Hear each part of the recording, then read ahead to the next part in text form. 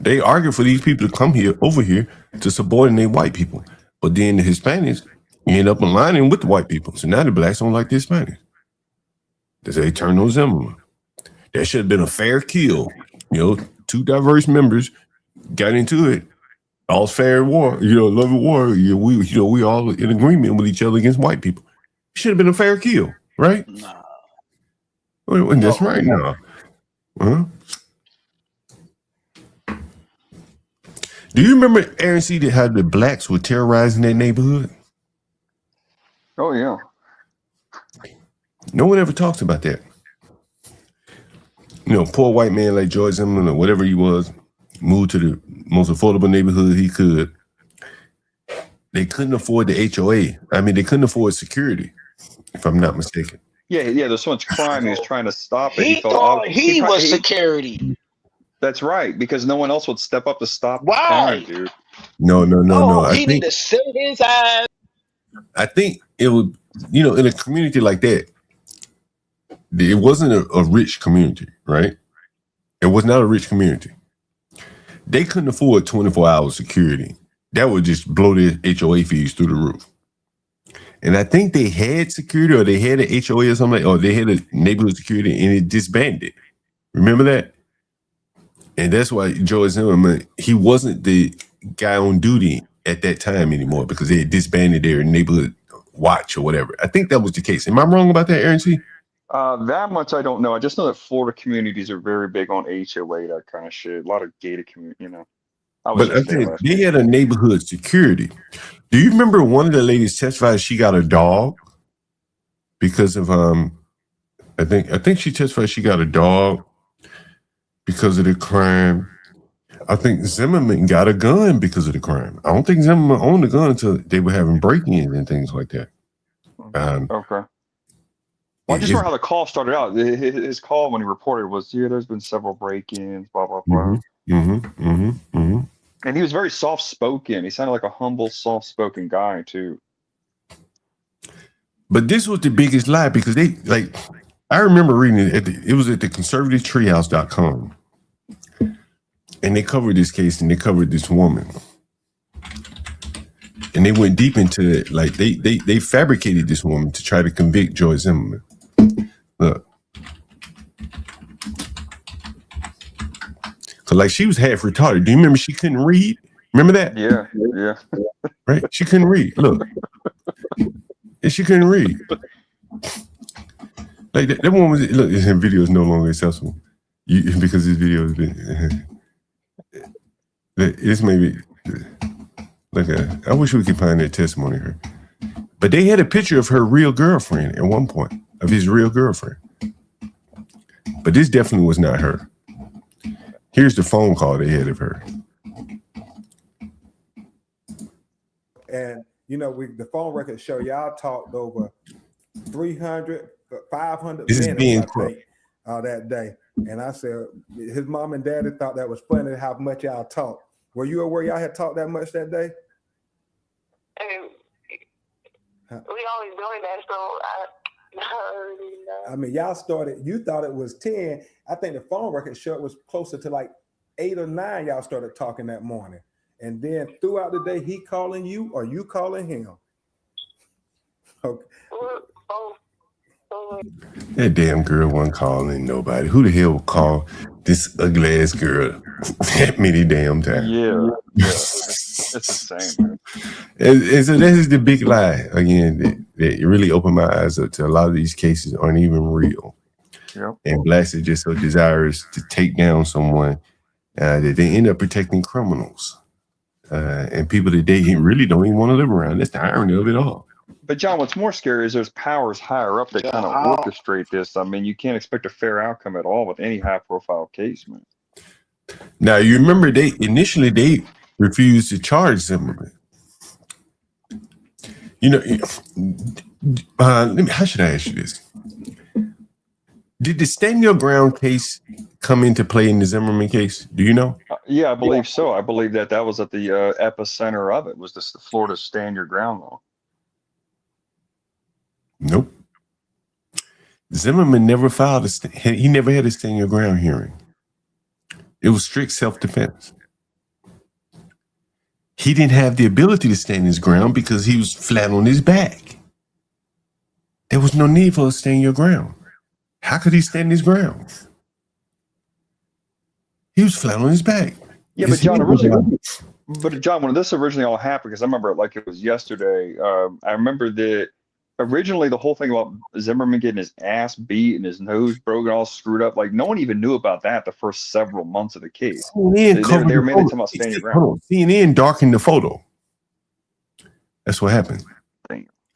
So you couldn't see the blood streaming from the back of his head. CNN darkened the photo. These things are true. But he never had he never even filed for a stand your ground hearing. The Democrats used that as like their political football. But that never came up in December. You can Google it. I just meant, John, that I heard it used profusely in the media and shit like that. It was used as a political football. Yeah. It had nothing to do with the Zimmerman case. They just used it as that. His case was strictly stand your ground. Not to repeat myself, but because he couldn't stand your ground. He was flat on his back. So, but the blacks couldn't grasp that concept. And again, they being used like Democrat foot soldiers. They were told it's about standing your ground. You know, one of the other interesting things about the Trayvon Martin case, which was very interesting to me, you know, they can't sue without an arrest, at least in Florida. That's why Ben Crump kept saying, we need an arrest. We need an arrest. Damn. Even if he wasn't found guilty, the fact that they arrested someone allowed Trayvon Martin's parents to sue the homeowners association. And they did get paid, right? They got paid. That's right. You know, their insurance policy would have covered a death like that, but they needed an arrest to cover the death, and so they paid out. They probably paid out before Zimmerman was found not guilty. Do you remember how long they withheld them audio tapes? Did you listen to those like 2 audio tapes of him screaming for his goddamn life, man? Oh yeah, I remember that. You know? Holy shit, man. And the little boy that testified, I mean, it was an open and shut case. He never should have been charged. And remember, they had to change prosecutors to charge him. The initial prosecutor refused to charge him. He had balls. Yeah. They demanded an arrest, swapped the prosecutor out. Angela Corey, who's now, I think, a Trump appointee, came in and charged Zimmerman. Like, she's crooked. She's dirty. And but she did the dirty work and got her into the White House. That's interesting shit there, man. Mm-hmm. Yeah, you don't remember Angela Corey from the case? Nah, I never was aware of any prosecutors. You saying the prosecutor was switched out? Is there a judicial process for switching out a prosecutor? Let me see. Angela Corey. For a desired outcome? Let me see if I can show it to you.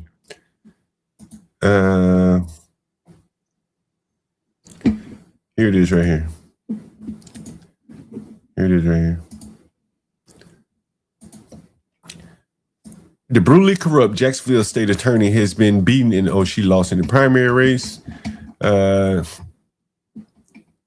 Jacksonville state controversy, Angela Corey dropped sanction complaint. The aftermath of the Zimmerman prosecution continues. Angela Corey's it's going to show. It's one of these cases.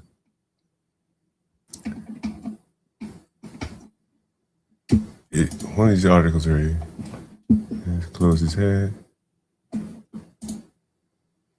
Close the ad. Come on, close that ad. Oh, 10 trails. So she fired somebody. He was a whistleblower, one of the lawyers, in the Trayvon phone data cover up. Angela Corey indicted. Where was she? She was swapped out. She was swapped out. Where was she swapped out?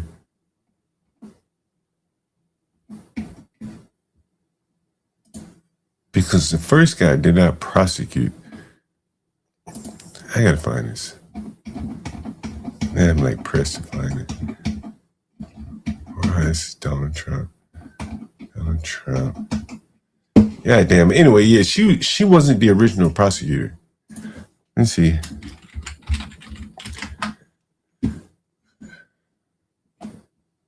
Let's see if this pulls it up.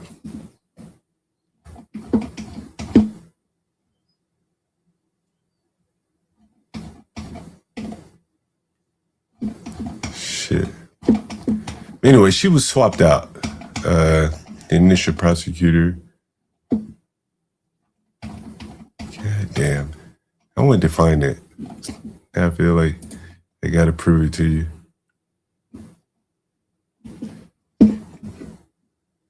Jeez.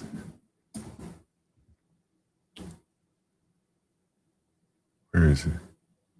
Anyway, I can't find this, but it's somewhere in here. But yeah, she wasn't the original prosecutor. Yeah, I see that the original prosecutor was Mr. Shorstein. You're saying that he's the one that did not arrest. Oh, here it is right here. Here it is right here. Oh, this shit is ugly. Look at it. Listen to this.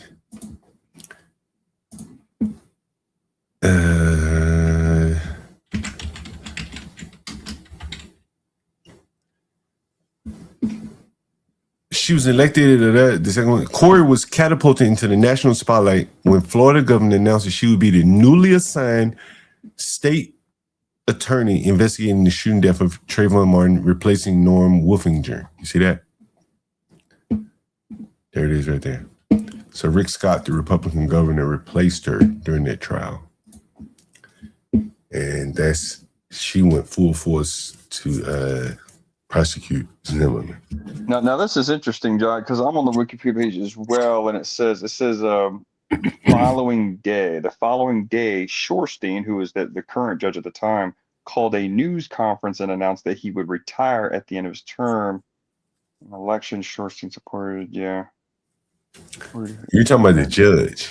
Right. So the judge voluntarily stepped down. He could have been told by some superior, some other clandestine to step down, and then she steps up and does what needs to be done for the agenda. That's interesting, as all. Yeah, that is very interesting. You know, I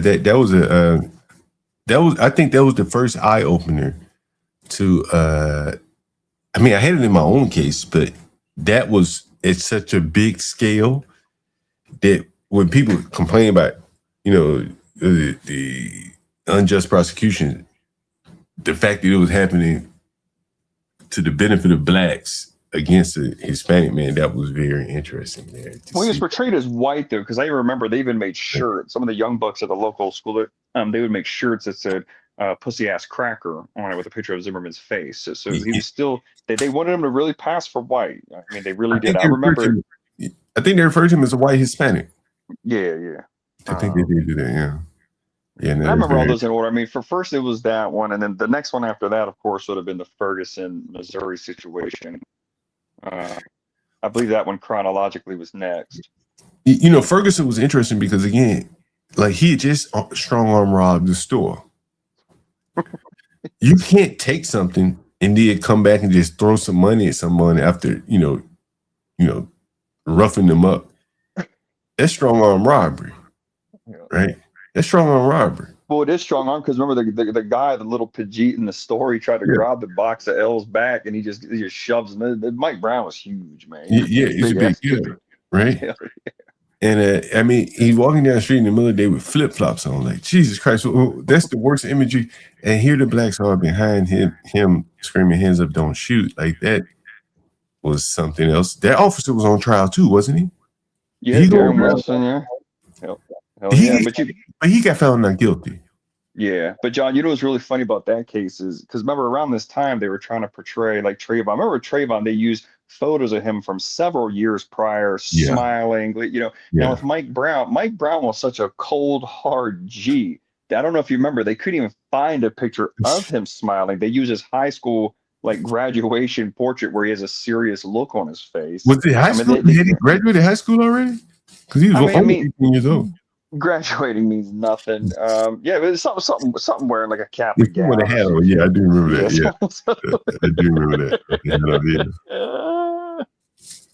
The Daniel Penny one, that was another one. That guy should have never been on trial either. There were people in the subway begging someone to help. He stepped up, and then he ends up on trial, which further encourages people just to not help. Imagine if he would have got life. I mean, damn well he didn't. I'm telling you, he wasn't trying to get involved with that shit, man. But man, I'm gonna tell you right now, bro, and this is crazy shit. If I were to get put on trial right now, I don't want any black people on my trial, and black people let me off. But at this point in my life, I don't want any blacks on my jury. Like, for what I'm likely to be charged of, I don't think they can think their way through it. And think about what I've seen saying online right now. Some black bumps into me. I'm ending up being like Chud the Builder, and I defend myself. Yep. Or there'd be plenty of blacks saying, you shouldn't have been saying what you were saying online. Yep. So I'd probably be better off with no blacks. It's kind of crazy, right? Yeah. And it's it's really interesting, Job, is where I live, John, in a really white state of Utah. How I get down, because I'm very different than the average white person here. Me, if I had a jury trial here, I would actually prefer Sun people, believe it or not. These white folks are really uptight. Oh, yeah, I can see that. I mean, let's say you're in there for something like DUI, or you call with a dude years up. I'd rather have a black jury. They'd understand my plight. Blacks a little bit more lenient on. Yeah, they understand the YOLO concept. Yo, what the hell is CT, man? CT not streaming today?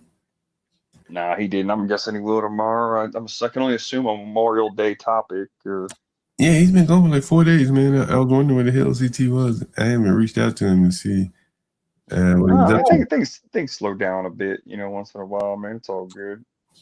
Yeah. You got to take a break, man. You got to take a break. He goes day after day after day. So sometimes it's good. You pick up the slack for him anyway, man. It's good to take a break sometimes. Man, shit, I can't pick up slack for him, man.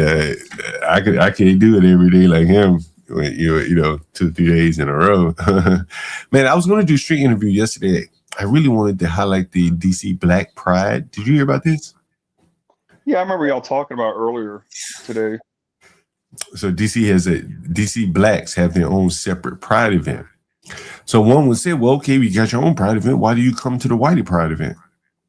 But they have to go to the White Pride event too. Hell, the Black Pride events are held in the white areas, right? They don't come over here to have the Black Pride events, and that's very interesting.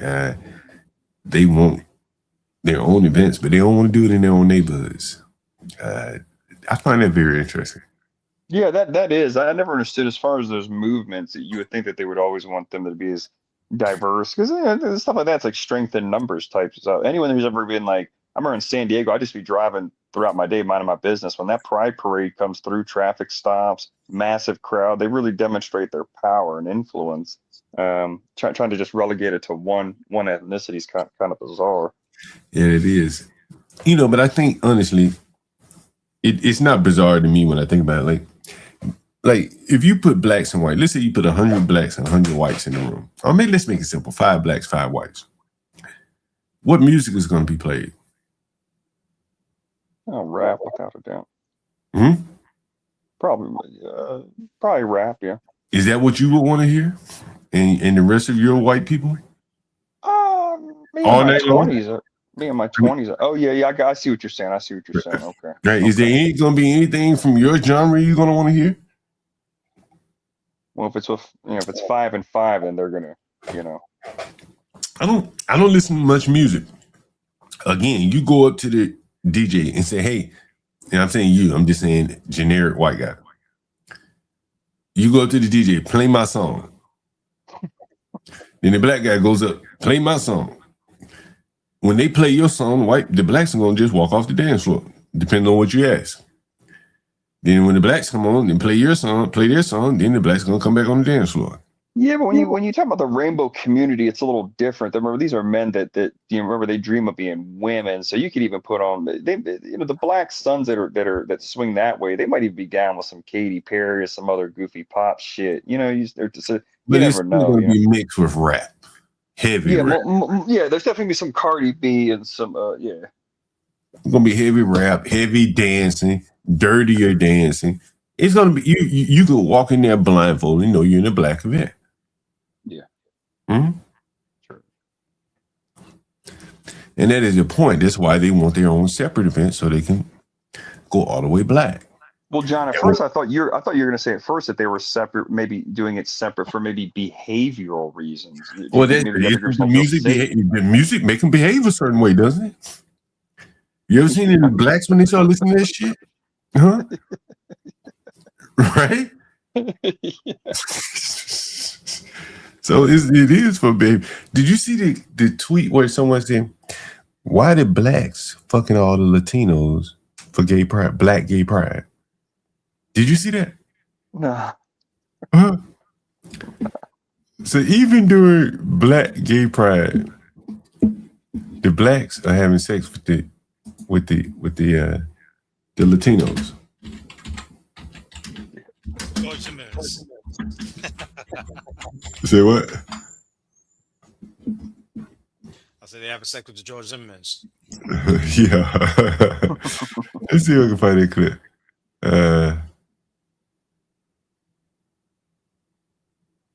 Oh, Jesus Christ. Man, look at some of this shit from DC's black. This is outside of a black gay bar. Well, it's not a black gay bar, but it's a white gay bar, but a lot of blacks go there. I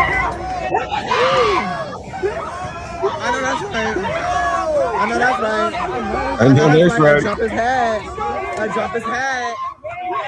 Again, this is a very gentrified area of Washington, D.C. This is U Street. I drop his head. No shade. I drop his head. No shade. No shade. You asshole. Crazy out here. Yeah.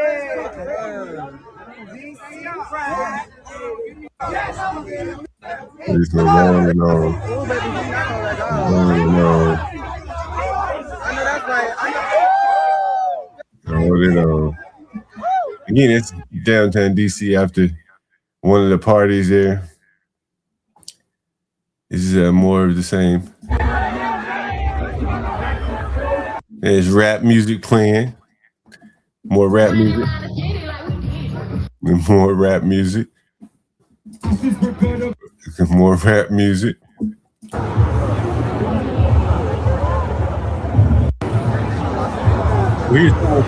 I thought Pride was in June. Do black people, gay people have a different Pride month?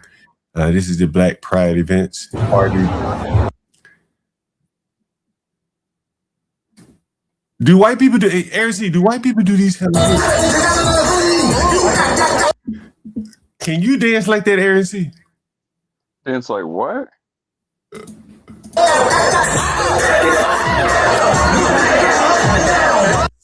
Nah. I'm pretty sure the white gays do that, so there's probably not. Yeah, I'm not gonna lie, man. I've lived in a lot of different cities, man. They kind of tend to they will squat up, man. I'm telling you, the sun gays and they'll rock together. At least in California, they will.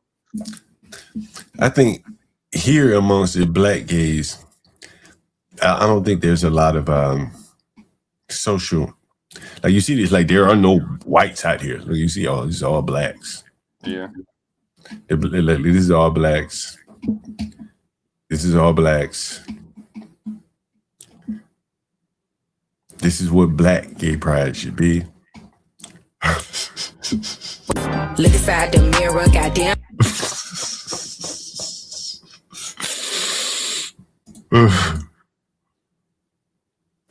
This is black gay pride here.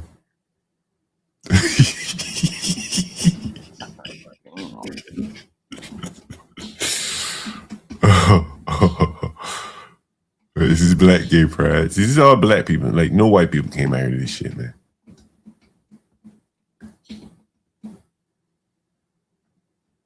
More dancing. There's more dancing. Again, you saw black music. They're not playing Katy Perry there. It's interesting though, John, because you would never guess who is a do funny man. Some of them dudes in their dress pretty thugged out, man. You see them on the street, man. You think they're threatening reality. They're just a do funny man. Well, you remember I played it earlier. One of the calls on this channel was her girlfriend found out that her boyfriend was down low, and she saw a video on his phone. And that is the problem in the Black community, is that, again, it's another aspect of their lives where they have to live a lie because it's not respected, their homosexuality for the most part in the Black community. But John, they do seem to have the ability to kind of turn that switch on and off, because I'm going to tell you something right now. Anyone that I've ever known, John, that's ever spent a considerable amount of time locked up, man, they're saying that more than half of the songs. Okay. I mean, that's what I'm being told, man, from numerous people. Like the switch, then when you get out of you're so hard. Man, I ain't do that in there, Yeah, they've been in prison, like the guy, they've been in prison 36 years, man. Like, that's a long time to go in prison as a young man. Waking up with a chub every day. Yeah. Yeah. What do you do in that situation? I don't know, But remember, John, the younger generation, this younger generation is a little bit different all the way around. I mean, you and I, the generation I'm from was, again, it was fighting words, and it's like, but the younger generation, I think they might actually be more open to the idea of, well, if you're locked up, you turn it on, then when you get out, you turn it off. Maybe that's more accepted. I don't know. It could be, it very well could be. But I'm guessing that it probably was already in you a little bit. That would be my guess. And that, that you were just able to be free in prison. I told this story. One of my, I saw this guy get murdered, and he was murdered over basically that he was gay. And he said a man gave him AIDS, and he killed the man. And before the police got there, I saw the man, and his, a lady found out that his brother, a lady found out that who killed him, right? And his brother called onto the stream a while back. And I gotta play this. This is funny shit right here. Does anyone remember this right here? Let's see. Where is it? Yeah, here it is. So this was a successful Black man that called into the channel, and I asked him one question, and it really stumped him. You know what that question was? Anyone want to guess? Anyone want to guess what that question was? What do you do when a white man calls you the N-word?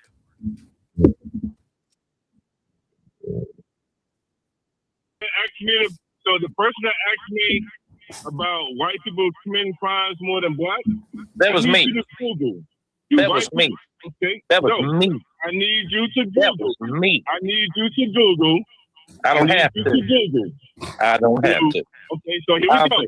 So if you go, according to the U.S., due to being an arrest, so we get arrested more than white people commit more crimes. Hey,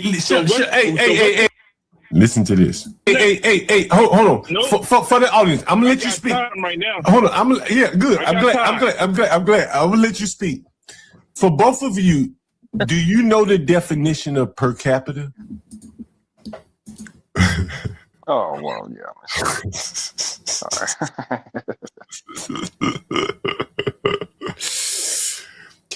The man that keep talking, the ones that I got time now.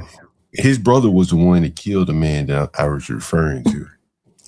Later in this stream, he kept referring to he gonna kill me because I asked him the question, do you know what per capita is? Here he goes.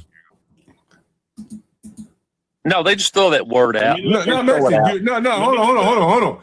I got two people on the phone. Do y'all know the definition of per capita? Yes or no, without looking it up? I do, because I was to the people on the phone. Do you know the definition of per capita? I just told you. I did. I just said to you, I don't, but I'm about to look it No, up. Okay. You heard that?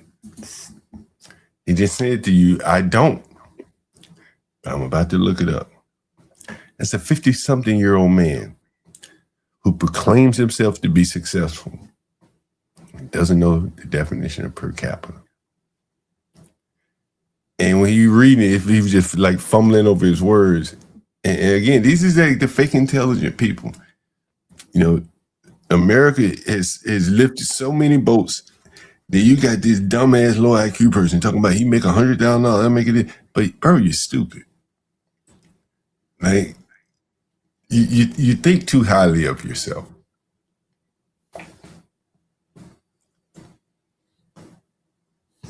Anyway, what do you think, Eric? Yeah, no, man, I agree. Like you said, man, it lifted all boats, man. I mean, I've seen those street interviews where it's a compilation of interviewing like some hot college babes that just graduated and they don't even know how many stars are on the flag or the capital of the country or jack shit, man. Even basic math. They'll ask them basic math problems and shit. They'll ask them basic times table shit. And this person just graduated a fucking master's degree in some shit. You know, it's bizarre. It's strange, man. It's strange. It is very bizarre, and it has some disastrous consequences. What's up, Cool Kamasi? What did you think about that, man? Man, oh man.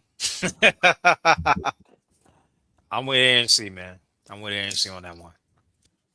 You know, man, it has created some disastrous effects, in my opinion. As I say, man, like, you know, I had the Izzy bands up here, so many other black men refusing to say go work at Popeye. Where does that come from? I think part of it is that, you know, America, and I remember as a young boy, you know, people started to want to work in an office. You know, it's clean, you know, typically they made more money than someone working on a factory. So I've done a little bit of both. And I think that as America's gone on, those factory jobs have become less and less appealing to black people because education has allowed them to kind of delay reality. And what I mean by that is that, you know, a lot of them, almost anybody can go to college. And they give you these grants and these refund checks and all that. And it basically delays them entering adulthood. And they come out with this piece of paper and they think they're smart. You see their parents jumping up and down at their graduations and stuff like that. But in reality, they're entering a world where there really is no ecosystem for them. No one wants to hire them. Not all of them. But very few people want to deal with them because of all the other problems that come along with them. And that's fine. Shit. If you came here speaking in this country, you can't speak English, you got to figure out something. You're not going to be able to go work on Wall Street. So what do? They cast their buckets down where they are. The blacks think they're up here.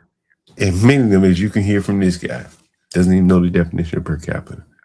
What the hell could he be doing to make $100,000 and not have bumped into that definition? Yeah, I mean, you really do got to get in where you fit in. And John, let me tell you, man, here in the Southwest, man, my state, man, we got Hispanics infiltrating like a mug. And I'm not gonna lie, a lot of them have a good work ethic. Next thing you know, they're driving around them $80,000 Chevy trucks lifted.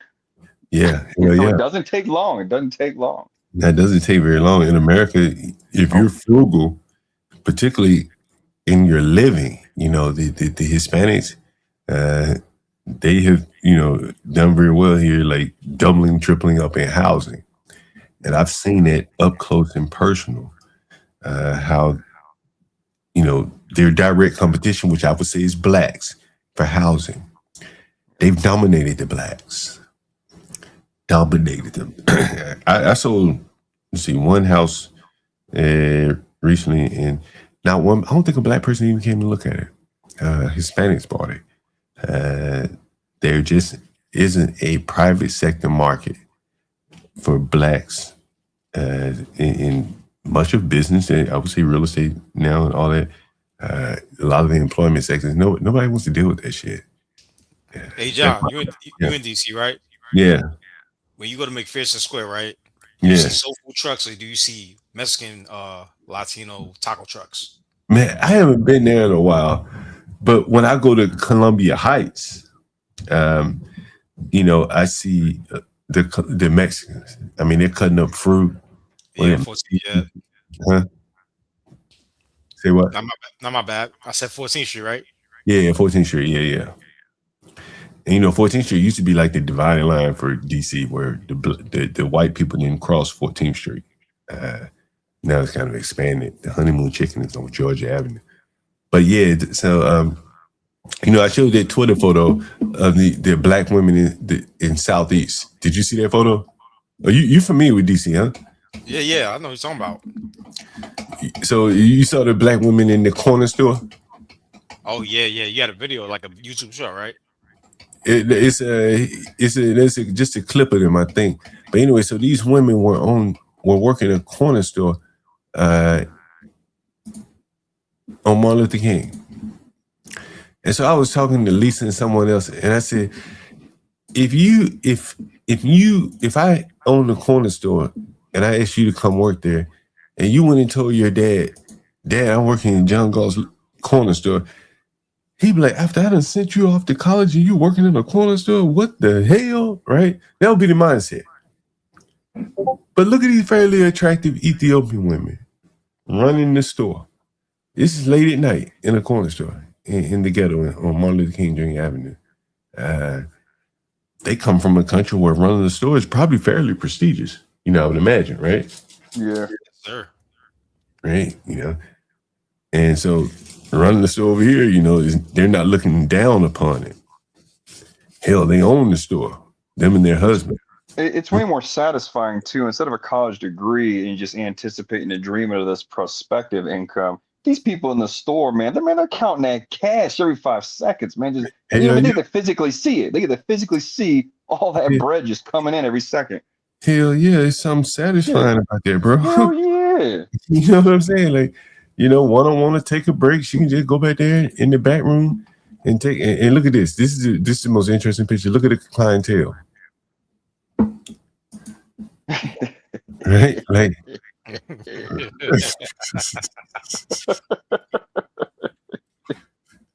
you got all these blacks thinking that they're smarty arty. Like, why don't they just try that? Right? Try JP's food truck. Nobody trusts you to be their fucking doctor. Let's be honest. You know what I'm saying? Ain't nobody want no damn black ass doctor out here. Huh?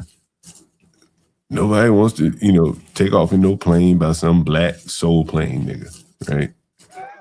That just ain't their preference. I thought you about the name dropper. I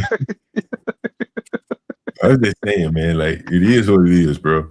And I say this for the last time. I equate it to like, whenever I worked in software, I wasn't the best. Never ever. I was always some white boy that was shining.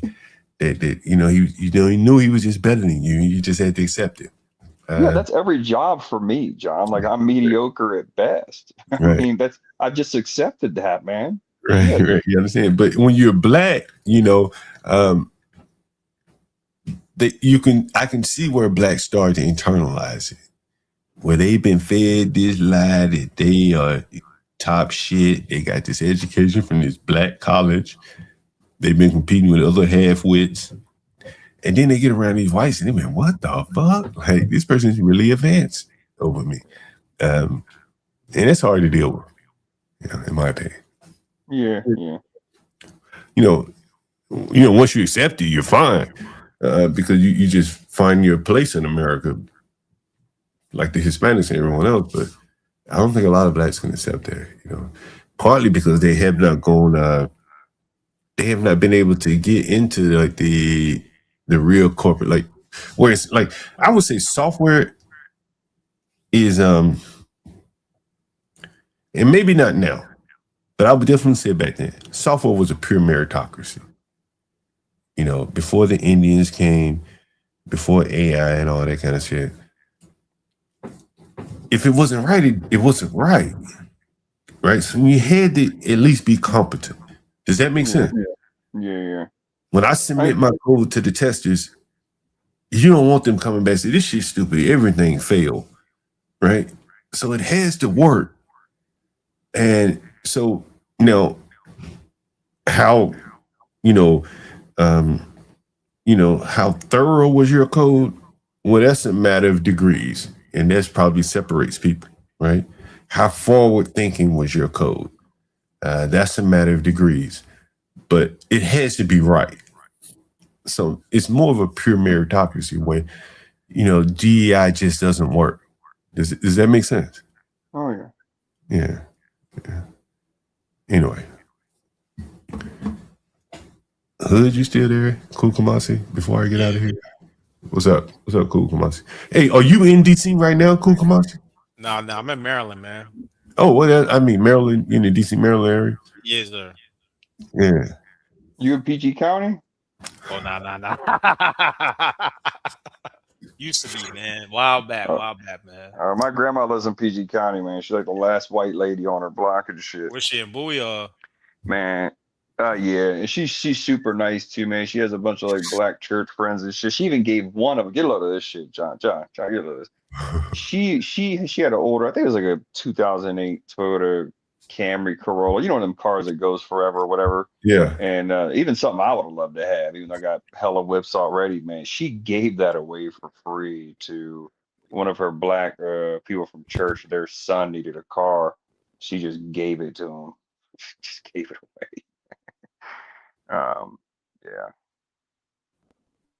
Yeah, man. I did have some Chelsea though, man. Oh, but John, let me just say quick, John. It was that Olive Garden that I worked at. Aaron, can you repeat that about the car, man? I missed it. Say that one more time. Oh no, so my grandma, she's like the last white person in her neighborhood, damn near, and she has some black like church friends, she's like the liberal type and shit, and one of her black lady church friends needed her son needed a car, and she gave them a car. She gave him a goddamn nice ass Toyota Camry, and it wasn't some old beat up piece of shit either. She gave it to him. I mean, she's just I'll tell you what, but John, we're holding it down at that Olive Garden, man. See, I had a lot of server jobs before I worked at that Olive. I was a server for probably about 6 years or so, fresh out of high school, just bumming it for many years. And so I was a server a lot of different places, the typical breakfast places, shit like that. And when I was a server at that Olive Garden, that's where I learned for real. I mean, I kind of already knew, but that's where I learned, man. Like, it is true, that stereotype, man. That them sons, man, they are not about that temping, man. And check this out, John. There was we ran into some issues because you'd have a black hostess and she might have a thing or something going on with one of the servers or something like that. And I also found out that he would they used to fight over who got the Caucasian customers. Okay? They would actually say you need to seat me with the white customer, and there's all kinds of like racial incident. Anytime John, you already know if I fucked up. Period. If I was too long getting to a table, you already know if I fucked up in any capacity whatsoever. You already know what they were telling the manager. Okay. And I'll never forget that shit. I was accused of being racist like a million times, because of customers. But here's the thing too, John. I also saw them get into it with themselves as well. There was this one time that this black dude, he was like, anyone that's been in the server life knows that when you're cut, that means you're done taking tables for the day. When this one son man came in with his son or whatever, he's kind of uppity. He comes in, sits down, and because that server was cut, it was now my job to take that table. So he didn't take the table, but I did, and then it blew up into this whole thing because and they tipped me real good. They sized me up, as they say, because the guy was saying, he's like, I know why he didn't want to take this table. I know why he didn't want to take this table, because and then they made it all, it was wild, man. But I enjoyed it. Psychology there.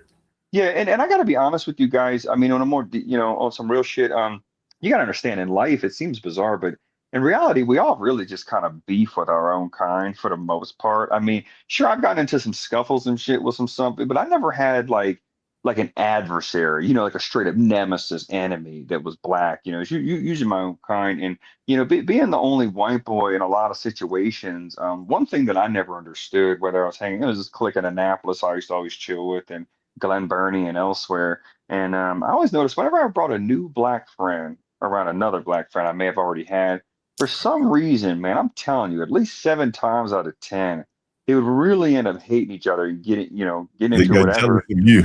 Yeah. Well, maybe that. I mean, hey, but there can be only one. That's how it is, man. I do feel like I do feel like I was a token to a degree. You have to understand when white boy pulls up, they know what it is. Okay, white boy pulls up, he's got a beat up old Cadillac to ride around in. There's gonna be a mission of some kind. We're at least going to the mall to bum it instead of sitting on the stoop. Being the only white guy, I've never really had too much to worry about in that regard. There's a value, I would say, honestly, for blacks to have white people in their lives, be it white customers, right? White hosts or servers. Blacks want whites, as you just saw. Well, I showed a lot of these people. John, things that they'd never seen. Like for example, in Annapolis, it's on the water or whatever. We jack a rowboat one night. I ended up getting my own little fishing boat and shit. And I started bringing. I brought a lot of different. I brought about 20 different Sun people all together on that boat. For the majority of them, it was the first time being on the boat. A lot of them were too scared initially and stuff like that. And then we go out there just to get bent. Blaze something, drink something. And a lot of them ended up loving it, but yeah, I never had any real, again, it's interesting how it works, but we all a lot of black people don't trust white people on boats ever since that one time. So it's kind of like, yeah. I'm just Of them, I saying. noticed a lot of it. Here's what I don't get is a lot of them, man, they're just really not into nature like that. Like a lot of them, man, I remember because every time we'd leave the inlet on the boat, there's an osprey nest. So those that don't know, that's a seahawk, right? It makes its nest on the markers and the buoys out there. And a lot of them, they'd see that bird. The osprey, when it gets, especially if it has, babies, or eggs, it'll start screeching and kind of bitching at you, and it'll fly around. It's not going to do anything, but it just flies around kind of, dude, that would trip all of them. Half of that would really, really trip them out. They think, we're about to get attacked. We're about to, I'm like, damn, dude, chillax, This is one of the things that, I think that I really want to focus on probably over the next couple of months. In talking to Be Brave, Be Brave's expenses are very low. He has interests that can occupy him where, he doesn't need paid entertainment. Does that make sense? Yeah. Right now. What I've seen, man, is the landlord. And I'll never forget it. Some things you just can't forget, right? And when I used to be in the football, I remember going to one of my tenants' houses. I used to own an apartment building. And they had the cable boxes and all that shit. And they were watching NFL, a game that you had to have a serious package to pay for, to watch. This was back in the day. I don't remember the name of the package. But that shit was $250.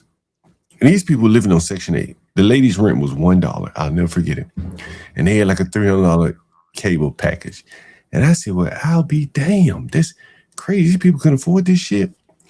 And on it goes, no matter, how poor, how rich blacks are, their spending on entertainment has just been something that's disproportional. I think it's white people. But I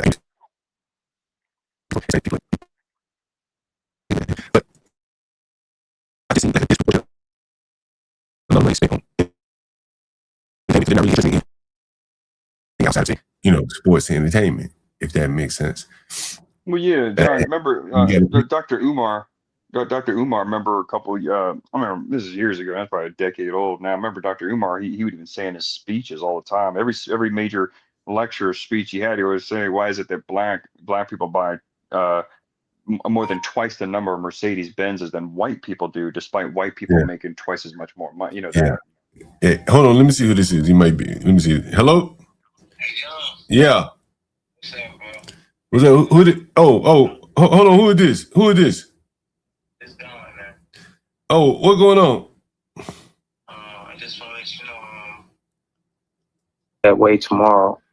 And, if you're around, I'm just going to hit you because I don't know exactly, how long I'm going to be over where I need to go. But I'm going to be over there in that area tomorrow. Wait a minute. Wait a minute. You the guy, you in Virginia, right? You live in Virginia right now? Correct. With the Hispanic lady, right? That's you? Yeah. Okay. Yeah. All right. So, when you looking to move, though? You got to be out, about the 27th? Yes, exactly. And, damn. So, you looking to pay your money when? You sure you want to rent a place? You need me to show it to you first or what? Yeah, I want to see it. I'm gonna have to see it, bro. Okay. Yeah, Yeah. man. That's what I'm saying. You know, I just don't know exactly. It should be, you know, by noon. You know, you should hear from me. You know, I'll call you, man. Yeah, just give me a call when you're ready. Get the address and come on over, man. Because it's what's crazy. going on? Anyway, what's she saying? What's she saying?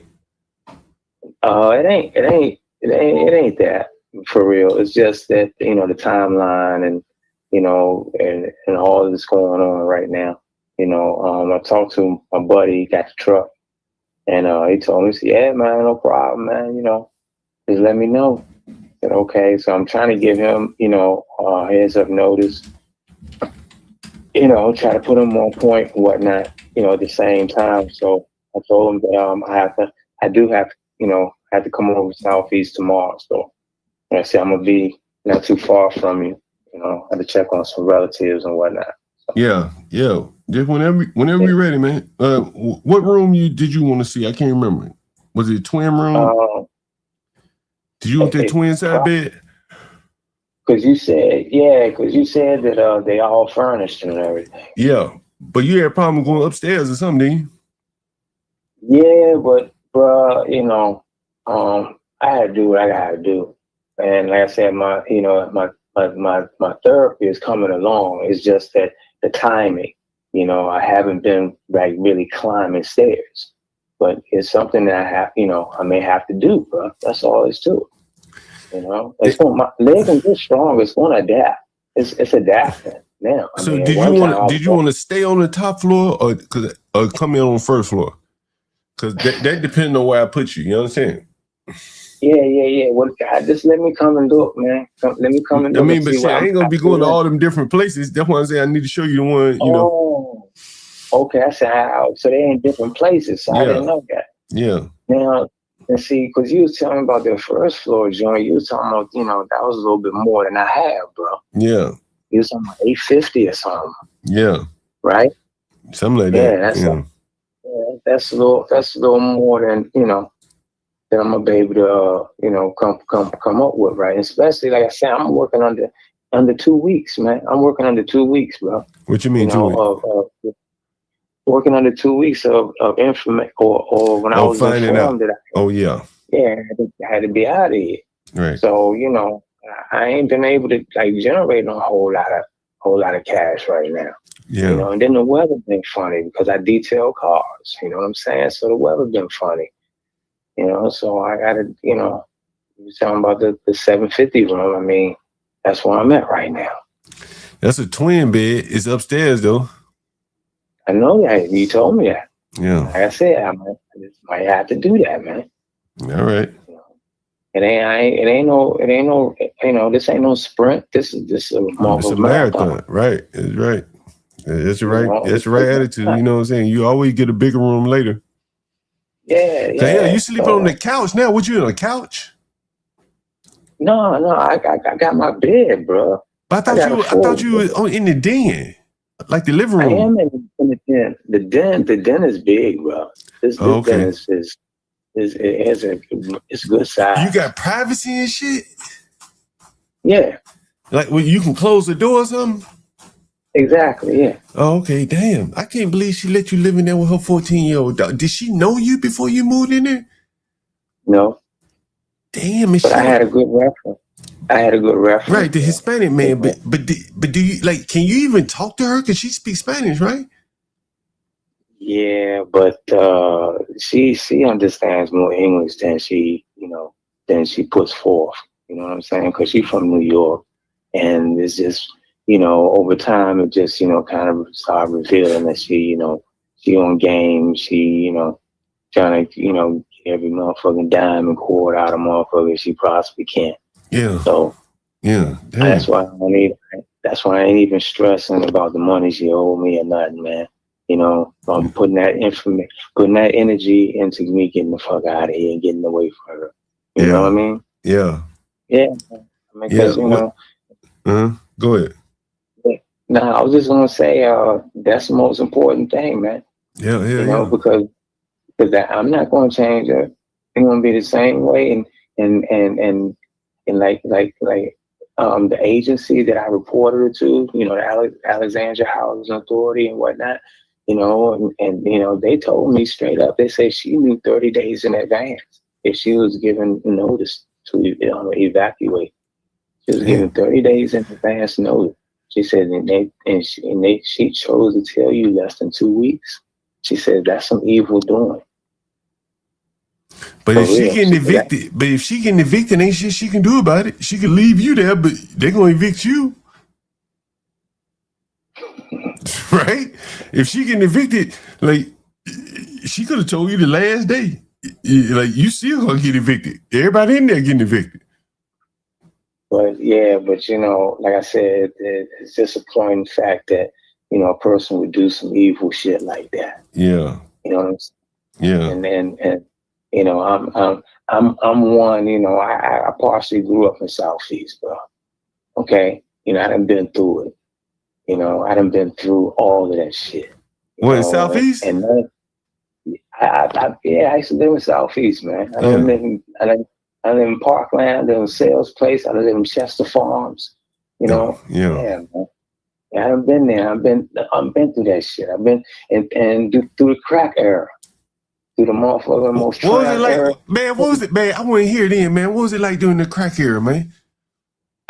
That shit had to be wild. Safe, bro. It wasn't safe, bro. It wasn't safe because see, with the powers that be, what they were doing, they made sure that there was plenty of motherfucking crack in the neighborhoods, and then they were finding boxes of guns in dumpsters and shit. No bullshit. Boxes of guns with serial numbers, you know, removed. Some of them had ammo in them, some of them didn't. You know what I'm saying? But everything, you're talking about 357, 44 Magnums, 38s, you name it. All that shit was being found, man, you know, boxes of it. So motherfucking murder rate, man, it was off the hook, bro. Motherfuckers was, I'm talking about homies. Motherfuckers that grew up from the sandbox together over motherfucking pebbles. You know, that little bitty crack rocks and shit, yeah. Motherfuckers was killing each other, and over the money that it was generating. Motherfuckers jealous and envy. Yeah. You know what I'm saying? Come on, man. It was crazy, man. It was fucking crazy in that city. When I left around about 2001, no, that was not. Yeah, when I left around about 2001, right? It was still bad, but it had went through the most devastating parts where DC was actually the murder capital rate. I mean, had the murder capital rate, the highest murder by capital in America. But you know how small the city is. Yeah, so it's small, they've amplified it because, you know, if 10 but one thing's for certain, two things for sure, bro. You know, it was averaging 1 to 2 murders every day. Did you see it? Yeah, I met you. Probably saw some people get killed in. Well, there's a lot of things that I experienced that, you know, I had to deprogram with. Yeah. You know what I'm saying? Yeah. Carrying around that much trauma won't allow you to kind of ascend, to become a good person, because you're always going to be bitter. You're always going to, you know, feel like you're in remorse. You know, like it's like you start blaming yourself. Well, why didn't it happen to me if it happened to them? And that type of thing. I can't entertain that mindset. But shit, it seemed like the teens today are worse or just as damn bad. You said like the what now? You talking about the teens now? Yeah, them teen takeovers and shit. It seems like they just as damn bad. Well, bro, we have to look at what has actually caused them to be like that. Okay? And what do you think it is? I don't think. I don't like to think. I like to investigate and research, and then pinpoint. What science is providing. What evidence and proofs. What they actually provide, and what it is it's the same thing that our forefathers went through. It's miseducation, misinformation, and not preparing the young people to own anything. You're preparing them to be slaves, okay? You're preparing them just to work, where you have a lot of people that's coming into this country. They are, and especially if their children are at teenage years or whatnot, a lot of them children went to school for 11 months. Okay, they would go to school for 11 to 12 months, and what they were learning how to invest, in the stock market, and how to do portfolios, and I'm talking about financial literacy. They're learning this shit in school. So when they come here and compete with the children that's coming out of these schools, the children that's coming out of these schools wind up being employees. Those children wind up being employers. You see, they come here to open up businesses. This is why, when they come here, you see them pursuing degrees, business degrees and whatnot, right? And then you see them owning a business, and hiring people and whatnot. That's the reason, bro, because a lot of these younger people, they haven't found the entrepreneurship that within them, which is based on their passions and gifts. The one time, that's what we did. We went with whatever it was that, our family did, and we grew up seeing our family did to make money, then we followed suit. That's how family businesses, industries, that's how they actually started. However, the same thing happened with, we growing up and watching our parents go out to go to work, get up and go to work every day. We've been trained to get up and go to work every day. You see? And now the jobs are not as plentiful as they were back then. So our young people are taking a hit because a lot of Latinos, you know what I'm saying, they'll hire them faster. Why do you think they hire the Latino faster? And I don't think, bro. I told you, I don't think. I research. Well, I research and I gather. So I gather evidence. So they hiring the Latinos faster. Way fast. Way fast, especially out here. Especially out here. In DC. In DC. Okay, well, okay. Why is that? Basically, what have you found? Why is that? Florida, downtown Florida, because they look closer to white people. That's why. What you mean closer to white people? You mean where they live? I said they look. Oh, I got you. Yeah.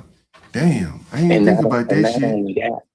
And then they wanna work. And see, sometimes the employer will pay them less than they would pay one of us. And they're not even gonna sweat it. They're not gonna say nothing. They're gonna say, yes, boss. And they keep on working. Okay? That's how they replacing us. Because they doing the things that we don't want to do no more. Or if they can, like I said, if they can pay them cheaper than what they pay us, then instead of paying us $17, $18 an hour, they pay them $12 an hour or $15. But what's minimum? What's minimum wage in DC though? I don't know, bro. I don't live in DC. What's minimum wage in Virginia? I don't. I think it's 15. It's 15.40, 45. It was 15.45. You think they paying the Hispanics? Well, you saying they paying the Hispanics under minimum wage? Bruh, you gotta think of it. Do you know about capitalism? Yeah. There's only one rule to capitalism. You know what that rule is? Make as much money as possible. At all cost. Damn. Make money at all costs. Yeah, damn, that's some wild shit, bro. You opened my eyes to some shit today, bro. You know, so and that's what's been happening. That's what's been happening, and it's going to continue to happen. So what do? They did this to do the same thing that they did to us. You know, they gave us crack and guns. They give these youngins guns and ammo. They give them guns and ammo, and the music they listening to, the weed that they smoking is too strong for their motherfucking system because, you know, their minds haven't fully developed. So you talking about a child, you know, with a retarded mind, you know, brandishing firearms. Okay? I've seen this shit, man, so many times. And this is what the government wants. This is what the government wants all the time. You know, they want to keep some people not knowing. And if them youngins knew who they were, if they knew who they came from, their ancestors, they wouldn't act in this way. But since they don't, they've been severed. They've been separated from this information. School is not teaching them shit. They're not going to church because they said they camping up in there, you know, meaning that they know they're lying. They're lying up in church, so they're not going to church. So where do they get their guidance? Most of the young men, they don't have no masculine energy at home. Man, I think they lost of that masculine energy is these women, man. They just ain't looking up to snuff, man. You ever thought about that? Say what now?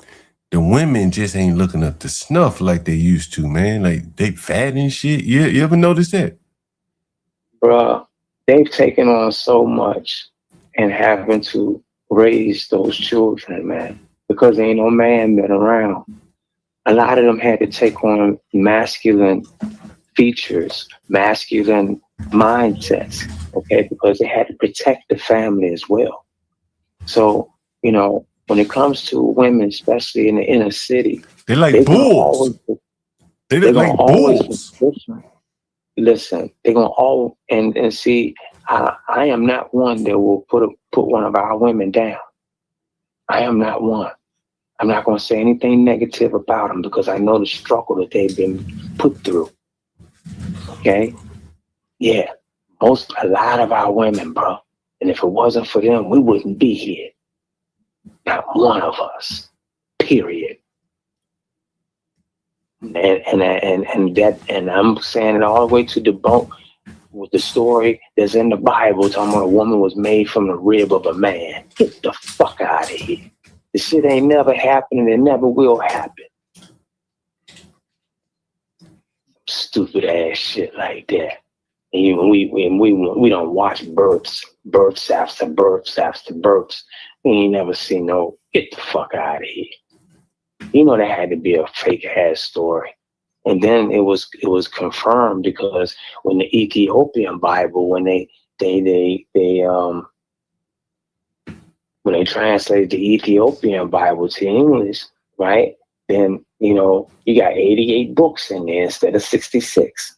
And then, you know, the stories in the Ethiopian Bible, you know, they're more complete.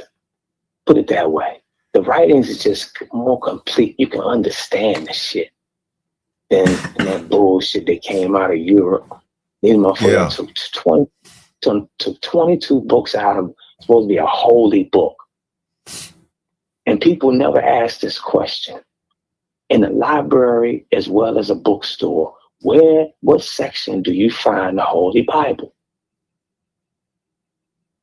Do you know? In the fiction. Oh wow. I didn't know that. Yeah, in fiction. Not history, not religion, fiction. Yeah, man. Hey, man. It's been nice talking with you. Yeah, man. Same here, man. You taught me a lot, man. Yeah. I said I'm gonna hit you tomorrow, man. I'm gonna be over in the area and I check on my folks, man. Yeah. Yeah, you got what, about 2 more days before you gotta be out there, right? Yeah, man. Mm-hmm. All right, well, let me know. All right, big bro. Yeah. Peace, man. You could have kept that one going, man. He went all day, man. I wanted you to ask him for the ancestor because I think he was getting at it sounded like it was like a Hebrew Israelite. It sounded like he was going to take that path. So did you hear he's sleeping in a woman's den? Yeah, with a 14-year-old daughter or something. Right, Hispanic. He didn't even know who she was. Luckily, he met a Hispanic man. They introduced him to a woman who probably needed some money and let him sleep in her den with her daughter in the other bedroom. This goes to show you like how lowly they are for housing, man. This man's 66. He's right? 66? Yeah, he's 66 years old. The phone call, he's not young. The phone call is on the channel, I think on the Clips channel. Make sure you subscribe. Him talking to him, he said he was the first black bike mechanic here in DC, blah, blah, blah, so on and so forth. So, yeah, that's him. 66 years old. So, sleeping in the den of a lady's Hispanic lady. That's even more interesting. Yeah, it's all Whitey's fault at the end of the day, so it doesn't matter. He's alleviated, man. Yeah. Let's see, we got a couple more calls here. Yes. What did you think about that last call, though? Kind of crazy, right? Yeah, I didn't even think it was. He sounded like kind of like a normal. Like I didn't know you had previous calls from him. I mean, he sounded relatively normal. What happened to his leg? He got hit by a car. He explained it on the earlier call. He got hit by a car 5 times. He rides bikes. He's a bike mechanic. 5 times. Yeah, and so he said, his hip messed up. He said, what else? He said his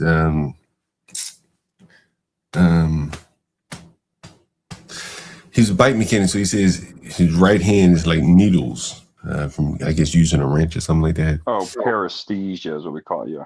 Yeah. Okay, this is a real thing. Okay. Paresthesia, numbness and tingling in extremities is called paresthesia. Yeah. But he says when he touches someone, he says, "Lady friend," you can hear it on the call. He says his hands are like needles. Yeah. Mm-hmm. Damn. Yeah, so there's some crazy calls today. I got 1 or 2 more.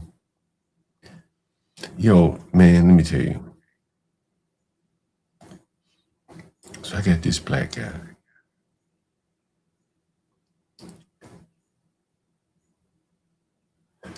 And I got to call him. And I hate dealing with him. I hate talking to him.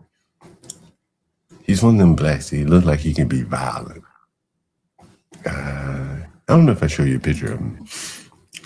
But he looks like he can be violent. But so far, so good.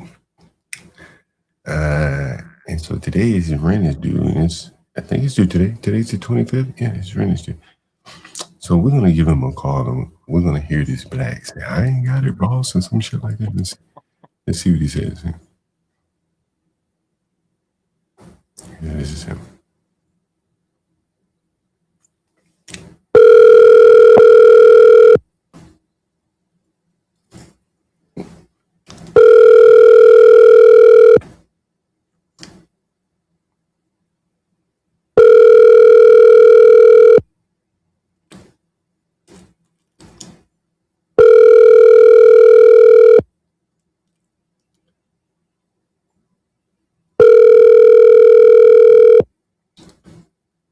I'm going to tell him, "Hey, give me a call."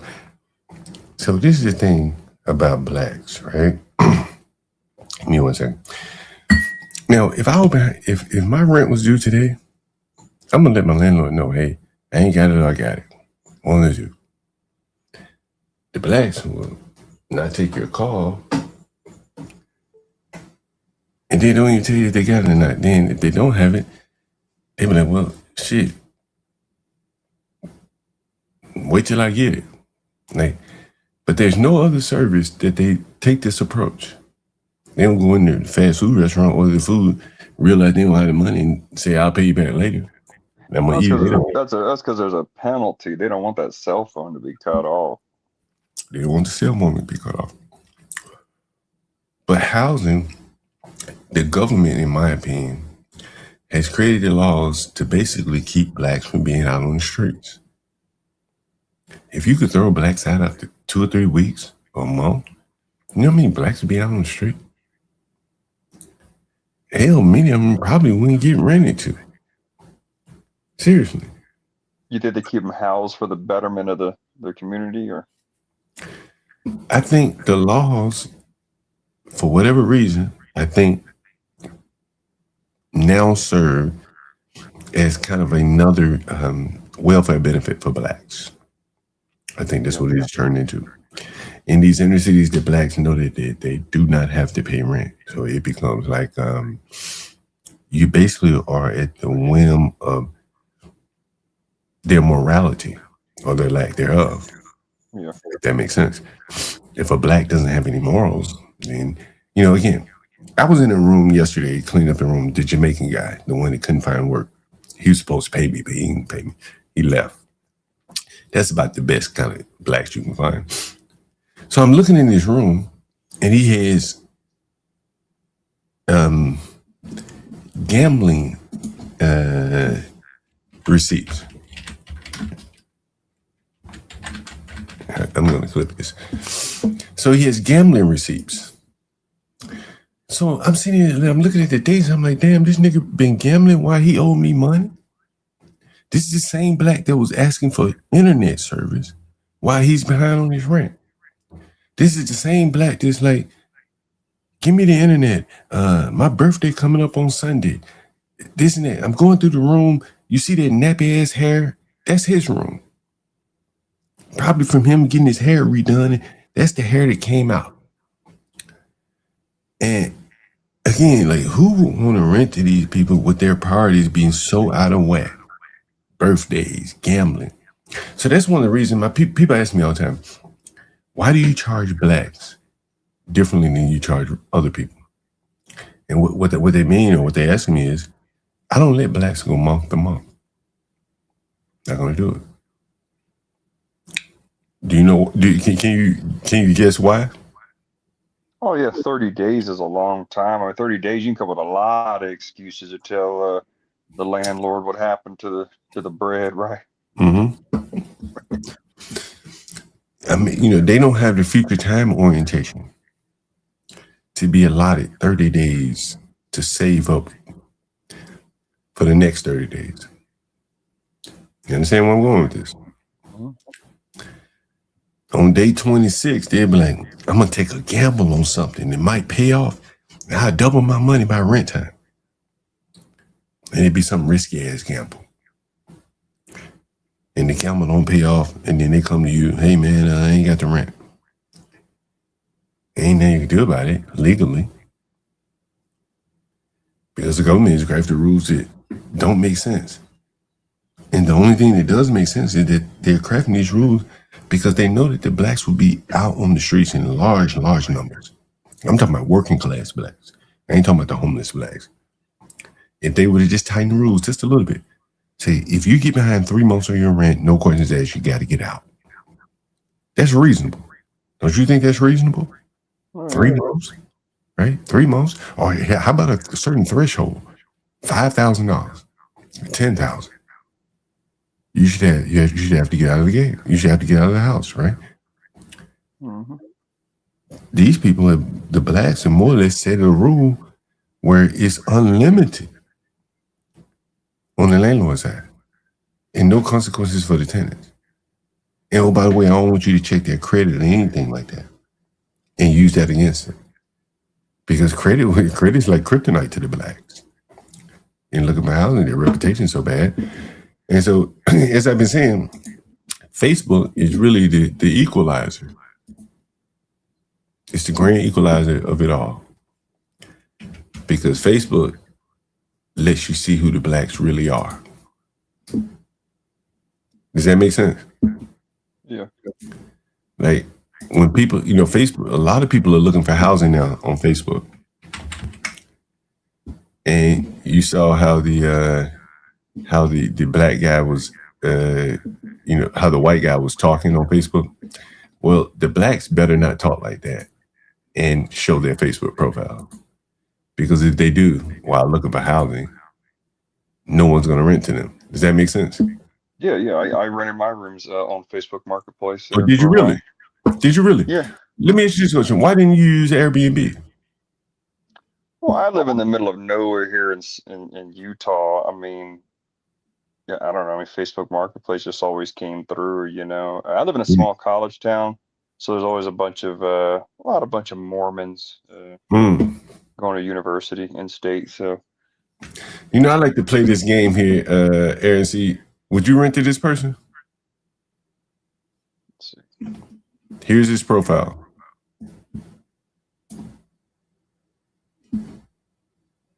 And here's his picture again. I can't see anything yet. Oh, you can't see it? No. Damn. Picture. Profile.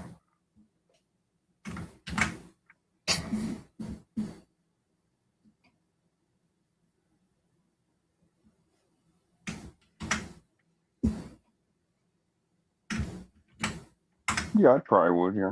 You at least consider it. You at least be open to listen to what he got to say, right? Yeah. And if you go a little deeper and look at his friends, we might see he's a GW, doesn't have really any friends on here, so that's him. How about this person?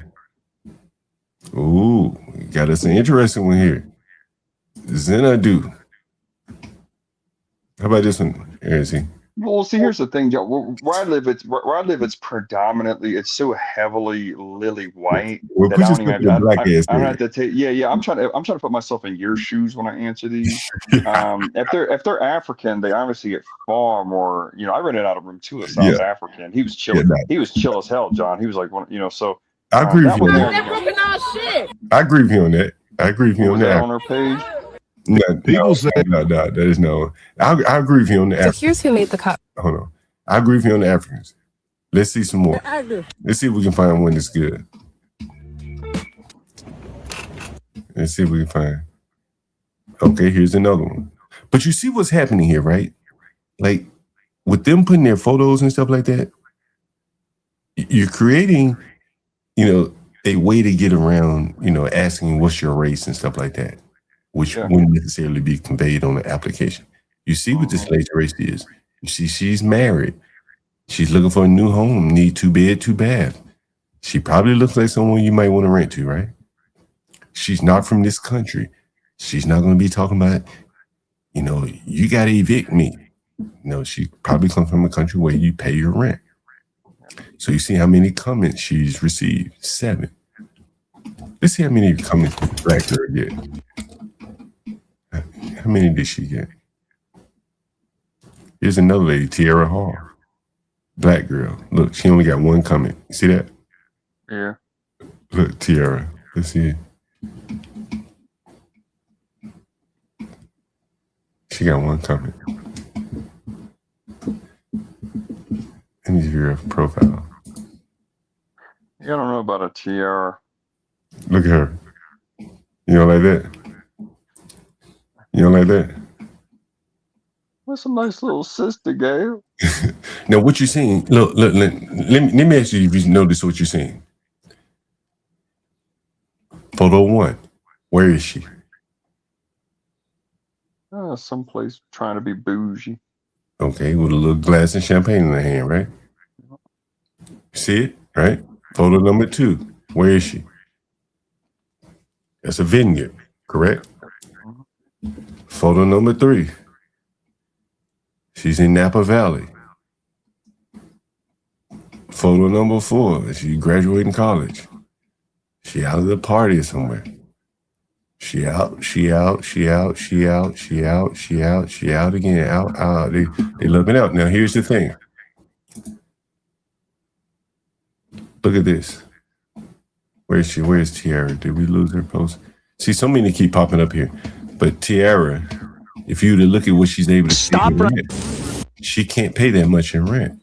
I think she was looking to pay like $1,200. But look how much she spends on entertainment. Yeah. Right. Yeah, she's living high life. Right. Living the high life. And when it comes down to choosing between that high life and her rent, which do you think she's going to choose? Here's a guy able to pay $1,500. And if you were to look at his profile, you're not going to see that high life drinking and vineyards, stuff like that. Well, he has no post, so he doesn't even have anything to post. So again, you see kind of where the conspicuous consumption, how you can kind of choose what type of people you want to rent to just by what they're posting online. Right?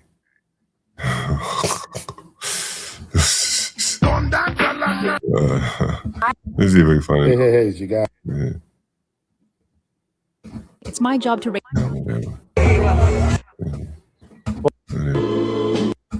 I'm a fat. Hey, there's got to be some more here. Many people living with diabetes have asked. Yeah, sure. You probably know this guy right here. I think he was a PG County executive. And he ran for governor, I guess. Anyway.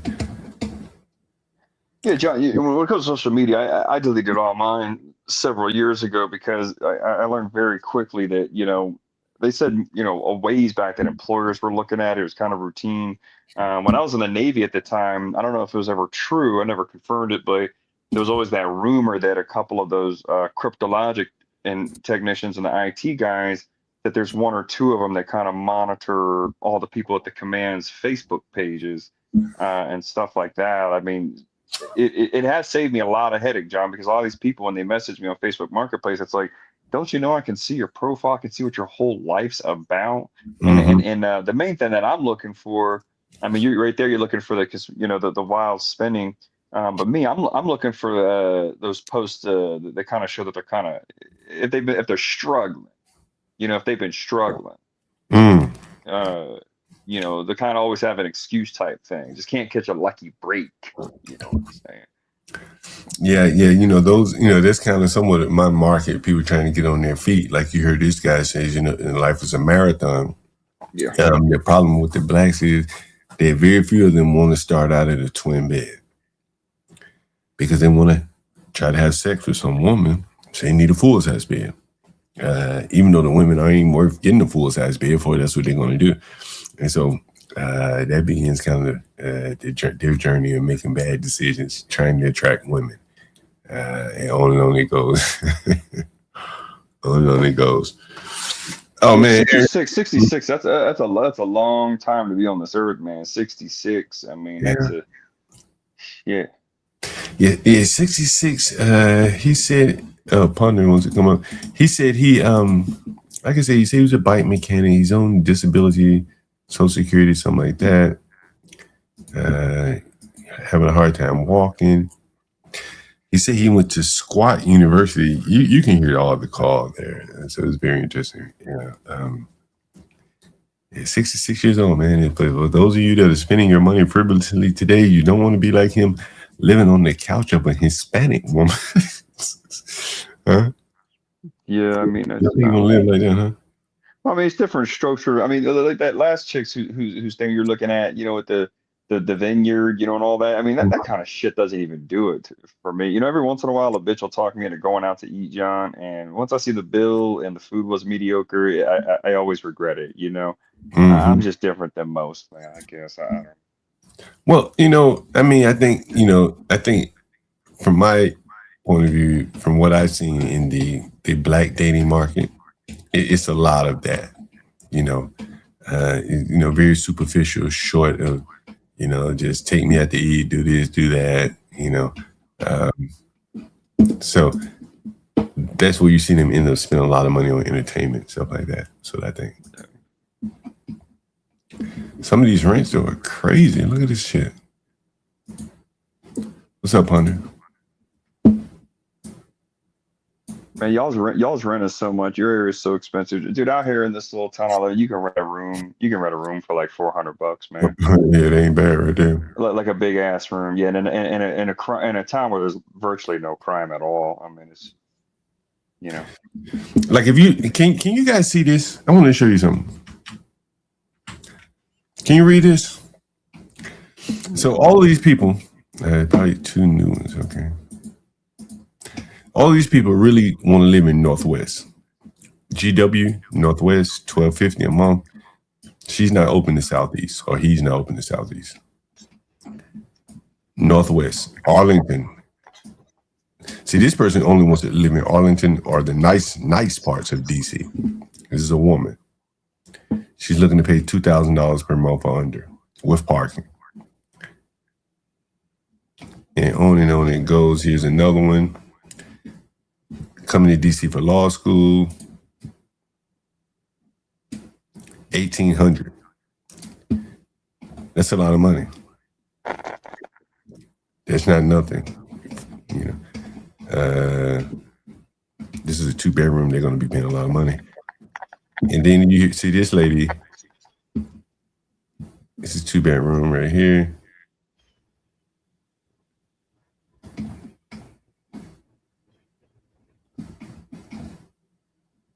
And these are all people just coming here for the summer. Most of them. You see some of the places.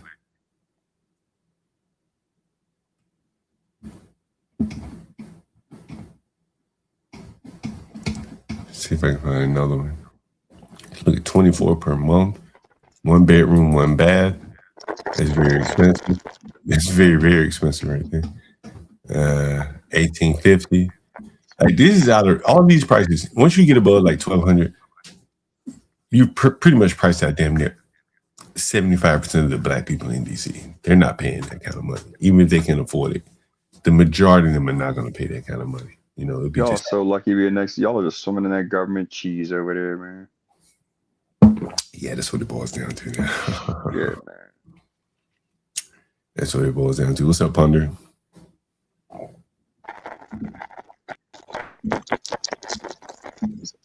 Oh, you breaking it. Oh, hey, John. Yeah. This is really fascinating. What's that? What's that? Oh, sorry about that. Whenever I use like these AI tools, it just eats up my resources. I'm sorry. But yeah, no, this with the housing aspect, yeah, I think the Facebook, the metadata that they have on the tenants, prospective tenants, gives him a very distinct advantage over Airbnb, in my opinion. I think it's a new housing provider, to be honest with you. That's my thoughts.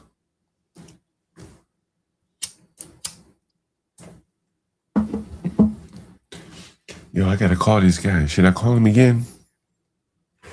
Aaron C, what do you think? Should I call him again, see if he doesn't ring? See if he answers? Yeah, hell yeah. All right, give me a minute, guys.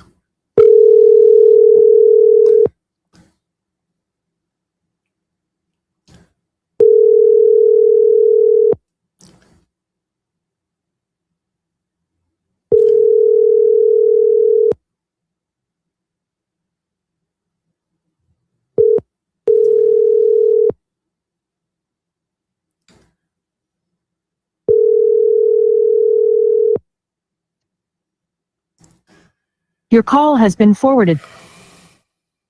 This is what it's like dealing with blacks, man. Like, this is why no one wants to deal with them. Honestly, this is so clear for anyone to see, right? Like, if I were to change the code and don't let him in, how you think he's going to behave? Oh, man, I'm sorry, I didn't pay you your rent. Or you think he's going to be angry and ready to turn violent? Yeah. He'll lash out for sure. Mm-hmm. Yeah. So at some point hopefully next half an hour, you give me a call back.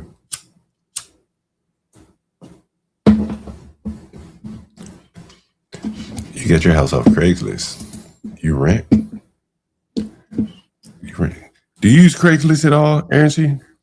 Nah, man, I didn't even know that was still popping like that. I tried to post an ad, like, I don't know, it was probably 2 years ago now. I tried to post an ad and it just wouldn't work. It kept flagging my shit as spam and removing it. So that was really annoying. So I just said, screw it. Now, Facebook Marketplace seems to be the thing. It seems to be the best thing for everything now. Some great deals, whether you're buying a whip, a bike, anything. Yeah. You know? I go to, I buy all my tools from like the white areas. I won't even buy them in DC. You know, things just get like beaten up and stuff like that. It seems like in the suburban areas, they take better care of their tools. You can buy a lot of used stuff out there. Yeah. Damn, I was hoping this guy would call me back. I'm hoping this guy. I want you guys to hear this. Yeah, I know it's going to be a good one, man. You think you know he ain't got the money. If he ain't answering the phone, No. the money. He ruining his day calling his ass.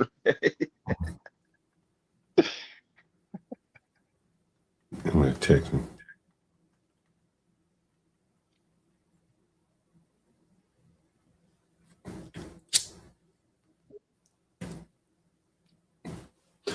Here's questions.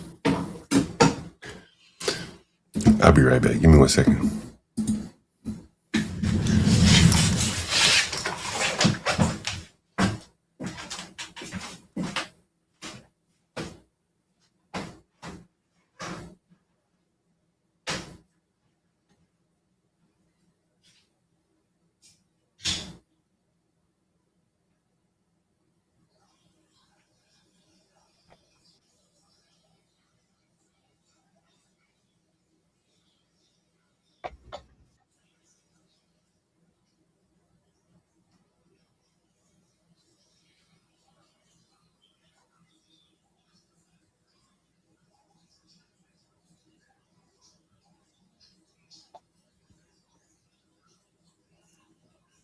Aaron C, hey, do you still use Facebook Marketplace for rentals for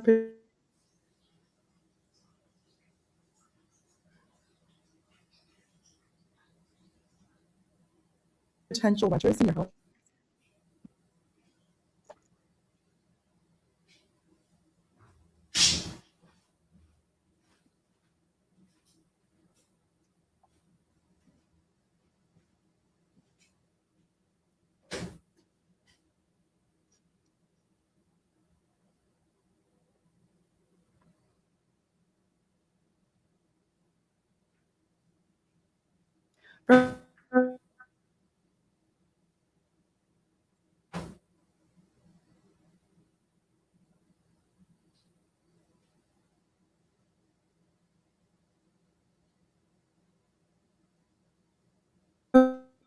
Genius, you really got your house on credit.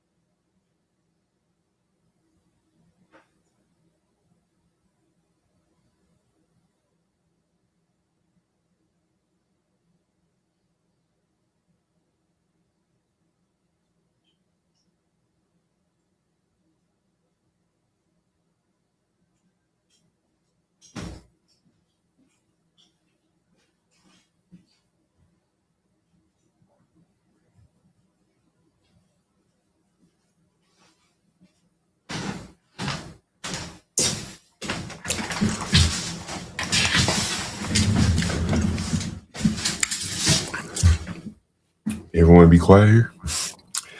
You know, Aaron C, you still there? Ponder? Mm-hmm. You know, I was thinking, wait for a second.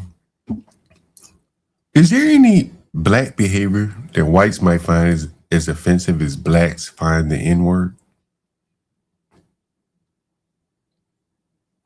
Like, let's say, for instance, if a black rolls down your neighborhood blasting rap music, is that as offensive to white people as a black person might find being called an N-word offensive?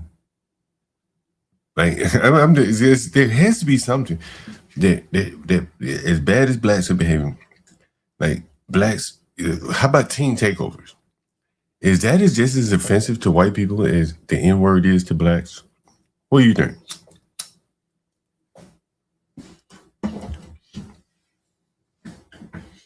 The word versus behavior. Which is worse?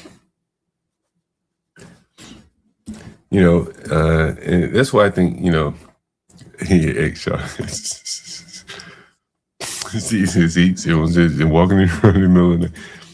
Again, there are things that offend a lot of people. And I think, again, the blacks highlighting what they are so offended against. They leave a lot of room to say, well, hell, we're offended by some of your actions, right? Hell, that's just like you calling us the N-word. You come in our neighborhoods, blasting that loud ass music, coming to our neighborhoods, you're fighting, whatever, teen takeovers. You don't do, you don't go to your own neighborhoods and have teen takeovers. There's nothing to take over. Everything has been destroyed. But they go to other neighborhoods, and these are the things they choose. So, you know, I think there's a slippery slope there. But before I get out of here, I do want to play the rest of the academics. There's 2 clips I want to finish playing from academics. This is the first one. And that's the second one. That's the first one. First one. Academics. Right, academics. Thought I had 2 of them. That's all I had 2. Anyway. Here's the first one. Yeah. Wait. You just made Chud's case? No, because we disagree what the case is. The case. Well, yeah, hell yeah, MFB. I think so, yeah. The case is not saying why did this altercation happen or who was the first person that was physically violent. My thing is, if you like to pop shit that much, you better get security or learn to squabble up. You cannot shoot someone just because you get punched. I think the guy. You know, this is the logic that will go against him with Carmelo Anthony. Carmelo Anthony just can't stab someone because someone put their hands on him. See, this is the logic for one must apply to the other. The guy who punched him probably should get an assault charge, honestly. However, it's going to be nerfed by the fact that he got shot. The point is, if you are this raging racist who thinks that you're practicing your First Amendment right, you better be a black belt, because when somebody slaps you, you better be able to beat him to the ground, not try to shoot him and execute him. They didn't charge him with just aggravated assault, which means you. Yeah, and I totally agree with you, man. This is what Be Brave said. The living their lie, to live their lie, man, is mental illness. You know, honestly, they constantly. What about this? You see, Act doing this waffling here. This is shot. They charged him with attempted murder, which means you tried to murder a man who punched you. And again, I know you say, well, maybe it's like 15 punches. Well, clearly, you know, and I get it, you know, maybe they've just overcharged and we're going to see what it is. But the reason why he's sitting in jail now, can't even take the bond that's coming through with the GoFundMe, this and third, is because you miscalculate. It's not only that you were doing some crazy shit and you should have knew this were going to be the consequences, white skin or not. You operated in a place where now you have to go rely on a bunch of jurors to see your side. You got played. As much as he was running around calling black people stupid, calling them chimps, the only person who was misinformed of the actual law, the guy who shot him, yes, he got shot. He's not getting charged. The only person who got handcuffs on him that shown up to court looking. So you notice what Act just jumped over is initially Act said he should be charged, but he didn't get charged. Well, why not, Act? Why not? See, this is a critical thing that these blacks don't want to ask about. Like the jury system, the judge, the legal system is rigged in these blacks' favor, because if they had charged the other man, it would have been very difficult for them to say, well, hey, you know, he didn't do anything wrong. He's just an innocent little Marine boy, military veteran. But with them not charging him, they're allowing the blacks to paint this guy in the best light possible. And dumb stupid when they say 1.25 million bail is you, because everything you were doing wasn't fully backed by the law. And you know it wasn't fully backed by the law. Again, I'm not saying so you believe he's solely charged. Okay, so number one, me and you both know that people get charged in high-profile cases like this that are racially motivated because the DA's office doesn't want to deal with it. I'll be fair to you. Look at Carmelo Anthony when he stabbed Austin Metcalf. He claimed self-defense, but they still arrested him. Why? Because the state doesn't want to have to deal with the backlash that can come whenever these, you know, racially charged cases end in someone dying. They'd rather push it to the grand jury or the jury. That's number one. Number two, when I mentioned that stuff's not going to come in, you do realize if that stuff does come in about his past, all of that is going to give Chud even more justification because he's an antagonizer. He's a controversial person. Everybody hates him. This allows him to be able to say, look, I'm on heightened alert because people are trying to kill me. They doxed my address, blah, blah. This dude came up to me. He's made threats to me. Not if it's proven that he's provoking that particular incident. No, he didn't, though. That's the point. He did not provoke this. See, you're relying upon our streams to justify this guy coming up and assaulting Chud because of what he did on other streams. This I'm relying on the arrest warrant. Hold on, real quick. This use of force incident is an isolated event and nothing really matters from before. You can be a murderer, a terrible person. That stuff isn't going to come in. No. Now I'm relying on the arrest report. Hold on. He said to him, "You're chimping out." If you said to that guy, he's chimping out, and for whatever reason he takes that offense, you have started a train of events. He didn't, because that guy came up to him. In this isolated incident of use of force, Chud walked away. The guy closed the distance. He was the one that provoked. Then he punched Chud first. Chud responding, or you going to chimp out, does not give this guy the legal right to punch him under some ambiguous fighting terms phrase. We know constitute for that. No. So how is chipping out going to constitute? You're constantly this is like this is open up, man. Wait. You're constantly you're restating my point without actual. I never said he has the right to punch him. I've always thought that what Chud provoked. You're arguing Chud provoked, and I'm saying he didn't. Hold on. You hear what I'm saying? I think he antagonized the situation, right? Fighting words do not get. Hold on. I agree. Fighting words do not give people the right to assault you. However, once we start there and you get assaulted, it then doesn't give you the right to use deadly force. That's the point. So again, Chud should have squabbled up. Or if you knew your squabbling game was weak and you had to pull the gun, you should have never been in that situation. So yeah. So this is what Ox saying: if you can't fight, you need to, shut your mouth. Yes, the guy's wrong for punching Chud, but Chud should have punched him back. Not use that's not proportional force. And I'm telling you, I would love to, first of all, here's the thing. This is how much I don't care about Chud. If Chud beats this case, if a nigga lift the straight up. Like this is not good. If you think Bro. He's gonna get off shooting a guy because a guy punched him one. And by the way, there's no like flurry of punches we heard. We heard the guy hits him, right? If he gets off by being able to legally shoot someone because someone punched him, let's end fist fights. Because you punch me, I'm gonna see you. We gonna say in the seventh heaven. That's not happening. Okay. Come on. Again, I asked you earlier, if a woman gets punched, does she have the justification to use deadly force? You said it depends. So the fact that you conceded the circumstances we talked about already has it's you can't compare it to a woman.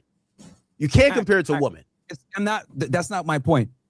I'll real quick. I'll go through this. First, you said, because your argument is this. Let me make sure I have this right. A punch does not justify deadly force. Fair? Yes. That's your position. Okay. Then I asked you. Also, Tennessee statute also say that if you were the antagonist, you cannot use self-defense. That is also true. So there's many things going against them. Hold on. Okay. So let's go through this again. Your position is Chud, one punch does not justify deadly force. Fair? Yes. Okay. Then I asked you, if the dude punched a girl that's 5'1", 100 pounds, does that count? Does that justify her using deadly force? You said it depends. Beautiful. That proves. So the fact that you conceded on that means I'm right. And let me explain why. You're saying no. You're right with a 5% possibility. It's like, yo, if I told you if you could jump off this building, you have a 5% chance of surviving. And there goes this stupid ass hypothetical. If I told you could jump off the building, unlikely possible? Yes. Is it probable? No. Okay. I'm not saying that to say, oh, the woman is going to shoot. I'm showing it to illustrate that reasonableness based on the person that's using the force is the only thing that matters. So again, me and you can't sit here, right, a Monday morning quarterback and be like, oh, yeah, we can, because that percentage. No, we can't. No, Myron, hold on. You're not admitting that percentage is very low. Like again, I got to talk to you in broad terms. Listen, if we had to get and you've seen many of these incidents, 100 incidents. Here comes the hypothetical again. That you think a fist fight actually would, it would actually prove that it was warranted to use a gun. If there was 100 fist fights, how many do you think we would be like, oh, okay, it made sense for him to use a gun? Or no, legally, he was right to use a gun. It would be probably very few and far in between. Myron is just like, I can't believe this shit. So for you arguing this for Chud, it's like, huh? Yo, it's like arguing like, yeah, of course, if I go to the casino and gamble, there's a 2% chance I win, but most of the time I'm gonna lose. No, that is, yes, with self-defense, you are completely right. However, when you try to apply the, well, you know, if it was a woman, it would be a little bit different. It's not a woman. Let's use the variables that it actually exists. And even if you don't want to use past variables, let's just be honest. Which jury, if you think you could seat a jury that's going to say, hey, he got punched once, he's very within his right to shoot that guy and try to kill him. Come on, bro. Really? Okay. Is there a possibility? Yes. Who provoked this altercation? I'm still going with Chud.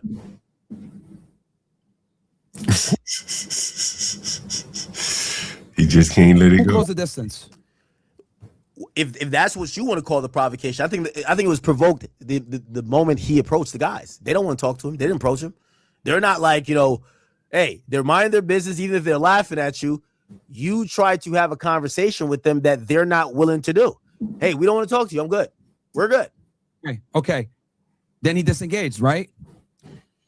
That I'm not too sure about, but I'll go with your story. Yes. Okay. So he disengaged. This is what the people that actually saw the stream said. Eyewitnesses, several. Close the distance. Does that mean violence? Does that mean threats? Even if they're like, hey, I'm just walking over to you. Hey, wait, what would you say again? Is that a threat? This is let's just be honest, bro. This dude, let me be explicit. This dude was the provoker. He walked up to Chud. He antagonized Chud. But Chud started talking to him first. No, but he didn't provoke. He didn't say anything. He said, hey, how you guys doing today? Then they said, hey, get out of here. You can't be walking around. All right, let me ask you this question. And he walks away. Could this argument be made? Your words is like you're provoking me with your words. I know who you're provoking me with your words. This is the hill he's going to down. You are. I'm black.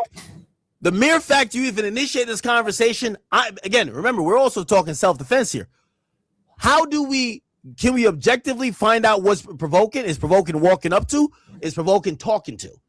He didn't provoke them. He went up and said hello. They told him, get out of here.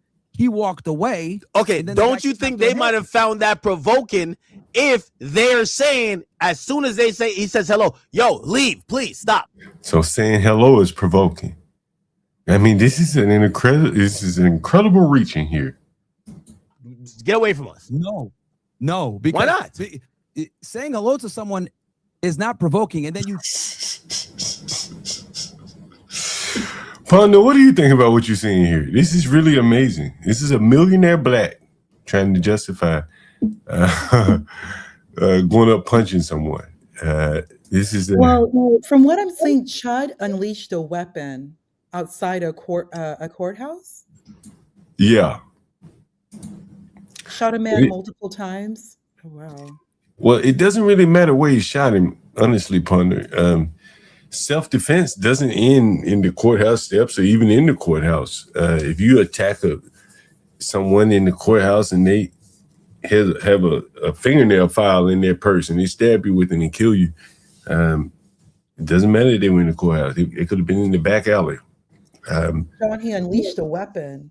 Yeah, it doesn't matter. If we're going to discuss, words are not violence, okay, but look, let's say you sneak a gun. You unleash a weapon. There's going to be consequences. So we'll see what happens. But he's not charged with a weapons charge. He's not charged. He unleashed the weapons. The guy was shot and airlifted. Yeah, but all it boils down to, did he have the right to shoot the man or even shoot at the man? That's the only thing that matters. And this is what Myron is trying. John, this was not even on private property. It doesn't matter. Yeah, it does matter. Outside a courthouse, you're bringing a weapon. Outside Ponder, you can bring guns into the courthouse. John, okay. Seriously, I'm telling you, I read somewhere where it said they have lockers. This is a very tight rope. But Ponder, where he shot him doesn't matter. John, like Ponder, he could have shot him in the jail. Right? John, yes, it does matter. No, it does. You brandished a weapon and then it opened fire. Like, wow. but Ponder, it doesn't. I'm telling you, Ponder, it doesn't matter where he shot him. The fact that he shot him at the courthouse steps. John, if it didn't matter, then why is this man arrested? Because he shot somebody. He's arrested for shooting someone. He's not arrested for shooting someone at the courthouse. No, John, I understand that. I'm saying this man brandished a weapon. And I bring up the courthouse because it's not private property. But it doesn't matter. You're not at your home.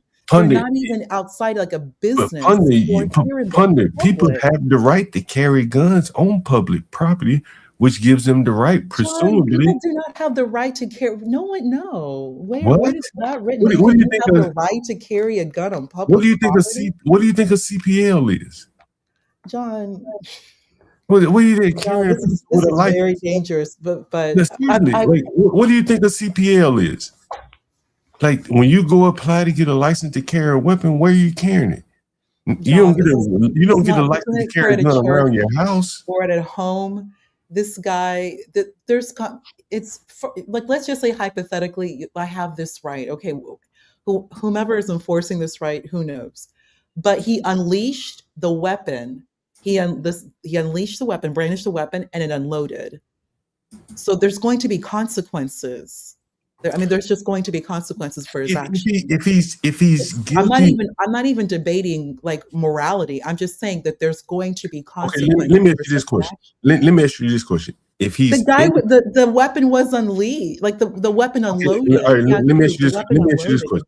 All right, I got it. We all got it. We got it. You don't have to keep repeating that. If he shot him in self-defense, do you think he still should be charged with a crime for shooting him at the courthouse? Shot him in self-defense. I don't know anything.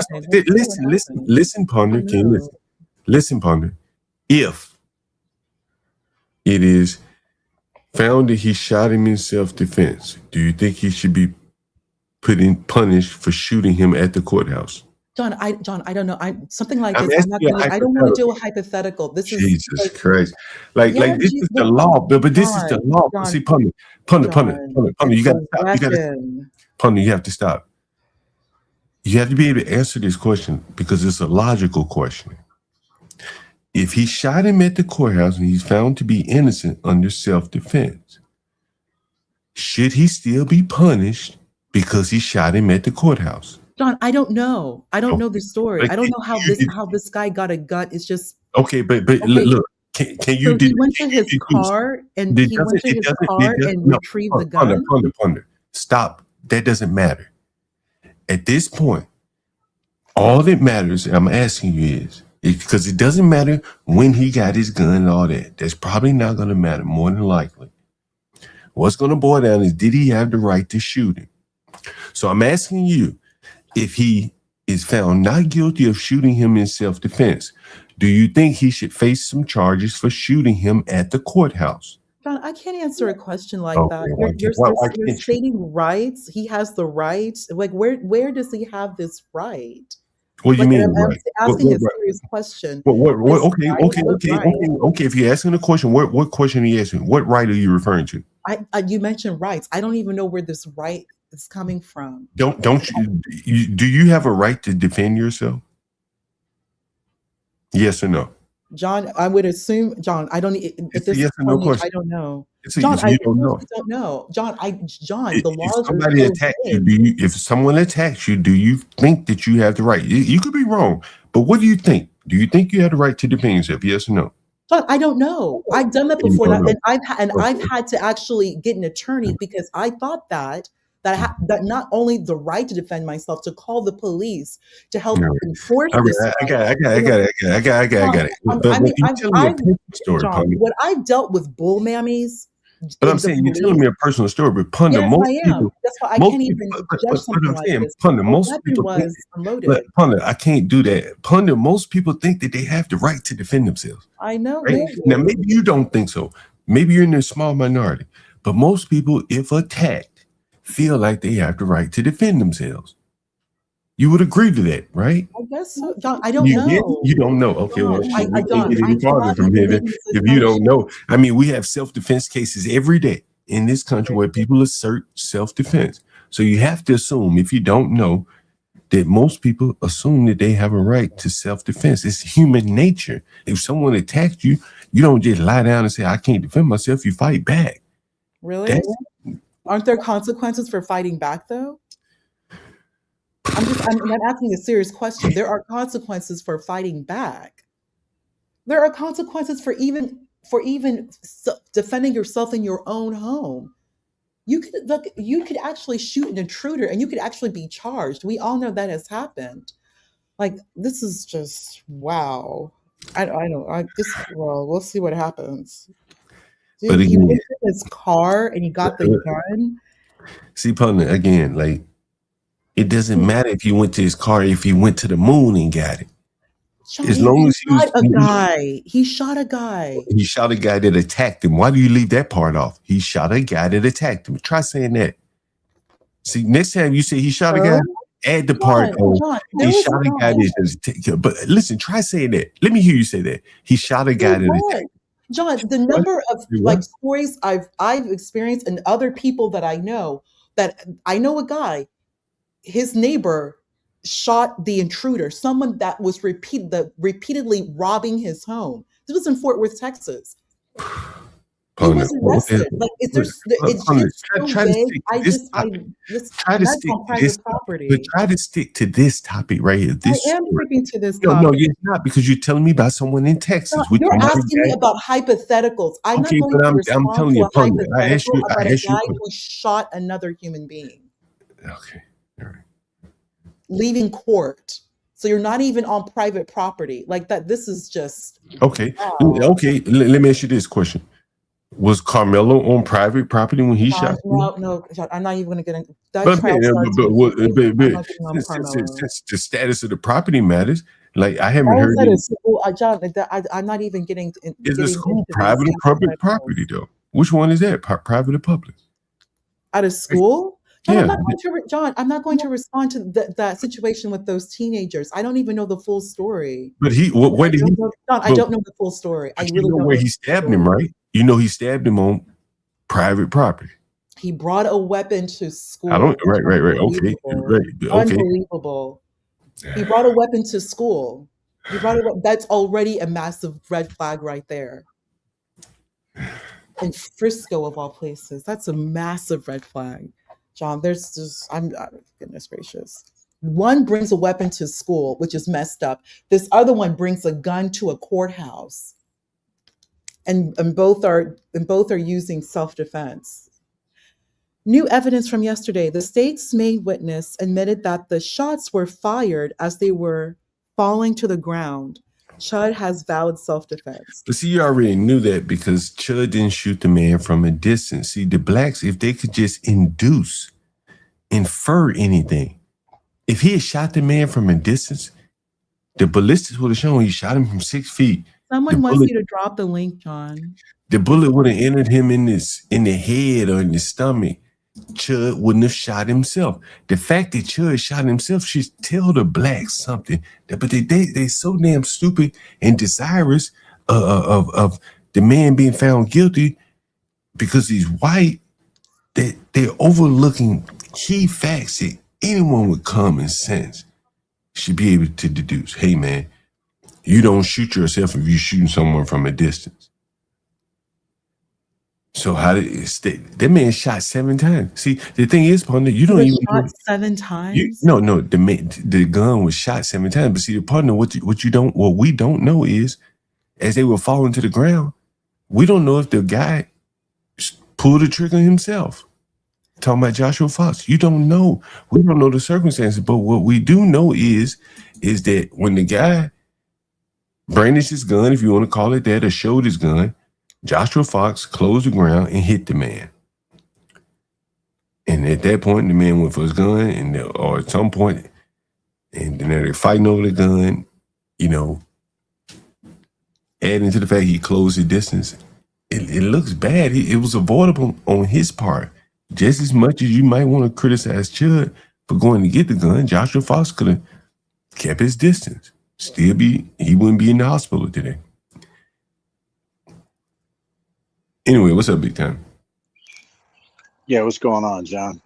Can I just add one thing for Ms. Ponder here? And again, I'm not a lawyer, and it's very state to state, but in Pennsylvania, the lockers you mentioned are correct. In any local and state courthouse or any city hall, you are provided legally lockers for you to walk into, and you have to nicely, calmly tell the 5 guards at the metal detectors, hey, I want to put my stuff in that locker. And then you're going to get flanked by like 6 cops, and then you're going to put your stuff in a locker, and they give you a key. And then when you walk out, they give you you have the key, you can get your stuff, and you can walk out of the courthouse with your stuff on you. It's only in a federal courthouse that you can't carry anything anywhere, not even a pen. Yeah, I see, yeah. So that, again, that's Pennsylvania. I don't know Tennessee law. So if he was walking out of the courthouse, they might have something similar, because Tennessee's very, very pro pew pew. They just made it legal for you to point your pew pew at people to tell them to get the fuck off your property, just like Oklahoma. I heard Tennessee has lockers in the Montgomery County Courthouse, so he may not have even gone to his car. But even if he went to his car, he has the right to do that, right? He didn't go to his car and then seek someone out and shoot them immediately. If there was no court order against him to take his stuff, or if they don't have a red flag law, then he can carry wherever he wants, as long as it's not a federal building. And if it's a school, you have to keep walking. But again, I don't know Tennessee.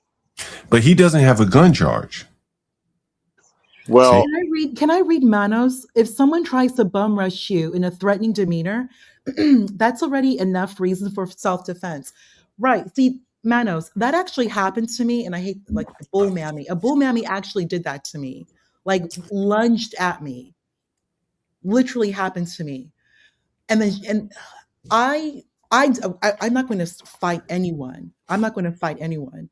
I called the police, and it didn't go how expected for multiple reasons. I had to get an attorney.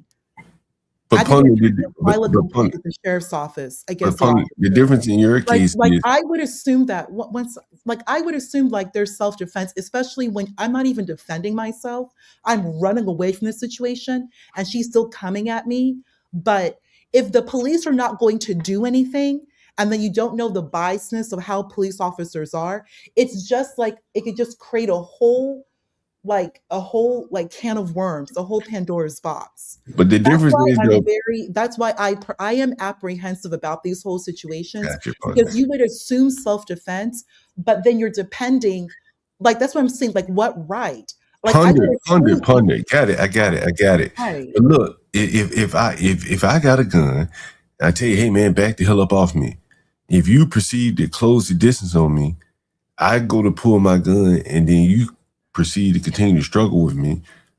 It's reasonable to say you trying to disarm me.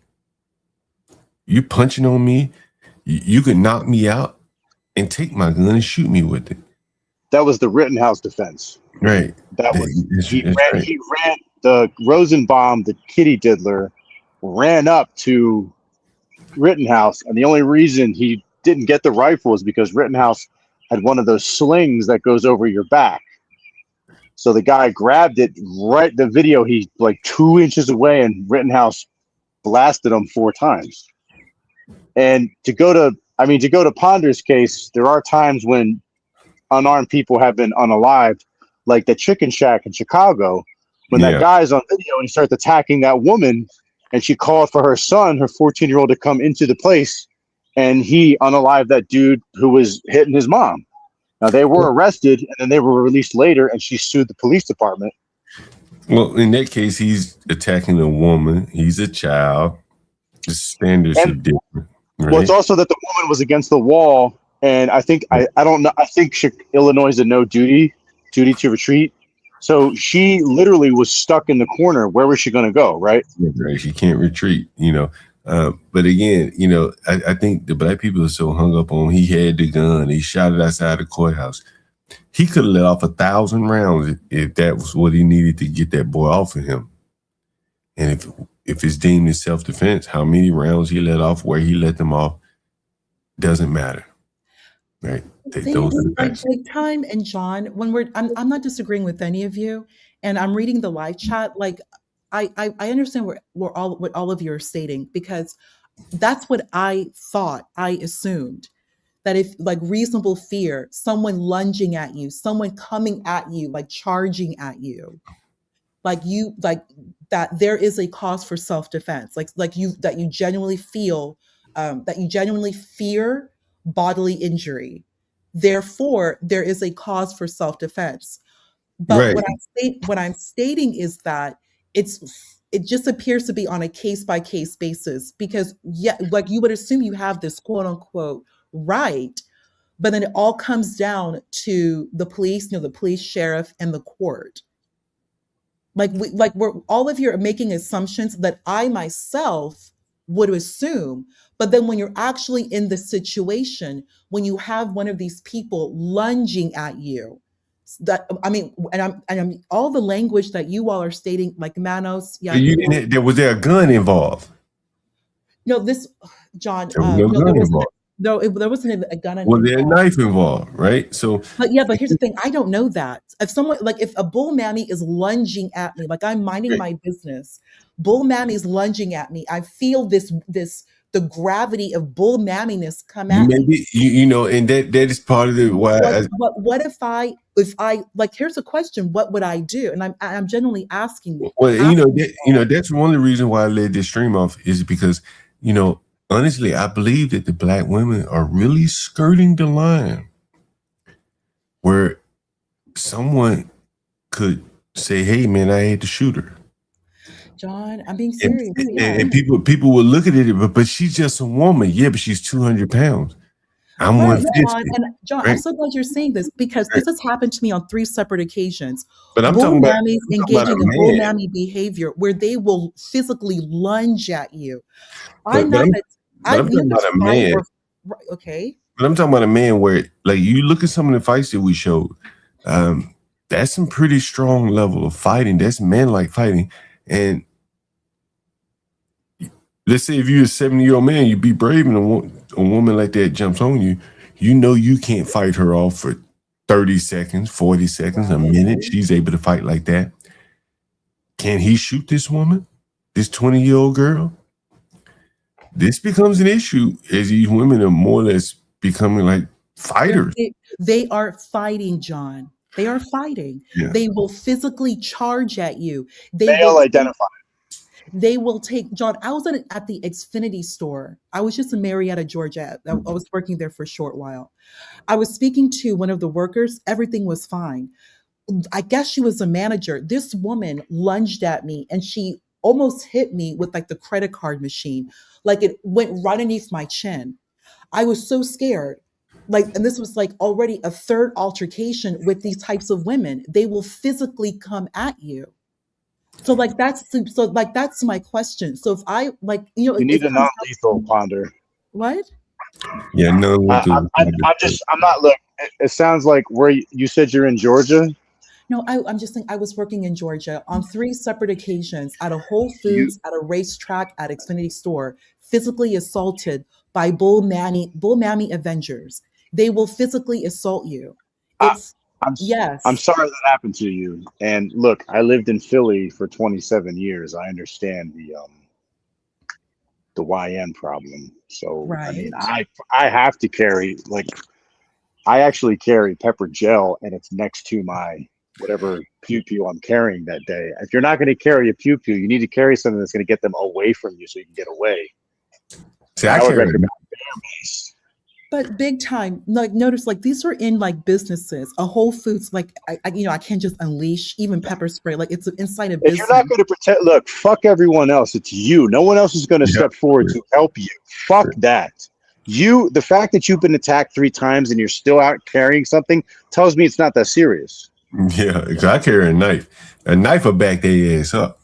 But look what happened to Chud. Look at what these where you're now having to now, because if I were to respond, police gets involved. Like Carmelo, if Carmelo had just pulled in, if you're worried about that, you need pepper gel then, because pepper gel isn't a big waft cloud, but you have to actually aim with the pepper gel, and the pepper gel takes about a second or 2 to kick in. So you have to actually aim for the face. If you're gonna use a spray or a mist, there's always the possibility that a wind could come in and backlash at you. Either that, or maybe you should get like a taser or something. I mean, look, if you're being threatened and your life is threatened, you have to do what you got to do. No one else is going to step in to help you. I'm just, I'm saying this to someone who's I'm saying this because I don't want it to happen. You make a good point. You make a very good point. I got to call this guy right here. We should ask him about the team takeovers and shit. What do you think? I saw him yesterday, the other day, and one of the days that somebody was getting arrested, he was out there at the scene. And so I saw him the other day. He is supporting Janice George here in the election. That is the black liberal sister gal. And we're gonna call this guy, see what he says. See if we set up an interview with him.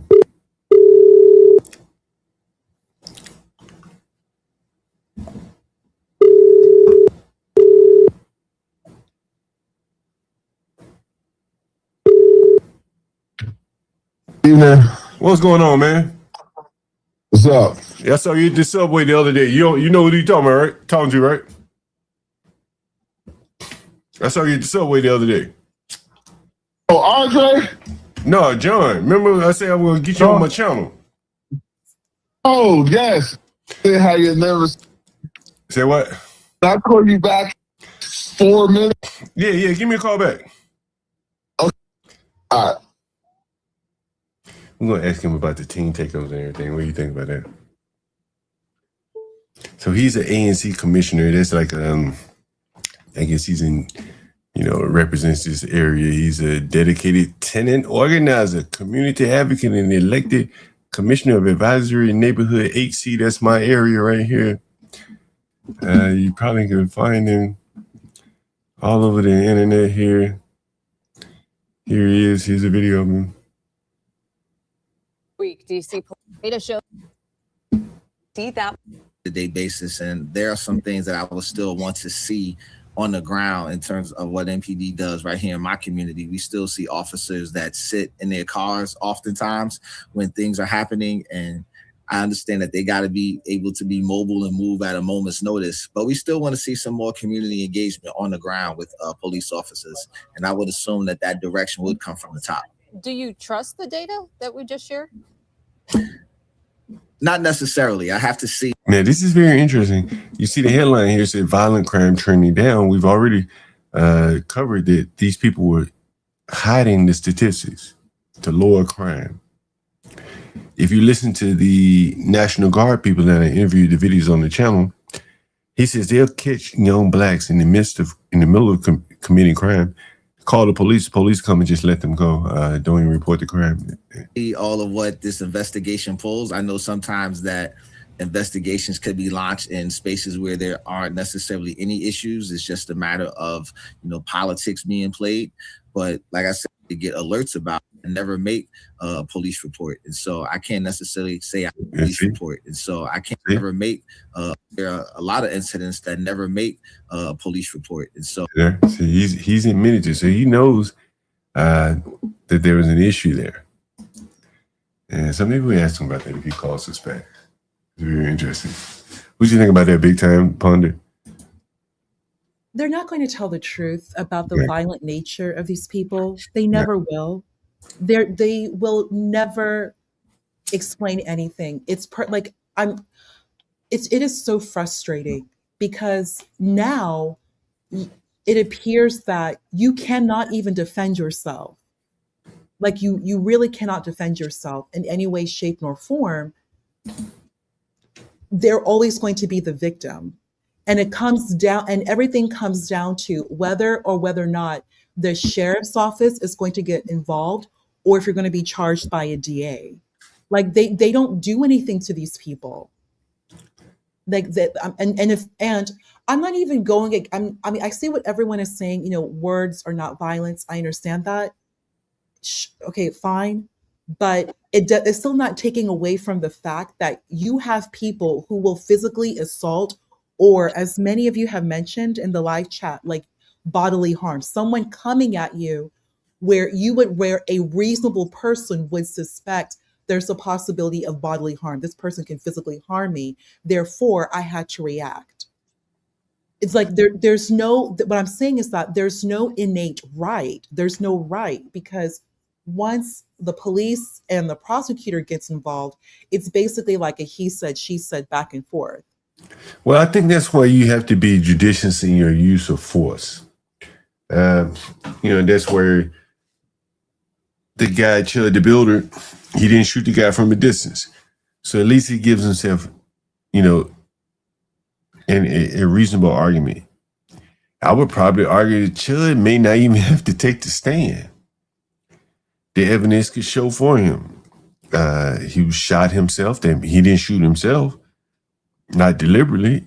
He didn't shoot him from a distance. He shot him over the possession of the gun, his possession.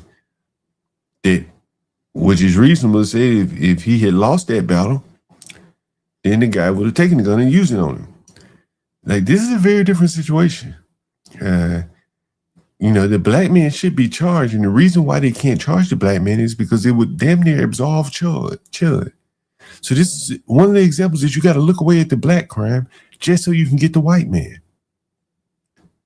And why are the blacks so hell-bent on sparing this despicable black who beats on his own woman? She was a black woman. Like, why save him? Why go through all the hypotheticals, getting mad about a word for this one? If you're going to do it, make it worthy. Like, I don't know. It's just,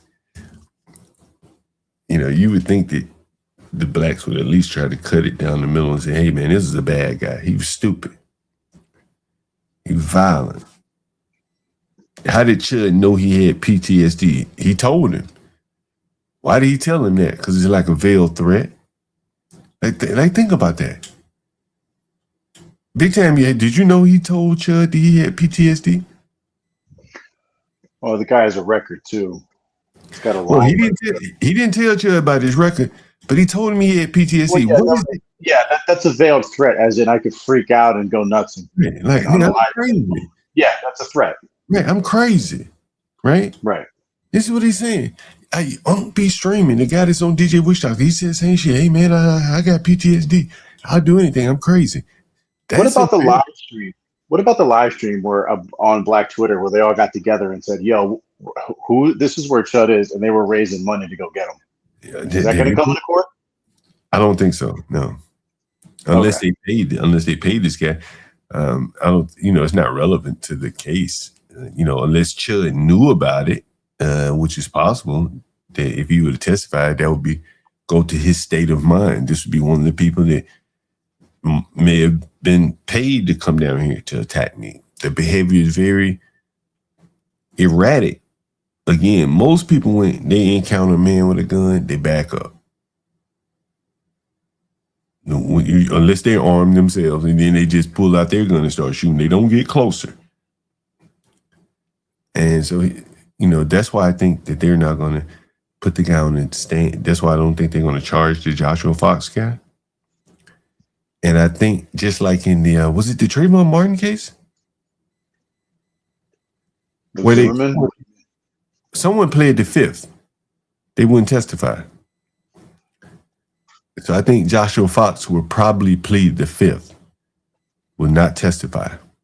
Hey, John, you know what I think is going on is that a lot of these people is that they're so used to, or they're expecting white people kind of to behave like how I behave, where you just kind of get scared and you run away. There's going to be like, when people say, you keep behaving like this, you're going to catch the wrong one. You're going to get the wrong one. Chud was the wrong one. He defended himself because most of the time they get away with physically assaulting and harassing people. The response is typically not going to be a Chud response. Usually that they're so used to physically intimidating, harassing, assaulting, stalking people, and the police don't do anything, that they keep getting away with it. Finally, they've hit an impasse with this guy Chud, who did something about it. And now you see the result. There's a good chance he's going to get off, but look at what's happening. He has $1 million bond. He's still in custody. Like you see what I mean? Like that's like okay.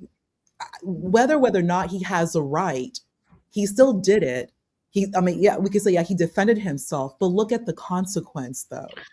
Yeah, and I think in a normal world, again, George Zimmerman wasn't charged initially. Never should have been charged. The process becomes a punishment when dealing with blacks.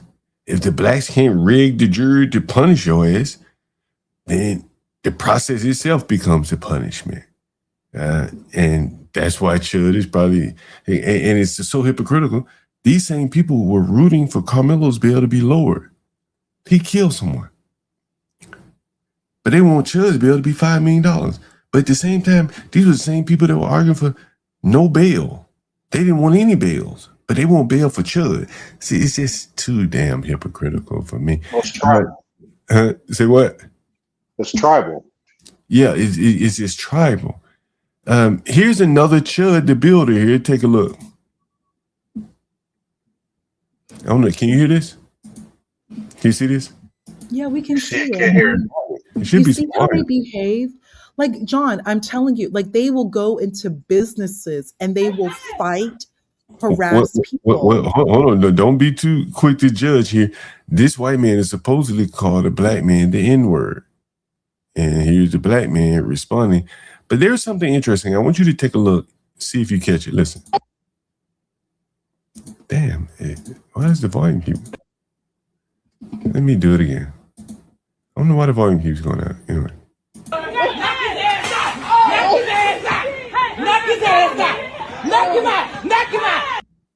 Did y'all catch that? Do you hear the black woman is saying knock his ass out. Encouraging this. Right. She's encouraging. And she's telling the black man to knock his ass out for the white man calling him the N-word, apparently. Right? Now watch the black woman. Knock his ass out. Knock his ass out. Knock his ass out. Look at this. Look at them bulls. Knock his ass out. Now look at this. Watch this. Now watch this. The white man's on the ground. He's on the ground. Now look at the black woman. Look how aggressive she gets with the white man. Get the fuck out of here. Right?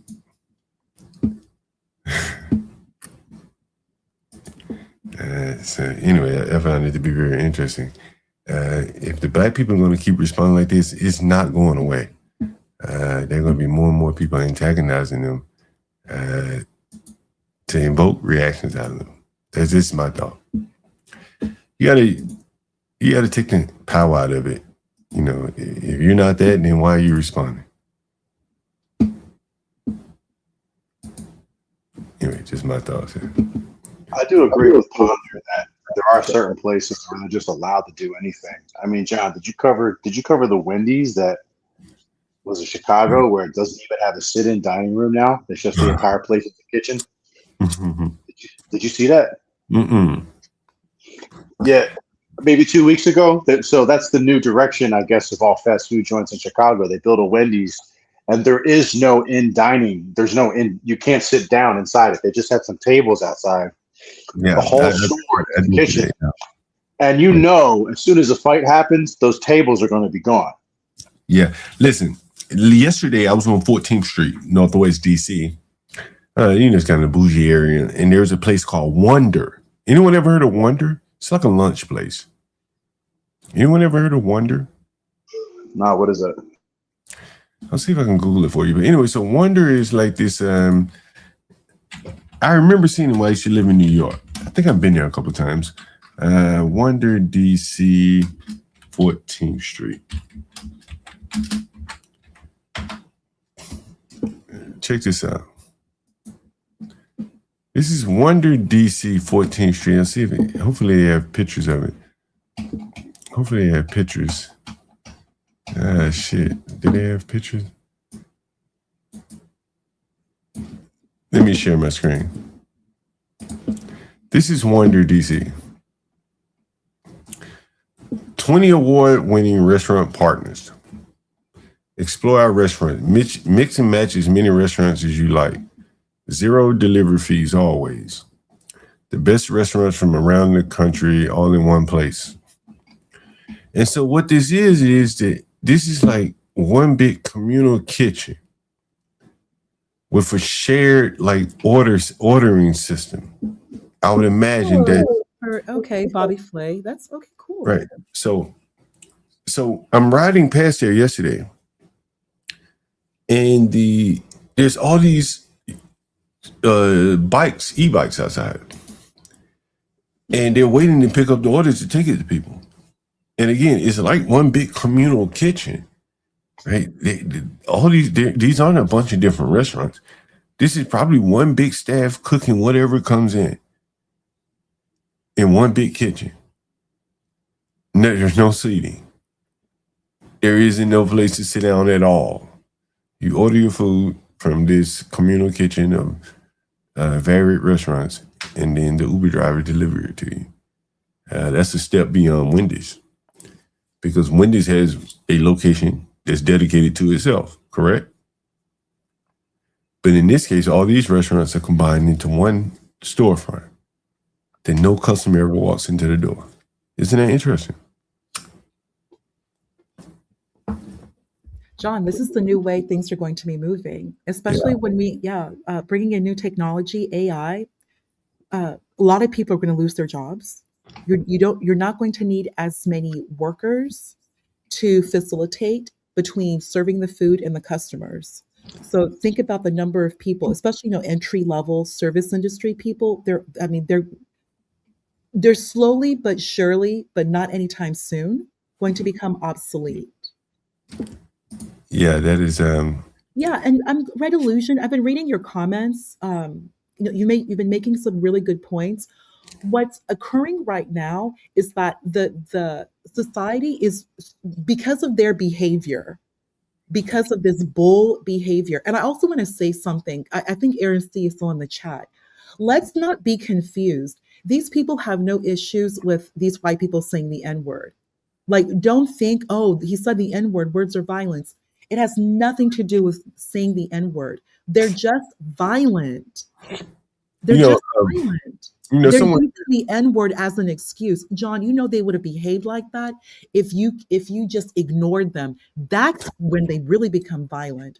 When you ignore them. I want to point out this guy, Red Illusion. He says people will still pay for the restaurant experience. I do agree with that. I'll tell you this.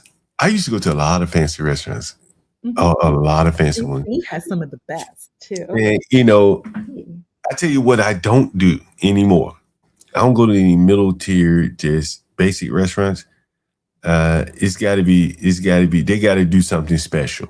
Right. Right. I'm not going to. You want to pay for the experience. It matters, John. You want to pay for the experience, and they usually have better ingredients and it's fresher food anyway. There used to be this place I used to go to. It was called it was this right here. I don't even go here anymore. I used to go here. I don't even go here anymore. Like, it's just, I think staffing restaurants in America is so hard these days. And when you go in and you see the people that don't look the part, I can't eat it.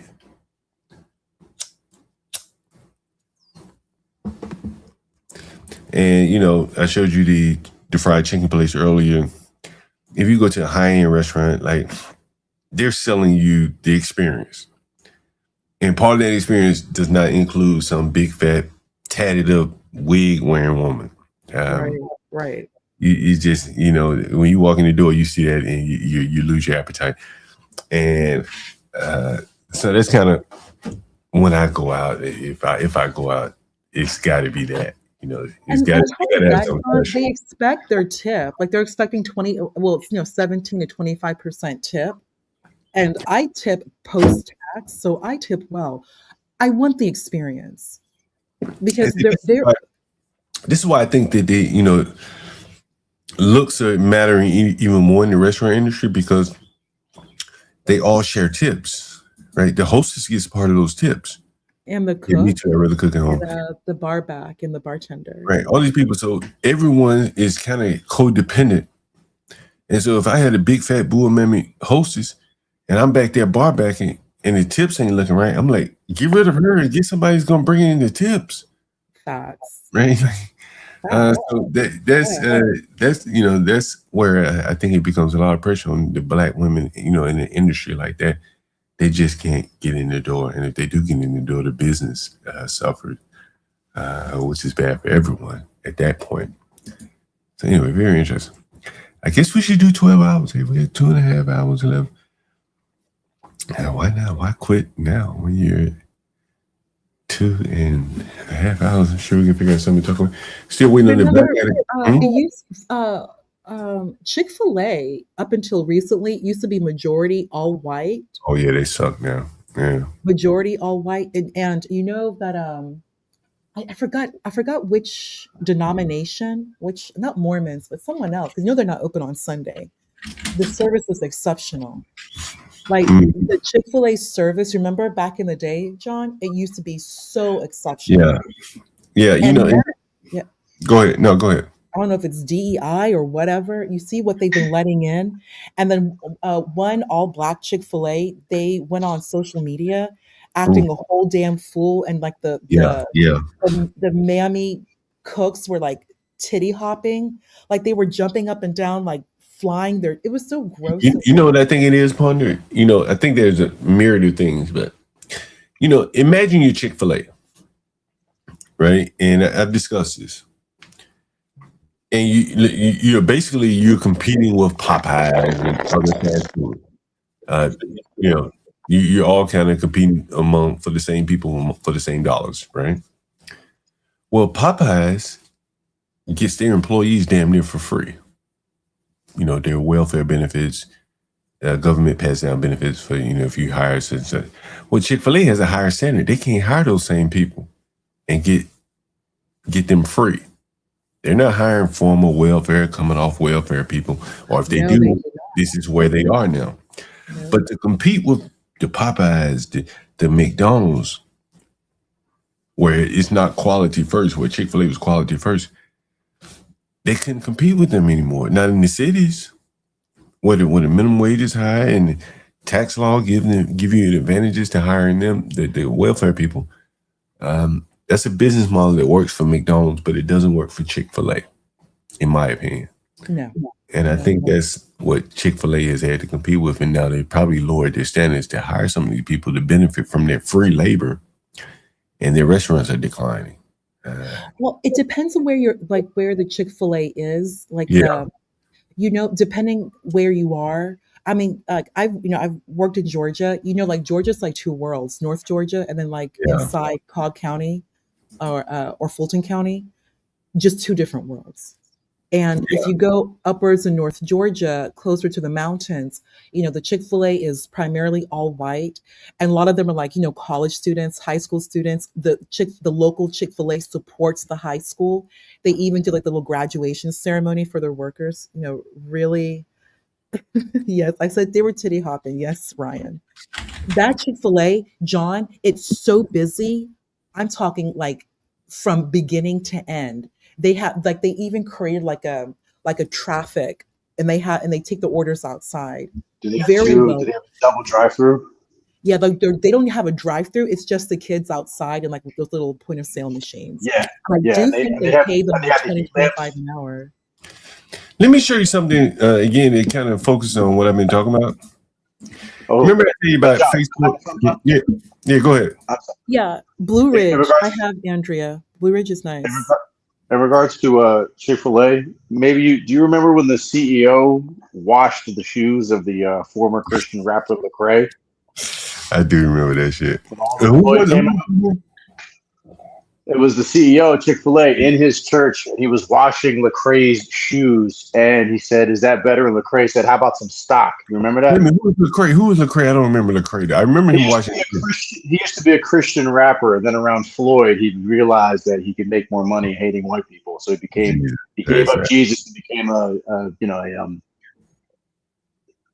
a rabble rouser, an activist. Yeah, now I remember him washing the shoes. I do remember who he washed the shoes for. Here's something interesting I'm going to be discussing, over the next couple of months. I want to hear more of you talk about this Airbnb Facebook. Yeah. It's very fascinating, John. All right, so if you look here, look at the headlines. Airbnb cracking down on Memorial Day house parties. 4 hours ago. Well, how do you do this? The only way they can crack down is basically turn some people away. Right? Or have like minimum day rentals, like okay, well, you stay turn for like you, 3 days well, or no, 4 but days. see, the guest, the host is the one that determines minimum day rentals. Right, correct. Yeah. It's not Airbnb, right? No, not at When all. I used to be an Airbnb host, I take one, take all. You want 1 day, you want 2 days, whatever you want, I got it. You don't do Airbnb anymore? Nah, and and I've been discussing that is. Look at this. So Airbnb cracking down on Memorial Day house parties. Well, hotels don't have this problem. No. If you throw a party in one hotel room, they can easily isolate it and it not affect the rest of their rooms. The way that if you throw a party in my Airbnb and if you really have a good time, I won't be able to open that Airbnb up tomorrow. Which means if I have a reservation tomorrow, then I'm stuck, right? You came one night through a party, came 2 nights through a party. I realized you had a party on the 3rd night when you checked out, and then boom, I got another reservation. It's going to take me 2 days to clean up the mess you made. That's a problem with Airbnb because you don't know who's coming until you accept it. I just shown you the benefit of Facebook. You get to see who all these people are. And the quality of the people. You don't have to worry about this as much on Facebook as you do on Airbnb. So Airbnb is trying their best to react to this. They're cracking down on Memorial Day house parties. How are they doing it? They're doing it with software. They're doing it. They say, okay, if you book at the last minute for 1 day in a vacation town, you're probably a partier. Right? They may add some other algorithmic stuff into it. It depends on what price range you're looking for and stuff like that, right? If you're looking for something under $200 or under $300 or whatever, this for that particular area, they're going to basically try to keep you out of booking. Does that make sense? Keep you from booking.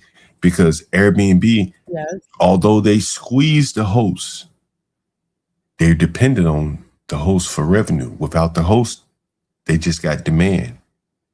But a lot of the hosts are going where? To Facebook. You just heard Aaron C say, I use Facebook. I don't use Airbnb. And so this is Airbnb's problem here. And again, who do you think is throwing the parties? Huh? Who do you think is doing this? This is the same problem again. Now, this is what's so interesting about what you're seeing here in the headline. That most of the Airbnb hosts, trust me, in the inner cities, they're Airbnb hosts because they don't want to rent to blacks. Goddamn. Goddamn. So you mean tell me I'm running from the blacks and I end up having to run again? You understand what's going on here? You see this? Most of the Airbnb hosts, I have had my buddy on the channel.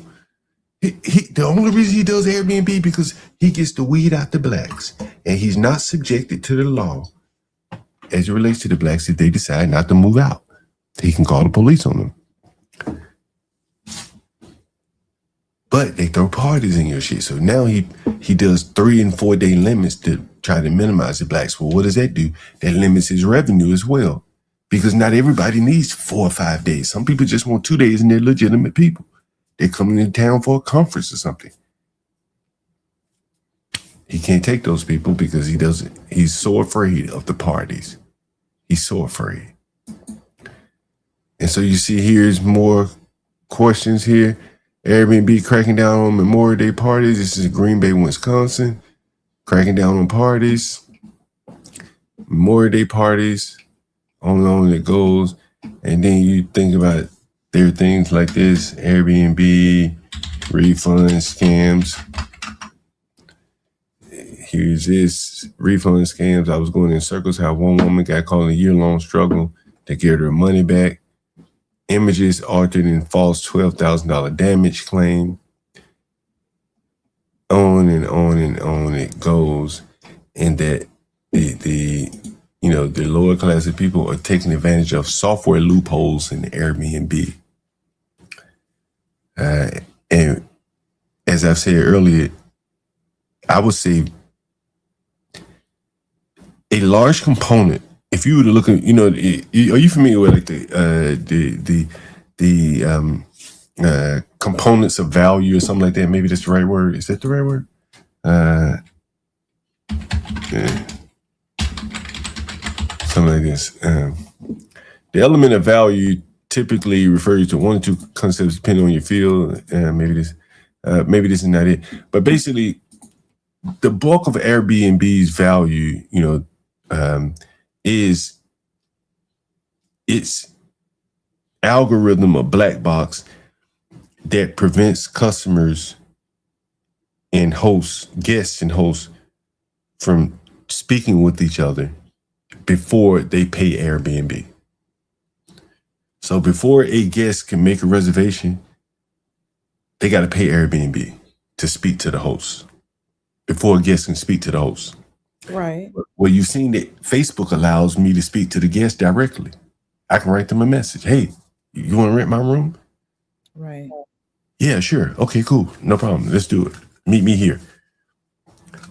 That swipes away the largest component of Airbnb's value, which is the secrecy or the privacy that they're keeping the guests from the hosts.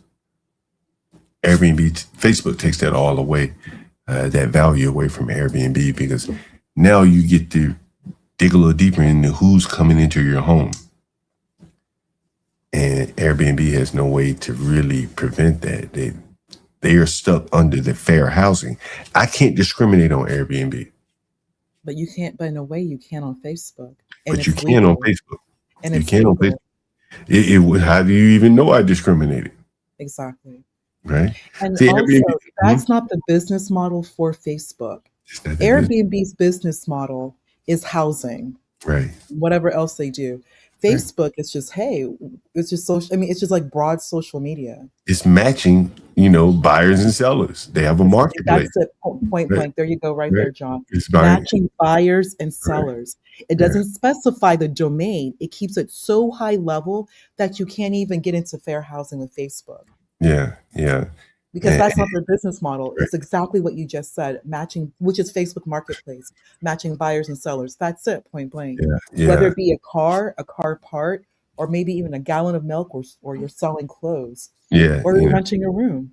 It's just buyers and sellers. Yeah, that's a good point. It is the thing that will somewhat equalize, and I think it will harm people with bad reputations. If you have a bad reputation, no one's gonna click on your link when you say, "Hey, I want to buy a room from you. I want to live in your house." People will be like, "What? You? Nah, I'll pass. This person down here looks better." Right. That's how it'll work. They'll discriminate just like that, and it'll be, no one will know. And then turn down your application. They just passed your ad on Facebook. It's a little bit different. Someone says, I haven't had any alcohol all day today. Yeah, if you understand junk all about it. Airbnb, John, it's just, to be very honest with you, because I used it quite a bit several years ago when I was traveling for work around the country. It's more of a headache than anything. That it's just like better to just get a hotel. Like if I were going to a conference, like if in Chicago, I did Airbnb like to go do a conference downtown with Amazon, AWS. If I had known better, I just would have just gotten a hotel downtown. Because it's not really worth it at the end of the day. When you don't feel comfortable, you're still in someone's home. You don't even know the people. It's just, you get what you pay for. It's just worth it to just get the hotel, or if you're staying long term, try to find like a better extended stay. Or maybe like a furnished corporate housing. Yeah, I was going to show you. I saw someone's calendar on Airbnb. Let me see if I can find it.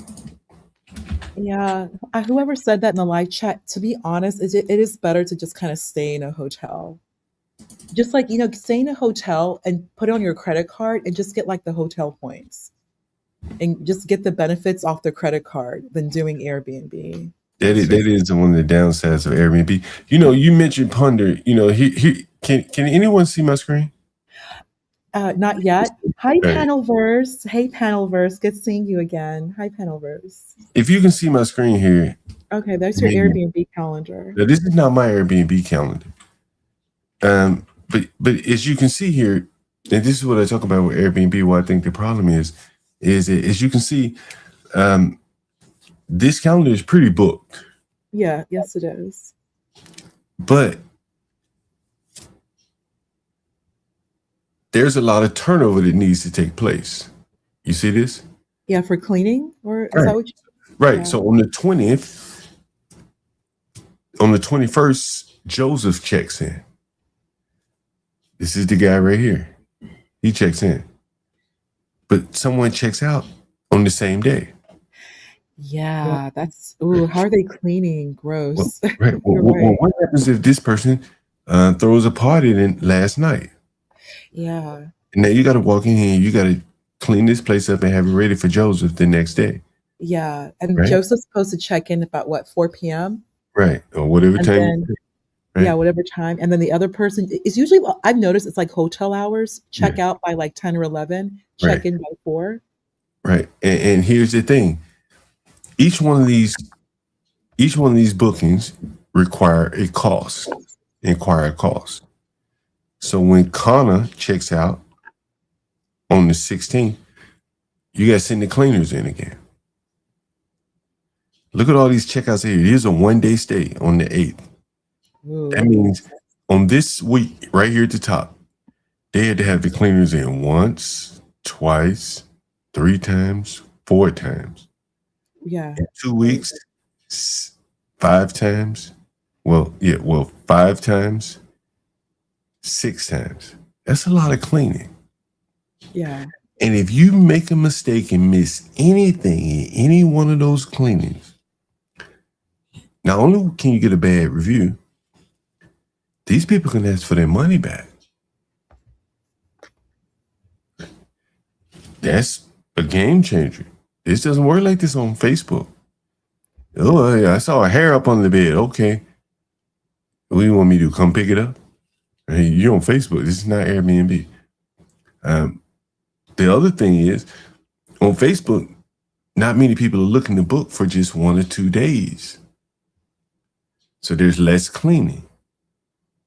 When you add up all these cleaning costs that you see here, like, unless they're getting paid a lot of money for their listing, it's probably not worth it. And so what you're seeing is that these people are more likely doing it to avoid being considered landlords in DC. This is a DC calendar here. You understand?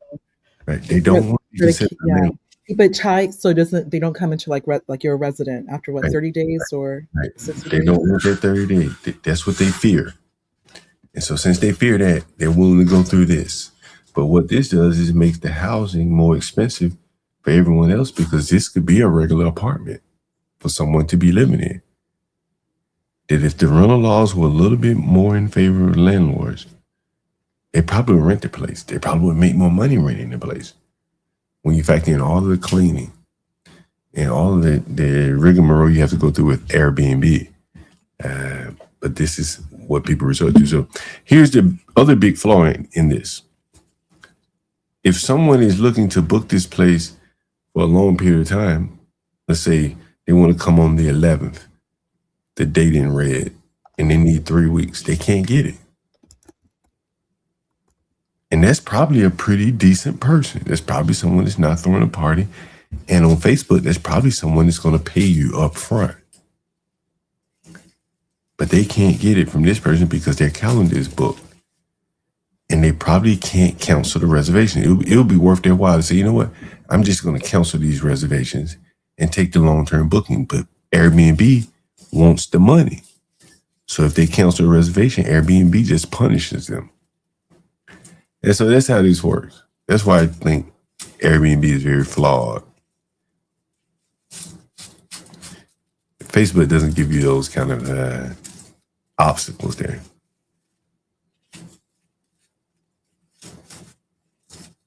Anyway, I don't know. What do you think about that, Ponder?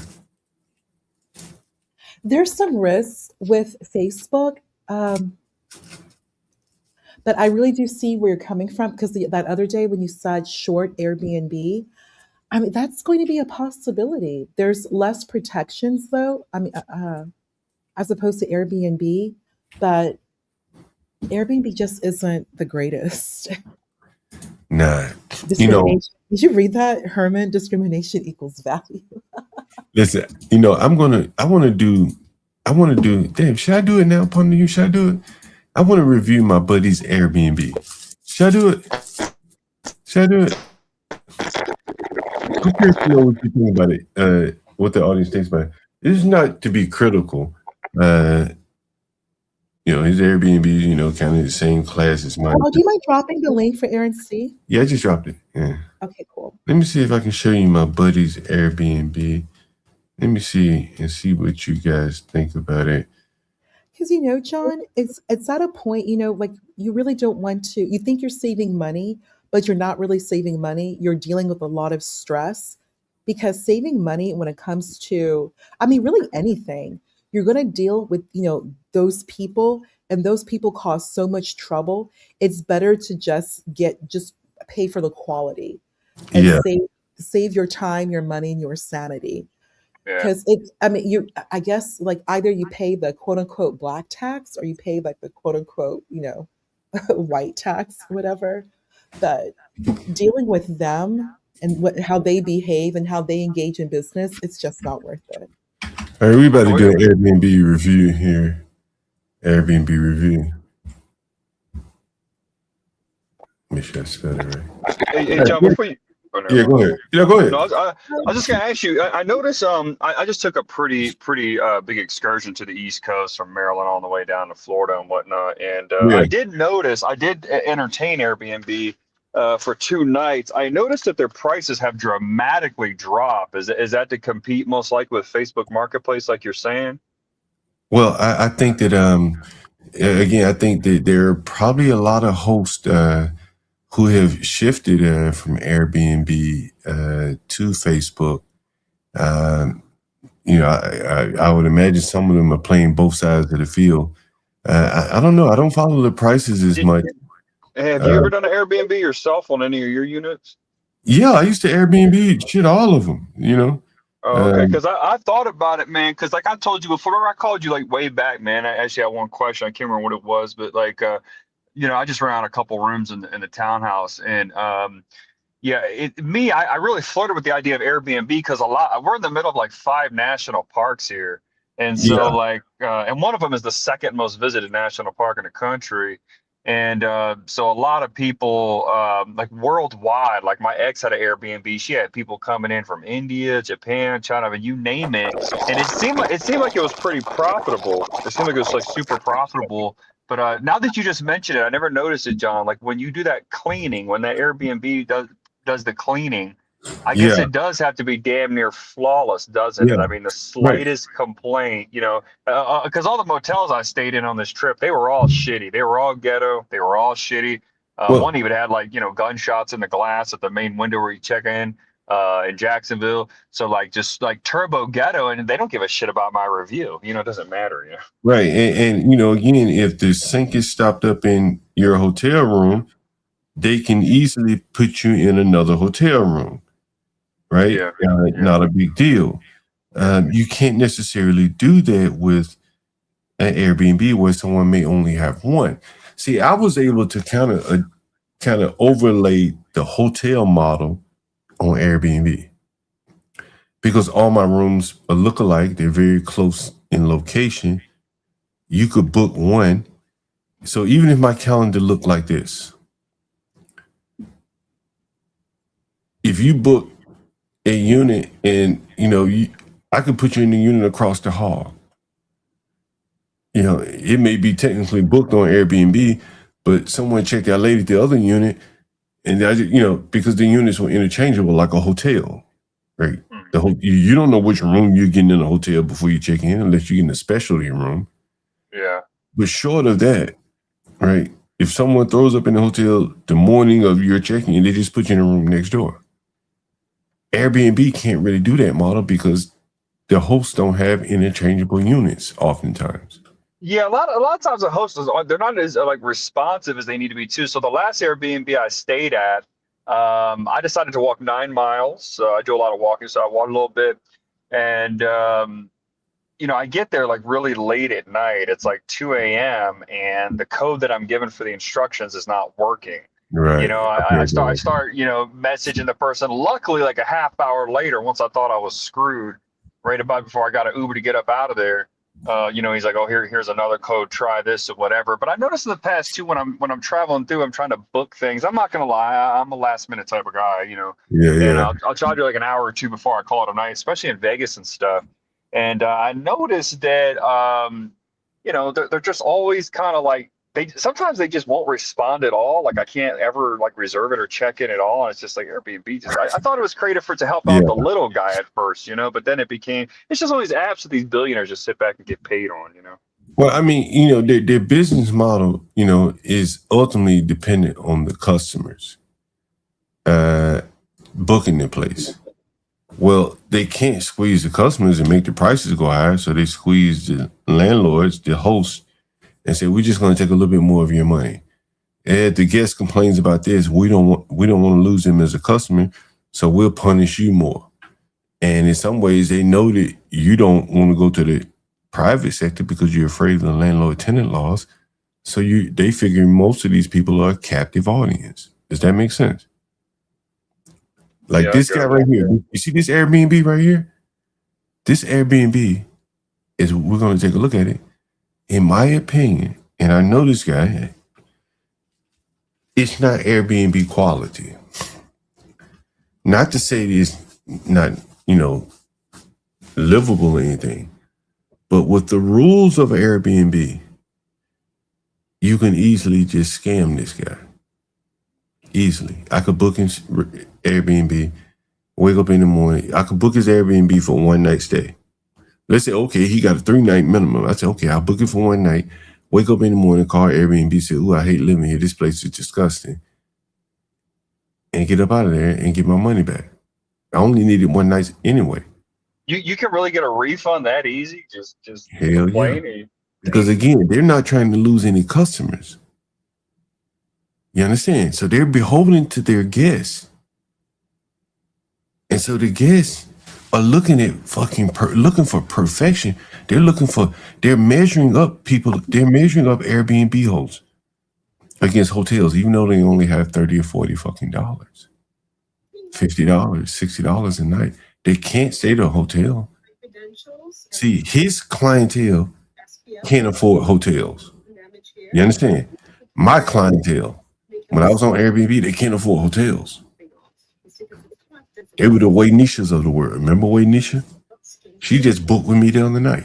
But the thing is, John, again, a couple of years ago, I feel like Airbnb was so bougie and like, I don't know, man, like with the cleaning fees and stuff, it always came out to like substantially more than like a typical hotel. You know what I'm saying? Like, yeah, but it gave you maybe you're in a neighborhood where there wasn't hotels, but you wanted to be like Bedside, Crown Heights, something like that. There aren't going to be many hotels there. But if you want to be in if you want to be in Bed-Stuy in particular, right? What's the neighborhood right next to Bed-Stuy? Fort Greene. You might want to be in a brownstone in Fort Greene, man. Right? Like you're only going to get that in the Airbnb. So they may have been a little bit more chic at the time. But here's an Airbnb. And I've been trying to tell this guy, like, bro, like, your units are not cut out for Airbnb. It's not a slight on you, my friend. It's just the market of Airbnb, the rules, the policies, just like the rules and the policies range to regular people, have shifted away from you. I'll put you on mute. And I was going to show you this, John. This trailer completely burned to the ground yesterday. I saw the fire when I was driving by. Oh, shit. Yeah, this completely. No, I'm back in Utah, but this completely burned down. An older gentleman did pass away, so I'm told. But you should have saw the fire this made, man. This thing burned like hell, man. I'll show you the van. I'll show you the van over here. But it was the biggest fire I've seen in a minute. All this debris is still here. But look at this van right here. My credentials. You got like super burn. Look at that shit, man. The whole thing got charred. Yeah. It was just a talk of the town yesterday. That's all, man. Yeah. Someone said Airbnb started off high trust. Yeah, that probably was the case. But so here's my buddy's Airbnb. So I've been trying to tell him, I said, bro, like Airbnb's policies are now going against you. And he said, what do you mean? And so this was the first time I really been in his Airbnb and looked at it with a critical eye. Not being critical, but just looking at it from the lens of the marketplace he's doing Airbnb. So here's his Airbnb, and we're going to take a look. So again, you can start with the shower curtain. Many people got shower curtains like this in their house. Many of his Airbnb guests got shower curtains like this in their house. But when they come in and they see this shower curtain, they be like, damn, it's just like my house. Fuck. And on it goes here, we take a look. All this is just basic. And there's nothing wrong with basic in your own house. But the mindset of the Airbnb customers is not this. This is not where they are. Right? It's not raggedy as fuck, it's just basic. They sell this shit in Home Depot. It's just basic shit. You know? But I'm going to tell you some of the things that, you know, it's just basic toilet. You know, like they sell fancy toilets that aren't much more expensive than this. And I don't know if I got a chance to show you, look, you know, there's no toilet paper on the toilet roll. Maybe it's toilet paper somewhere, but there's none there.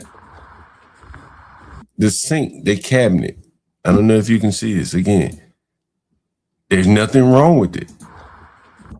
There's nothing wrong with it. There's nothing wrong with the cabinet.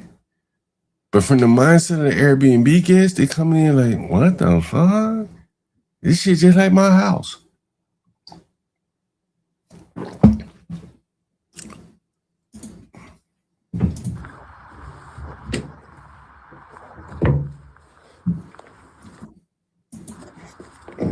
It's the bath mat. And if I was showing you the tub, I don't think I got a chance to show the tub. If if any of you familiar with like a peeling tub, you familiar with that? Like when the tub starts peeling and people get it reglazed. So the tub is peeling.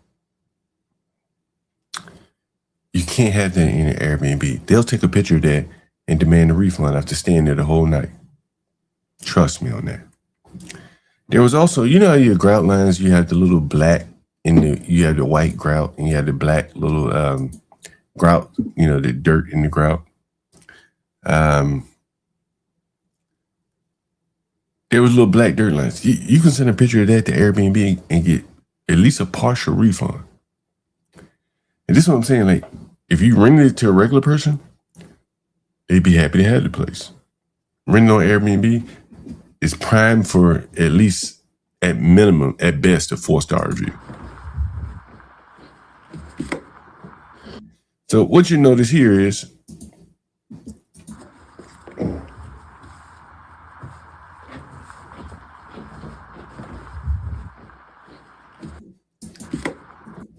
there's no headboard on the bed. Does anyone see that? There's no headboard on the bed. Yeah, it's just a box spring. Right. It's the what is it? Not the box spring, because there is no box spring. It's just the what do they call it? The frame. But there's no headboard. You see, the pillows are basically up against the wall. Right. You see this? See these people. Hey, you damn about right, Joe. Someone said Motel B&B. But again, I'm not criticizing his place. Don't get me wrong. What I'm saying is that, like, this does not fit what Airbnb is trying to do. And Airbnb is eventually going to weed him out. They don't want him as a host. And they're squeezing him to the point where, and giving him bad reviews, he's getting bad reviews. They suspend his account. They're forcing him to go look elsewhere. We don't want what you have to sell on our platform.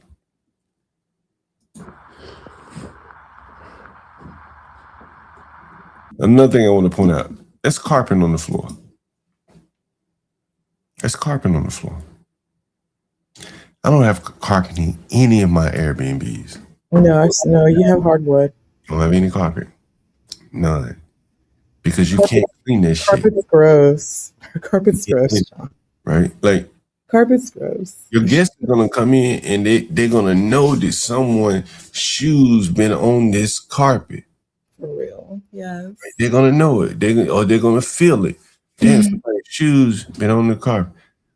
Someone said pillows falling into the abyss, but again, there's no headboard. You could buy, listen, I buy $150 beds off of Airbnb, off of Amazon. It doesn't take that much.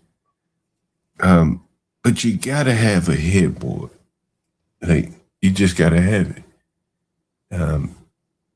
And that's not even being upscale. Like, this is like, he doesn't want the ghetto black tenants and Airbnb guests, but he's in the ghetto. Now, if this was in Georgetown, you could pull this off in Georgetown and get a good rate because you're in Georgetown. But in the ghetto with this, doesn't work. You're going to get so many bad reviews that Airbnb is going to push you down the algorithm, even if they allow you to stay on Airbnb. That's what he's not in control of. If someone's blocking comments, don't block comments. That's what he's... Yeah, you got to spend a little money to get something nice on Airbnb. Yeah, someone said no one's blocked anything. And so you know, again, like, and again, I'm not criticizing. I don't want to see us criticizing. But look, like that carpet, you can tell that it ain't brand new. Is that fair? John, it just... it's not happening. It looks really gross and uncomfortable. This is what I used to deal with when I did Airbnb, and I don't review or comment. I just tolerate this nonsense, and I just don't do it again. Like, look at, like, I just stopped using Airbnb. Like, it just seems like a hassle to to submit a claim to get a refund. Well, broke people do, but like, look, you know, I'm again. No, Look, they do. Like, you remember how they used to, do like stop checks? This is the new stop check. like this is a small bathroom, right? Yeah. This is very small. The footprint on here is very small. There's the toilet. You can see how small this toilet is. Okay, so here's what I would do.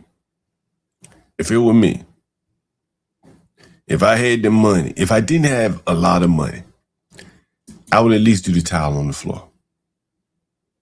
Make it look nice. Yeah, retile the floor. Yeah. Right. Like if I have a lot of money, I'll at least get the towel on the floor done. Then I will work my way up to the shower. See, a lot of my showers in my bathroom, not all of them, but I would say more than half are walk-in showers. Right? You just walk right in. And it's got a little lip. But man, nobody wants to clean out the tubs. Mm-hmm. Nobody's going to do that. Like, they may rinse it out, but they're not cleaning the walls of a tub, nothing like that. It's Connecting. It's one of these fucking WhatsApp niggas. Hold on.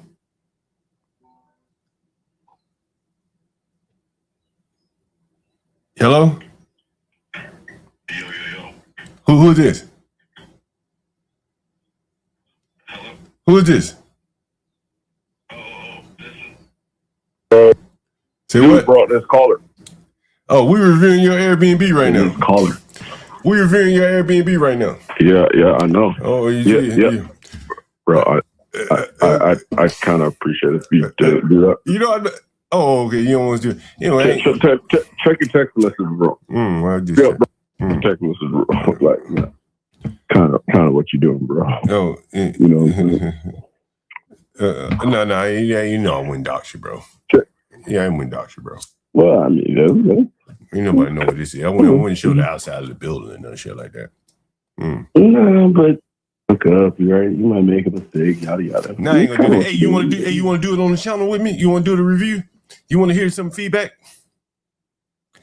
I'd rather not, bro. You want to listen? That's kind of what. Bro. Well, I think we've shown enough. All right, I think we've shown enough. We've shown the bathroom and the bedroom. You know, all the bedrooms are pretty much similar. The bathroom. I really feedback, bro. Is, you know. Yeah, I think we're good. We done. We don't need to show anymore. Other than the bathroom and the bedroom, because I'm not really talking about your apartment. I'm not talking about your apartment at all. Yeah, right. That's exactly. You can just pick it. That's my right now. Random thing, right? No, I'm not picking. Maybe you didn't get the message. Did you get the message? Yeah, I just got your message. That's what I'm saying. You know, that's what I'm saying. All right. I appreciate it, bro. I'm gonna hang up now. All right. I don't know what he was. What was that? Was he hurt? I'm not sure. I'm not sure what he. Hey, you still here? Did you want us to do the review or not? Or we done? I think we've shown enough. Bro. Is it because you're black? You're stupid, bro? What the fuck, bro? I just said, seriously. I missed your text. I said, you said don't dox me, bro. No, nobody's gonna dox you, bro. Bro, just review some other shit. How about that, bro? Okay, yeah, I said we're done. Is that clear enough for your black ass? Yeah, I said we're done, bro. I said we already showed the bedroom and the bathroom. That's already fine. It's, I think that's enough. God damn, bro. I think that's enough for us to kind of get an idea. So we're really talking about Airbnb and the flaws of Airbnb. So with that, okay, take it. All right, got it. Yeah, all right, show one of yours. Show one of yours, bro. All right, cool. Yeah, I'm not on Airbnb, so mine doesn't really matter. Yeah. But anyway, so this is what I was saying. I'll take these pictures down. I think that these are the flaws. When for budget Airbnbs, budget hosts on Airbnb, the guests are coming in. Oh man, this and that, it ain't like perfect like a hotel, and they can use Airbnb's policy to get refunds. It's like, it's almost like they don't want you on the platform. That's kind of how I take it. But anyway, I thought it would be interesting. What did you think about the critique? I don't think we doxed him, did we? This is a bedroom. Does anyone know what happened? Like, why did that? Who is that guy? Why did he get so upset? Sometimes black people are very sensitive. So you see how he quickly started calling me names. Is it because you're black or something? I don't know what the hell he's talking about. Again, hey, I told him we could stop right there. I think we made the point. We weren't criticizing his unit. We were just more or less saying, or I'm more or less saying, with the Airbnb policies, these type of units, which are not much different from mine, people are more likely to take advantage of Airbnb policies there. John's,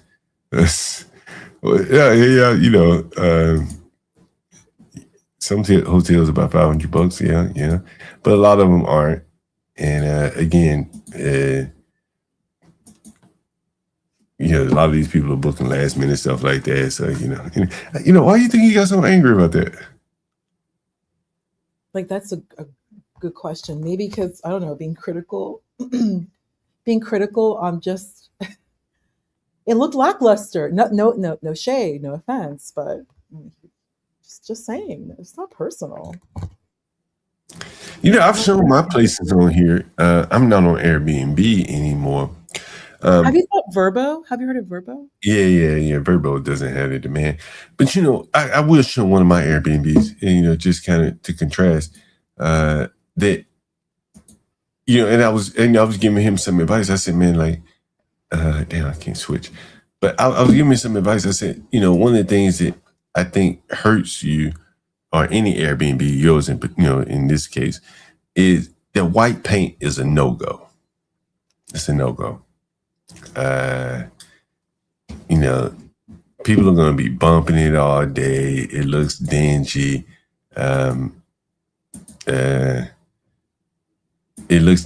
Things like that. And so,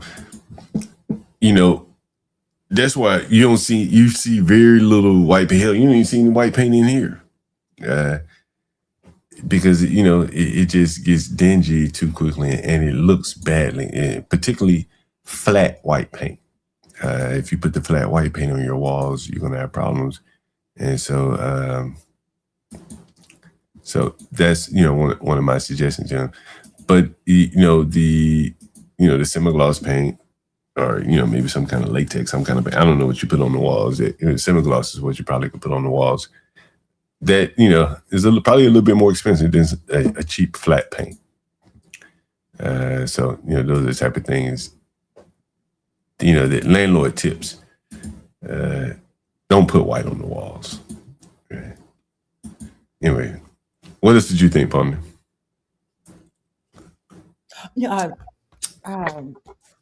I definitely was kind of thinking of Airbnb for my home because I have to go out of state to work. I really am considering it, but it's just like these horror stories and just people in my home. And a lot of municipalities are banning Airbnb. I don't even know if my HOA will allow it. Oh yeah, Oh God, that's a good point. I don't even know. If you got an HOA, you may not be able to do it. I know they allow house rentals. We had a meeting, and about 5 homes in my HOA are being rented out. So it's not like a big deal. But that's long term. But just plus where I live, and especially the people in my where I live, they're not going to want like just cars coming in and out. Yeah. They're just and I guess it may I don't know, like decrease the value of where I live. But I don't mean, who knows. I've been advised that'll be a good idea, especially since where I live, like lakefront property, that people are going to want to come during the summer with like their boats. But I was just listening to you and Aaron C, because he's in a similar situation where he lives, and he's right there in the middle of Utah and those beautiful parks they have. Well, he's getting a different clientele because even the clientele of someone going to see a museum or a National Geographic. There'll be people wanting to go to the lake though. Like, because I live lakefront. So we'd be, oh yeah, I have a boat. Let's go stay in the house and then, enjoy the lake. And I would think so. I don't. I was just kind of thinking maybe similar clientele. Nah, hell no. Like here's one of my opponents. Again, isn't none of my places are like glamorous or anything like Well, that. but you're DC though. Those you have people like Well, he's students. in Like DC even too. last year, you had a lot of students calling. Remember last Well, year? he's DC too, but like look, okay, so look at this, just off the initial break. Yeah, it looks good. Here's a picture. There's a little red sofa. This is a lamp I got. This is it ain't a cheap lamp, right? Yeah, I bought this lamp off someone. It's got West Elm or something, right? No white on the walls anywhere. TV on the wall. It's just it ain't perfect. Don't get me wrong. I'm not saying my units are perfect, but it's a little something different, than just, four bare white walls, a bathroom that's just very basic. For the Airbnb guests, I think they want something a little more pizzazzy.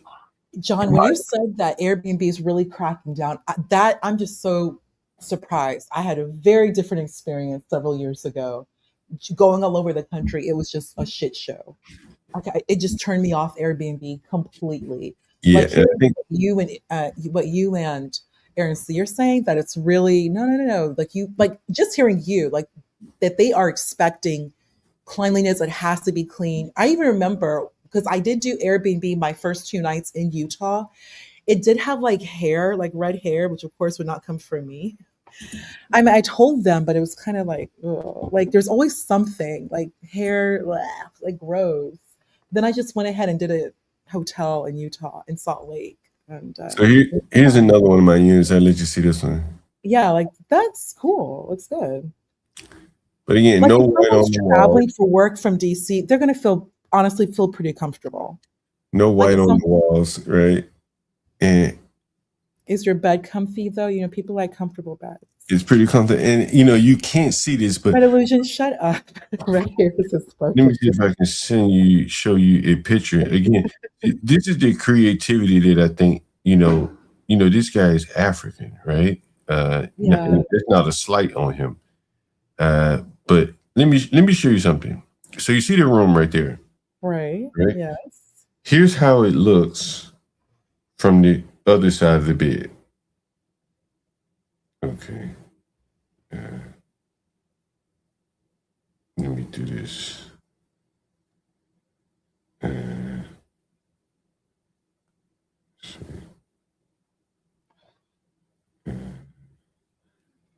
See, how do I do this?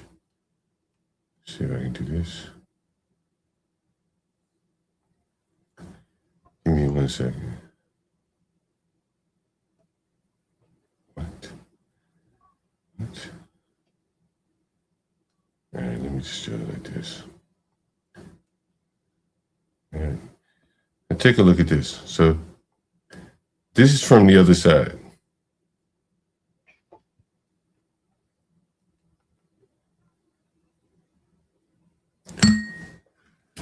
So this is from the other side. So take a look at this, Ponder. So this is the same room. You saw the room, right? And so this is the room from the other side. What, John? So you see I have the lights here? Yes. You see I have the lights right there? Yeah, and the natural light. Yeah. Right. Yeah. So like this is just an added little extra compliment. It cost me a couple $100, but how many Airbnbs on a budget are you gonna find this? Right? How many? Did you see it in his Airbnbs? How many Airbnbs are you gonna find a Kurt Cobain picture? I had to go out and get that picture made. It didn't cost me a lot of money. Just like the Nina Simone or who is it, Diana Ross, or the Obama picture, or the old dirty bastard picture. Like that adds the element of what the people want to see in an Airbnb. Character. You understand? Like let me show you something else. Right? Yeah, that's the perfect word for it. I'll show you another one. Yeah, Manos. The pictures are a nice touch. People like things like that. It's that light. Like how many people have a light fixture like that in their house? Honestly, Like, how many people you have a light fixture like that in your house? I'm not saying it's anything fancy. It's not expensive. But most people aren't going to go above and beyond and just put an extra light fixture up there, right? It's just not how things work. But in an Airbnb, so it catches people's eye. That's what they're looking for, in my opinion. Here's another one.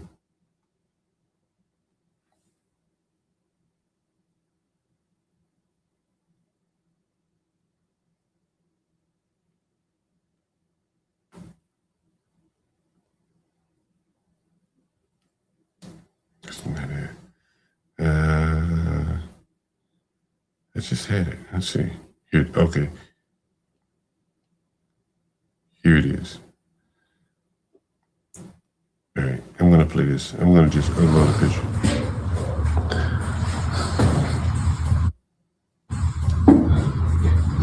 Gotta get a good enough picture. Hey, you know, When you buy an Arena Club just put the slap whole pack, damn you're thing up getting an there. authentic graded card, what the ready hell to is collect, this? trade, or flip. But here's All where right, Arena let me just put this one up here.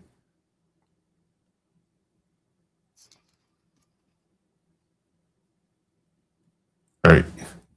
Again, you know, everything can stand a little improvement here, but you saw the last guy's bathrooms. You see my bathrooms. Here's one of my bathrooms. Is it up here yet?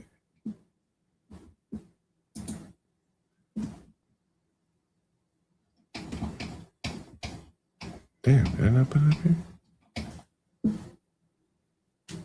I thought I just put it up here. Let me put it up here again. Share. Post. What? Damn, it wouldn't let me put it up here.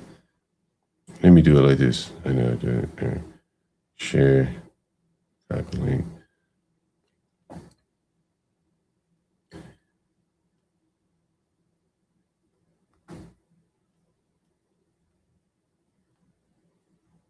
There you go. All right, here's the bath. All right, here's one of my bathrooms right here.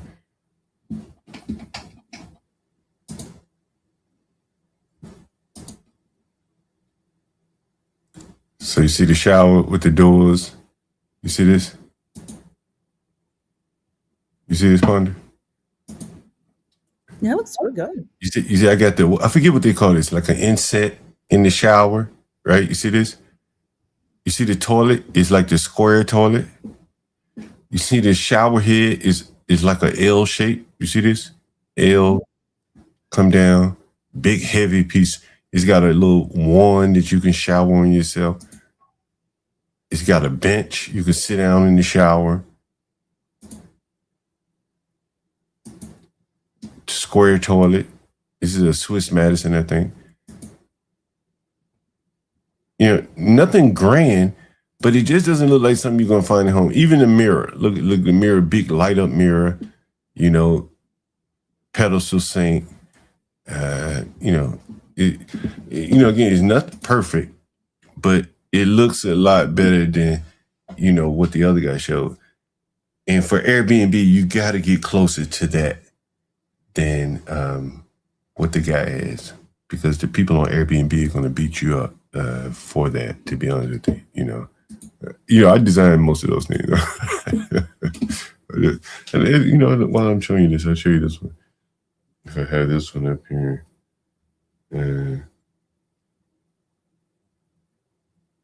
Here's another bathroom I did. I'm not sure if it's finished yet.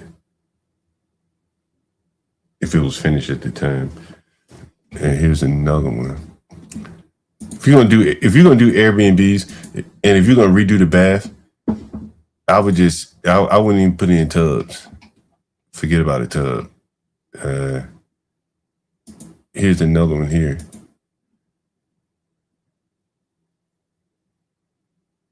You see this? It wasn't even done at the time. See, I had the sticker up. You see this shower? So you got the square tub, square toilet, the half glass shower door, gold, everything, right? That's Airbnb. That's what you didn't even see it. Did you guys see that? You didn't even see that. Here it is. Let me show it to you again. Go back. So anyway, this is a bathroom we did right here. So you see the half glass shower door? Like this doesn't go all the way up to the wall. I don't know if you see that, but it doesn't go all the way up to the ceiling, I should say. So you see the shower with the pivoting head with the wand, the inset for the soap dish, the square toilet, the gold little towel racks, the gold mirror, the gold faucet. Just for Airbnb, this is what the people are expecting. Honestly, that's just my thoughts on it. Right? Anyway, what do you think, partner? No, your rental looks great. Yeah, I think that's what people are looking for, even if they're broke. It looks great. It has character. It looks just. Well, let's be real here. That guy who called up, don't take it personally. You're running a business. There's a clear difference. There is a clear distinction between, your rentals and that other guy's rental. Like there's the other guy. That's what I was dealing with when I used to do Airbnb years ago, and I just stopped. Like I had enough of that. It looks gross. The thing is, you're going to get beat up in the ghetto. I don't give a damn how nice it is. Remember, I had a tenant. I got robbed.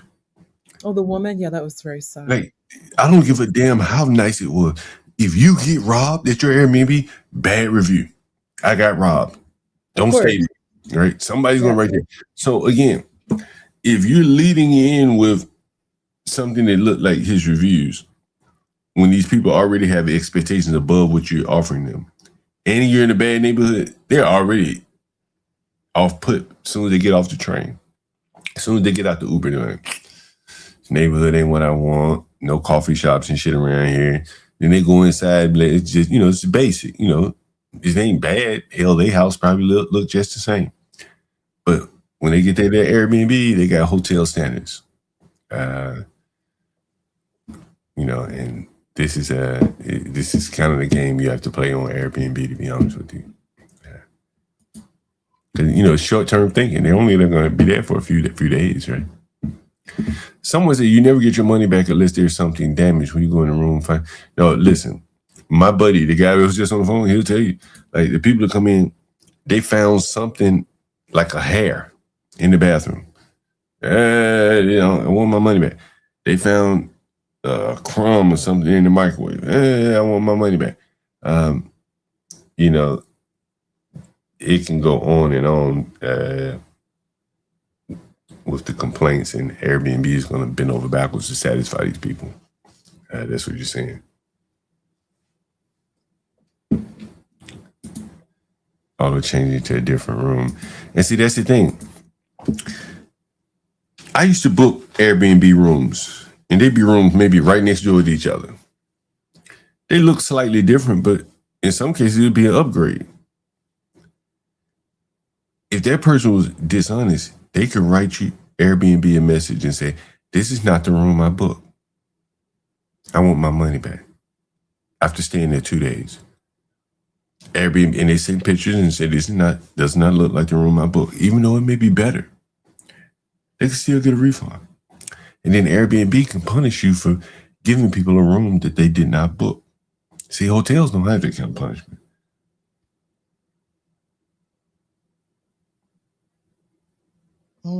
John, John, it's just difficult doing rentals.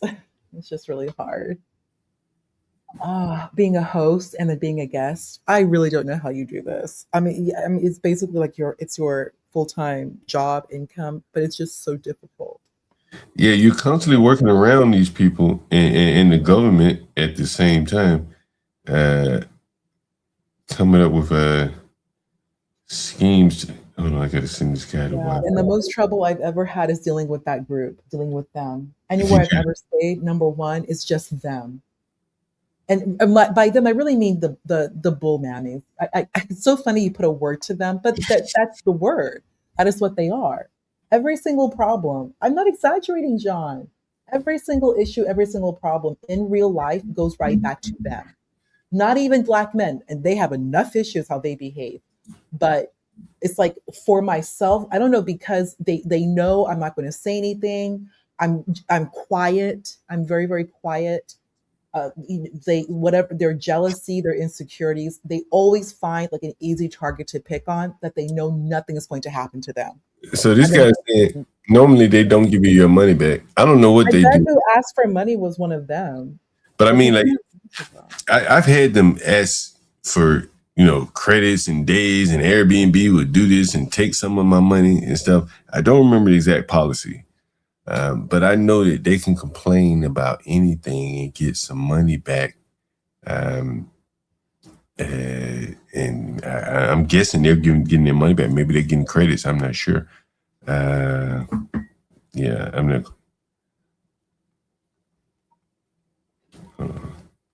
I mean, but you mentioned you don't do Airbnb anymore and you don't do Verbo. So Yeah. I guess. But, I just did Airbnb up until like 2 years ago. And, I got tired of it. Like, again, I put you in a room. Yeah, it's not the same room that you booked, but maybe someone threw up in that room. And I put you in a room across the hall. You wake up in the morning and call Airbnb and say, he didn't put me in the right room. And Airbnb punishes me and get this person a refund or something like that. They'd be like, what? Like, maybe the room's better. It's at least just as good. And it just is not for me. They have too much control over you. But this guy said normally they don't give you your money back. I don't know what exactly they do, but I know there is some punishment for the host. He said it all depends on circumstance. It used to be a handshake. Yeah, these people. He was Jamaican.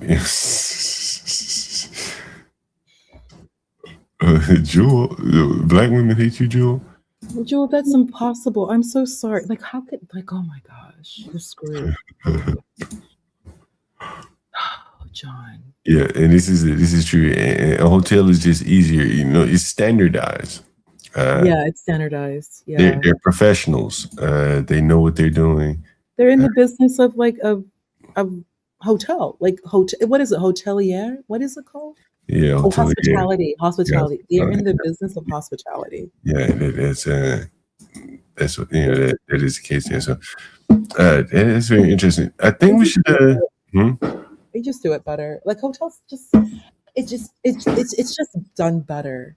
That's one of the reasons why it's better to have a credit card, because these credit card companies generally work with. I had a problem with at a hotel. Damn, can you hear that? Can you hear this shit? Can you hear this shit? Can you hear this? You hear this? Listen. Is that one of your tenants? Listen. Stomping? I can hear it. Listen.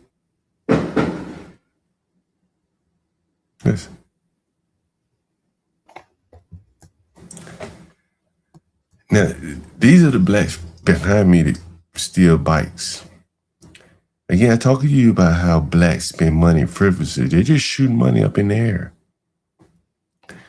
These fucking blacks don't bit more care about Memorial Day or 4th of July or any other holiday. They're just shooting fireworks up in the air. Now, we live in a dense space. Those are fireworks. Really? Right, we live in a dense space. That's really What the fucking fireworks could come into my window instead of a fire in my house? Yeah. They need to go out to the field and shoot that shit. But blacks don't give a fuck. They don't give a fuck. Like, there'd be fires every year from blacks shooting up fireworks and shit, laying on your house, set afire. And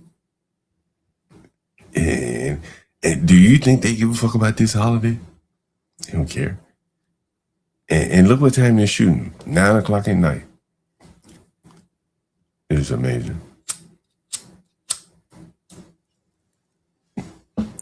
That's just as offensive. That's more offensive than calling me the N-word.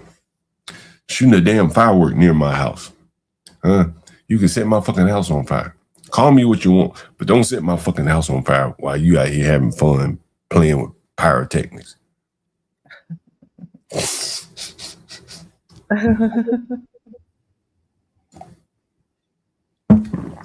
They're the party people. The poorest people is shooting money up into the air. This is the end of the month for these blacks. and they'll power back up in about 5 wait years. until 4th of July. Right. They're power. They need to have these holidays like in the end of the month. In the middle of the month, where they don't have any money. Summer, John. There's Memorial Day, then you also have June, which is a big party month. It's June. Half the year is over. Then, of course, July, 4th of July, which is going to be lit, because it's the 250th. So there's going, I don't know, you either upcharge, but there's going to be a lot of business in DC. Why do blacks celebrate why do blacks celebrate the 4th of July? What is it? Because it's a day off. It's a day off. It's a federal day Why do off. they celebrate Independence Day? Were they set free on 4th of July? What day did they set the blacks free? I'm serious. Like as much as blacks hate white people and shit, why are they celebrating these holidays like this? Like, why do they care about the 4th of July? Memorial Day. It's a free day off. But for those who actually know the history, I mean, they're black people were still definitely involved and fought in the Continental Army. Okay, I can understand the ones that fought, but what about the ones that shoot fireworks and shit? What the hell are they shooting fireworks for? The rest of the days they march them down by these countries, held them back. Then they celebrating the holidays. How the hell does that make sense?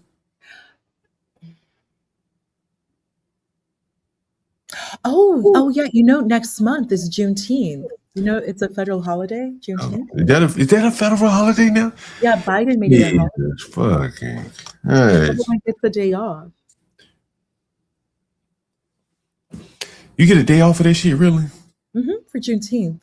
You remember that time we were discussing it about there was something like court, like they have to actually they had to actually update. It's not a when updated somewhere. It's neither a bug nor it's a feature. Like in court software, it's now a feature. You need to go ahead and update and not schedule court on Juneteenth and then notify. Like I remember there's something you spoke about last year. But across the board, it is a holiday. It is a holiday. Paid holiday too, depending where you work. Let me call this Negro. Hey, pun. Let me call this Negro upon the hold your fire for a second. Let me cut my Bluetooth on. Negro been avoiding me all this. This is what is so disgusting about these motherfuckers, because it's like, bro, if you ain't got the fucking money, just say I ain't got it. I ain't got it. Fuck it. Right? I ain't got it. Like, what the fuck is avoiding me? That puts you in a place of conflict. Now I gotta go approach him. Hey man, where the money at? Of course he ain't gonna be in a bad mood because he ain't got it. Wouldn't it have been better just to keep me at bay and say I ain't got it? You understand what I'm saying? Like, it's just so stressful dealing with these people. It's just so fucking stressful. I really they just text me and say, man, I ain't got it. I ain't gonna have it. Fuck it. What you gonna do? I much prefer those blacks than the ones that duck you, think they're gonna get it, knowing that they stupid ass ain't gonna be able to figure it out how to get the money. But they think they are. And they think, yeah, I'm gonna have it Monday. I'm gonna have it Tuesday. Nigga, stop. I've shown these blacks sitting down on my front porch. They can't even call anybody to ask for money unless they get on my Wi-Fi, because they can't even keep their phones on. Seriously. They need Wi-Fi to get on their iPad to call their mom and daddy to ask for $50, and they ain't even got it. These things are very true. This is why no one wants to deal with them. Look at it. It's 9 o'clock. Not one phone call. Not a text message. Not a yo, man, hey. But look, what's today? What's today, Punk? 20 what? 5th. I'm gonna show you. I'm gonna show you guys something. Today the 5th, right? 25th, right? I'm gonna show you guys something. Let me show you. Look, watch this.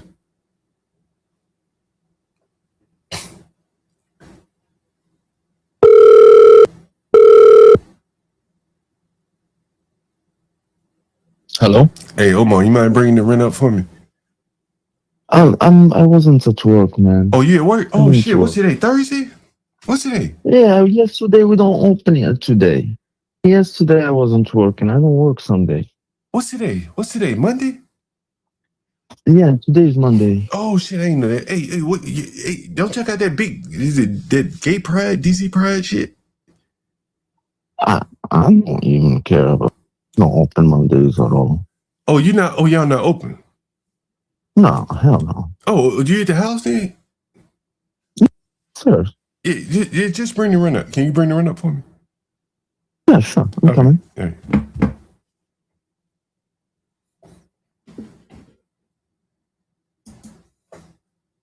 Just like that. But he's not black. Today's the 25th. The rent's due on the 1st. I'll let him pay whenever. Because I know he's going to have it. You can't fucking do that with blacks. You heard it? Yeah, sure, man. Hey, no problem. Yeah. But with the blacks, been calling this fucking black. No fucking answer. What's his number? Call this black back.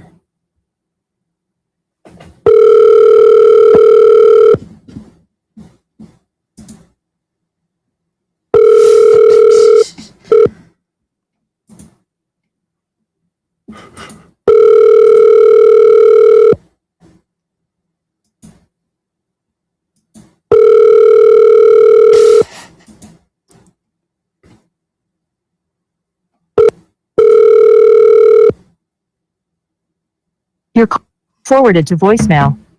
Here's the black. Avoid me. It's 10 o'clock at night. Now, if I change the code to the door ponder, what do you think he would say? How do you think he would respond? John, you don't even need to change the code. Just change the Wi-Fi.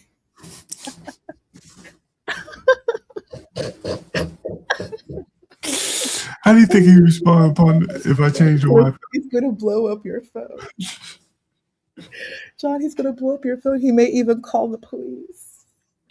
Oh my God. Hey, niggas. Hey.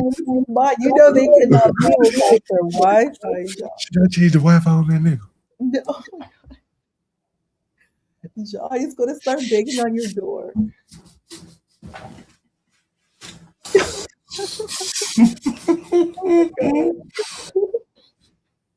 Oh my God. That nigga, man, look, man, I sleep outside on the front porch, man. I didn't need that Wi-Fi. John, I'm across the street. I'm across the street at the laundromat. I just found out I can't get on the internet. That nigga wants the laundromat in the rain. John, where's the Wi-Fi? I can't get on the internet. John, you better let me ask you. John, did you get my message? John. These blacks really are something. John, it's me. I've been sending you messages. Did you get my messages? I can't get on the Wi-Fi. Yeah, I can't get on the Wi-Fi. These blacks really. Somebody, you should shut this one off. But now. I don't think it's a red illusion. This guy does. A lot of these people may not even shower. Man, they put them bottles, so they don't even need water like that. Plus, they don't drink water. They drink, they drink vitamin water and Arizona iced tea. They don't drink water. They don't shower. So he's not even going to notice the water shut off, but you know they're going to miss that Wi-Fi within 30 seconds to a minute. Like, actually time it, John. How long before you get a text message asking if I that fucking Wi-Fi. Look, Omar just brought the money just like that upon it. Like, this is the difference between blacks and everybody else. Like, look, this is 25th. He could have spent this shit, gambled it up, done anything. Any day I call him, ask me for the rent, he got it. The blacks, if I gave them 25 grace days, and I ain't asked for that, I could ask for it yesterday, 2 days ago, 3 days ago, 2 weeks ago. If I gave the blacks that kind of fucking grace, oh my God, I wouldn't. If Omar were black, he'd come over here about $15. It'd be a bunch of lottery tickets down in this room where he trying to get the rent money by playing lottery. That's what you would see. This is the Gracie I'm allowed to get. He's been my tenant for years. And you just can't do that with the blacks. Like, look at this black. That's why I make this black pay his rent every 2 weeks. The one we've been calling. Can't get an answer. You have to make them pay every 2 weeks. Look at this shit. This is just low trust. Let's call him back.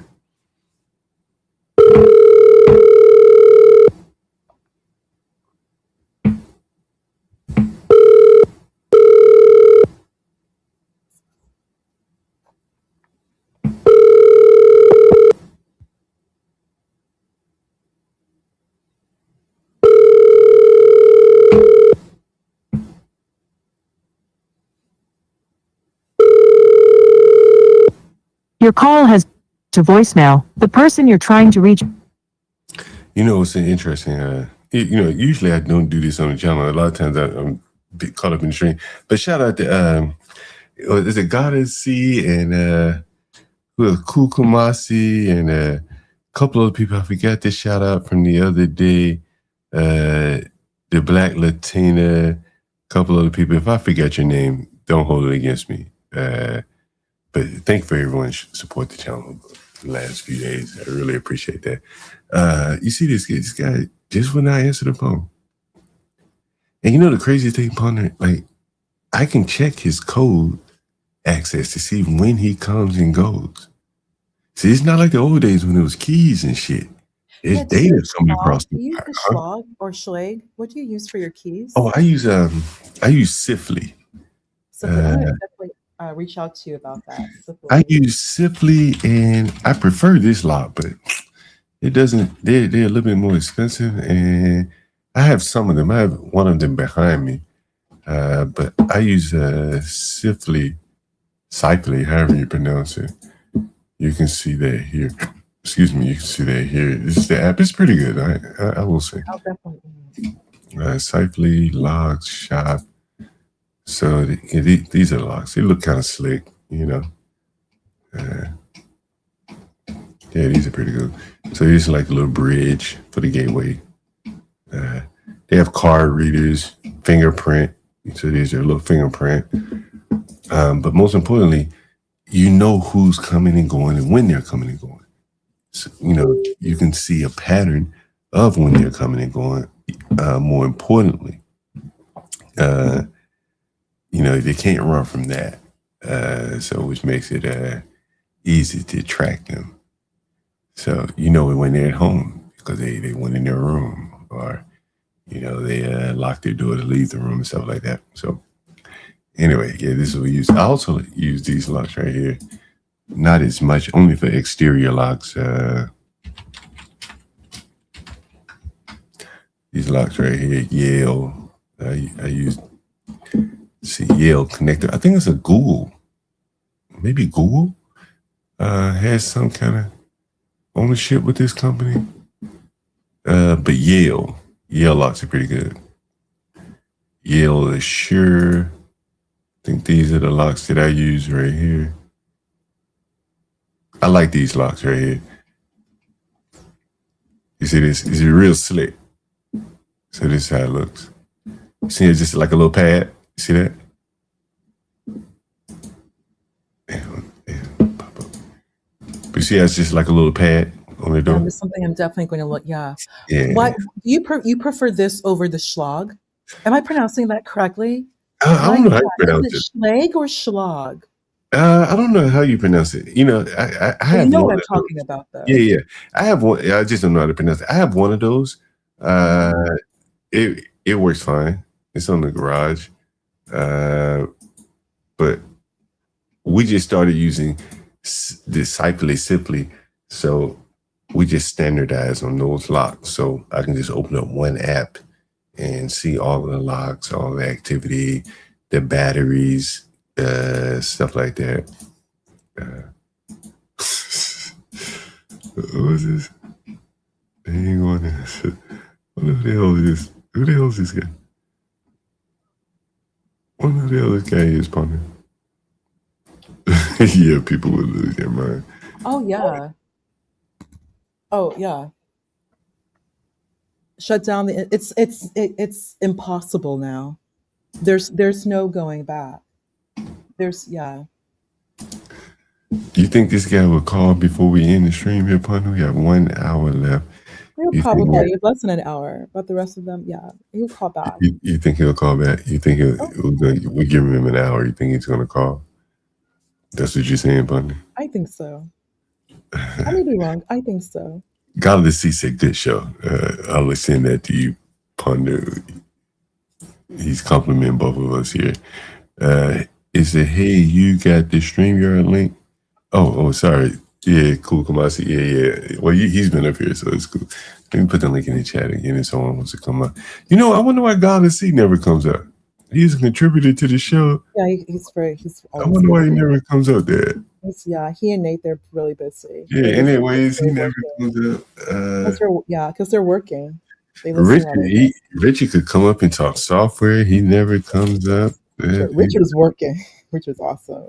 That'll be an interesting conversation. Were you surprised to hear Richard had never worked with a black software developer in 5 years? Okay, well, that's a great conversation. I know it's been a while.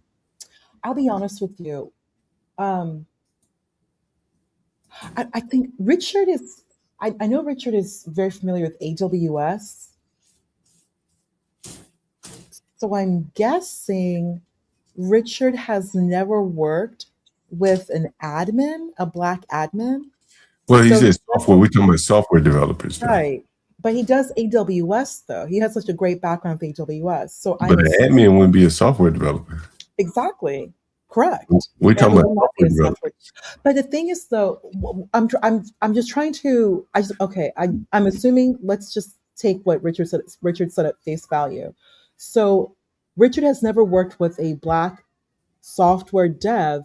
Therefore, Richard has never worked with anyone on the application side that's black. Like not even no software engineers, no developers. He said software. Where are you going with this? He said software developers.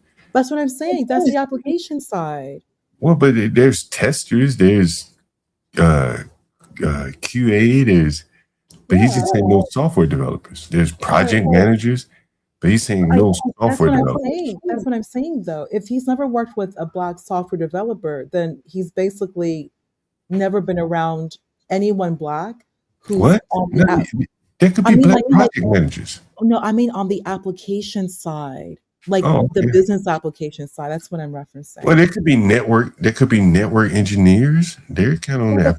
But that's exactly what you're saying. That's not dev though. They're not dev. No. He said just no software devs. But there's no one black building software or at least supporting the application. That's what he's saying. He hasn't supporting the application, you may not be a developer. You may. Oh no, you're not a developer. No. I work with them, of course. That's the business. For someone like me, a software developer, they are line of business because you're building. Do you work with black software developers? Do you work with black software developers? Okay, so I don't know why you. No, because I was thinking about what he said. Like, have I worked with anyone on the application side that's black? A lot of Indians. I mean, remember, especially with what I do, I'm going to work with a lot of on the functional side, and then their personal PM, because they're going to have their own project manager. They're going to work with their dev team, because they're going to be the product owner. So I just want to ensure, especially when I was a Scrum Master, I'm going to work with your product owner, and we're just going to, and then she's going to tell you what to build. I'll help groom the backlog, but the product backlog is going to be owned by the product owner. So the product owner is going to work with her dev team. Like in Scrum, dev is very important. They're the ones who are building the software. I always give this example right here. John, have you been in back in the day? Were you in any scrums? Remember your daily? Yeah, I used to go to daily scrum stand-ups and all that. Yeah, exactly. Yeah. When I think about it, no one black. I'm so sorry, John. I'm just looking back at it now. No one. Yeah, I don't remember anyone black in the stand-up. That's so if you look at this right here, right, and if Richard's in the audience and whoever's in the audience. Technically, this is correct. You see this? Add two numbers. That's correct, right? You see that? Yeah, yes. The sum equals x plus y. That's correct. But if I say do this, so if you keep this in mind, that's what you're doing, right? That's the operation, x plus y. C# function to add two numbers. That's a really great website. Okay, now look at this, right? So that's basically x plus y, right? Right. And I've done this example before, and without Richard cheating, does anyone see what the problem with this is? There's several problems with this. But technically this works. But can anyone see what the problem with this? This is very basic. I'm losing audience here. They're like, the hell with this. I don't want to try to figure this shit out. Can anyone see what the problem with this is?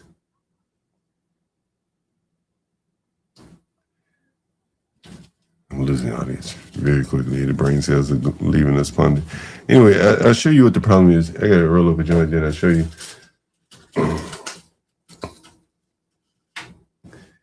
Here's the problem that you're seeing. I'll give you guys a little time. How about that? See if you can figure it out. Does anyone, if you see what the problem with this is, put a 1 in the chat. While John's rolling up a joint here.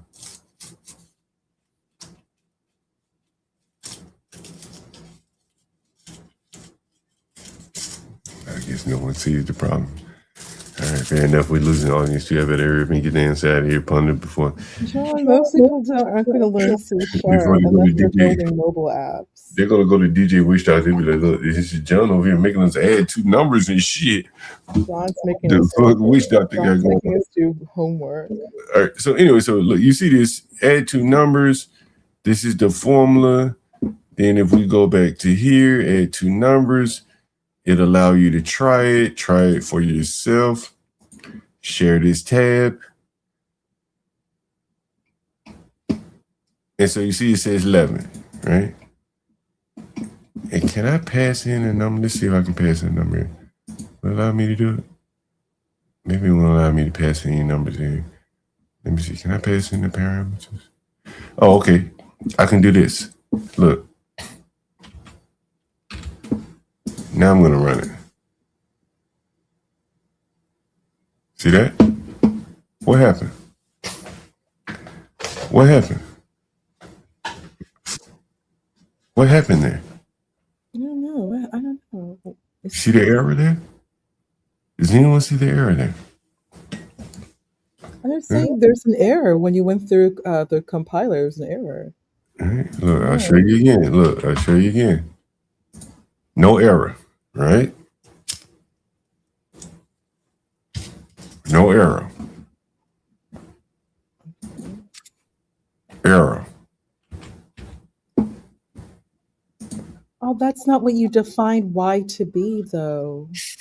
Well, I defined Y to be 6.9. 6.9 plus 5 equals what? I don't know why it's 11.9. Okay, so why did I get an error? No one knows?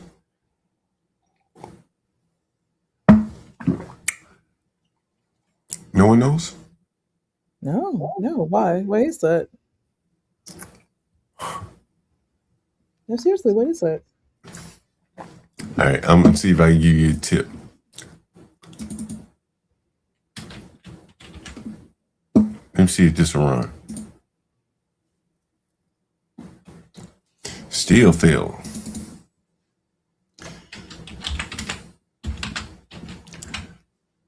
See if this will run. Still fail. Let me see if this will run.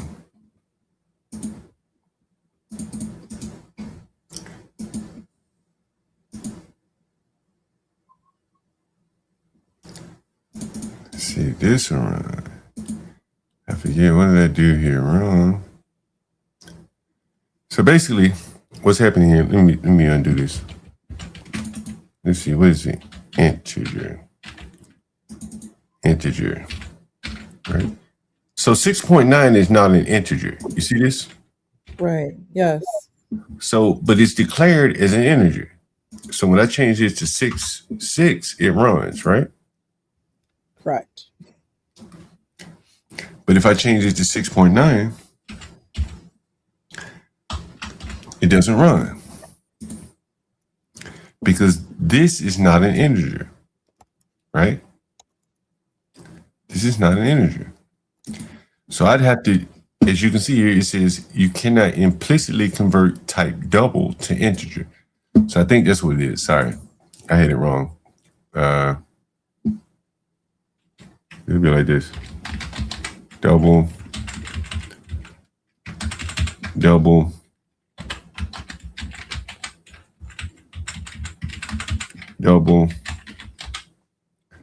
Now you see. You see it? You see that now? See how that works?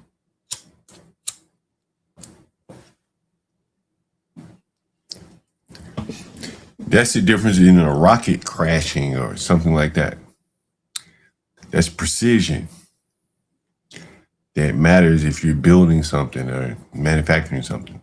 That 0.9 matters in trading stocks and stuff like that. The fractions matter. You can't just round everything up to a whole number. So that's what you're saying there. Does that make sense? Yes, it does. Oh, yes, it does. See, so you can even do this and it'll still run. If I do 0.6, it should still run. 0.6, it should still run. There you go. But if I make this an integer, you're going to get an error. Right. That's not an integer. This is not an integer. But if I make this 1, they still get an error, but you won't get that error. Oh, you can add a double. Okay, so that's it. Perfect. So what's being said here is that you can add an integer to a double as long as your return is a double. Like this probably will not compute. Let's see this one. Right, there you go. So it has to be the double. There. I probably lost everybody here. Anyway. So basically, you can't, in software, you can't add it. So this is expecting a double. A double is something like 5.9, 5.009, something like that. This is expecting an integer. Integer is a whole number, 1, 2, 3, 4, 5. So if this is expecting a double, or if this is expecting an integer, now we're going to have an error. INT stands for integer, by the way. So if this is expecting an integer and I'm passing it like a double, you can't add these two together. You can't add 1 plus 5.009 because this is not an integer. So you'll see an error. But if I take out the 009, then it'll run. There you go. So I hope that makes sense. So it's like the strict typing and stuff like that. That's how that works.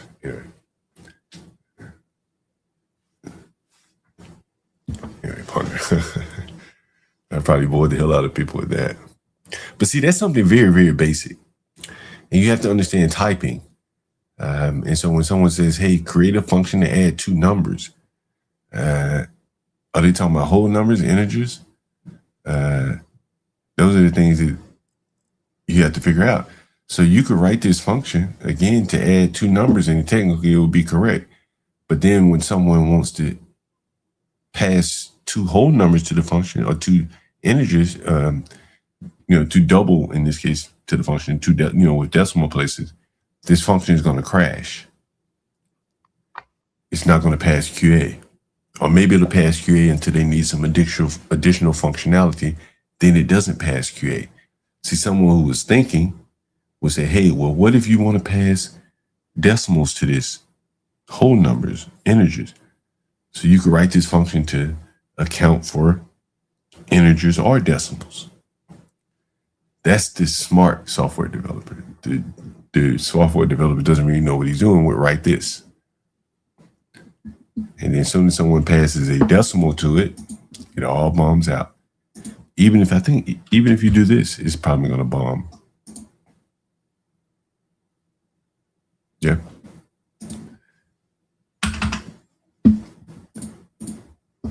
I don't know if that makes sense. Anyway.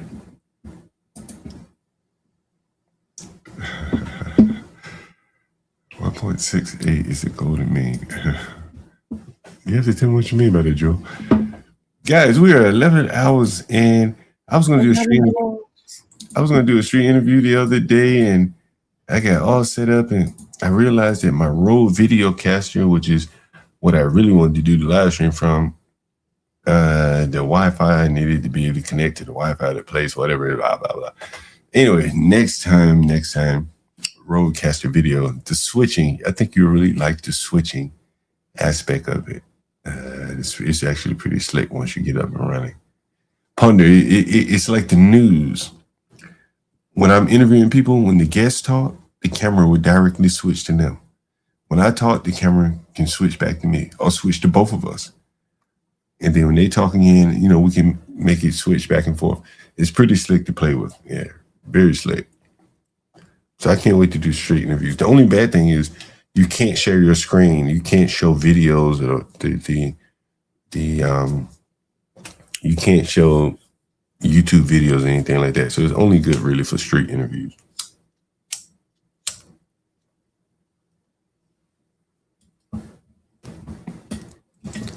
You have the summer, Joe. Yeah, I'm excited about that. Maybe we have to get a Wi-Fi hotspot or something. Or some place here is like an open Wi-Fi. But we'll figure it out. Either way it goes. Otherwise, we'll just do OBS. Do it like that. One of the two. Damn, so this guy's not going to call me back before the stream ends? You don't think he's going to call me back before the stream ends? Maybe I'll show you guys a little more code here while we're at it. C# function to accept. Hi, John. I'll be in the chat. All right, Ponder.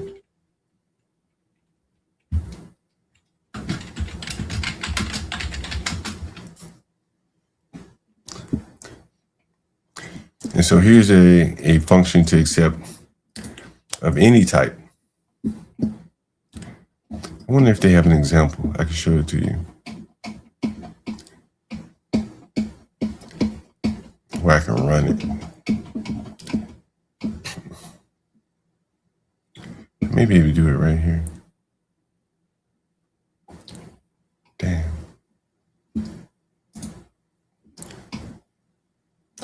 So anyway, I'll explain this to you.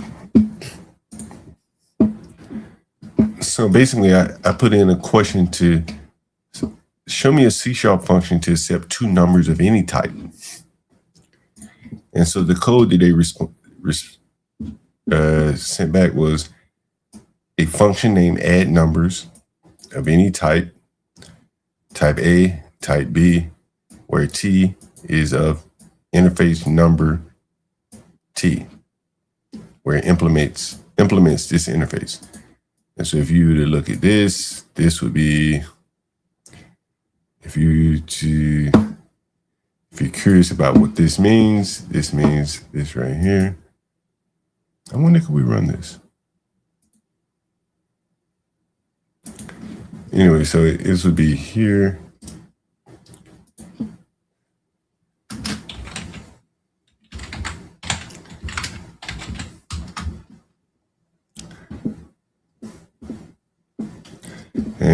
here's the explanation for that. It's a generic math interface introducing .NET 7, .NET 6. If you want to write a function that added two numbers or calculating an average, you had to write separate overloads, blah, blah, blah, blah, blah. And so here's what they're saying. Basically, it allows you to pass any number type to variables, and it'll return the sum of that, of type T. So that's how you would do that there. I'm not sure if that, oh, I wasn't even sharing it. Yeah, that's it right there. Anyway, that's I think that's pretty much explains that. And let me call this guy one more time here.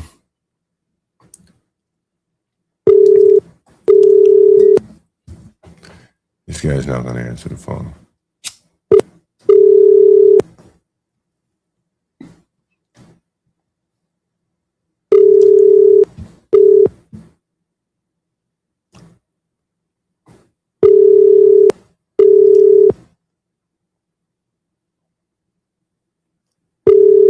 This is amazing.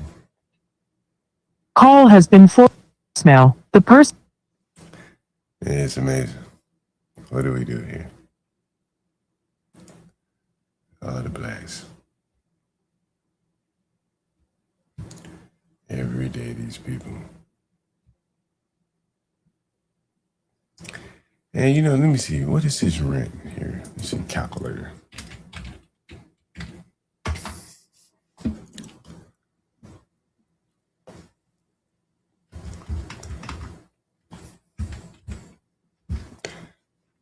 Is there, wait a minute.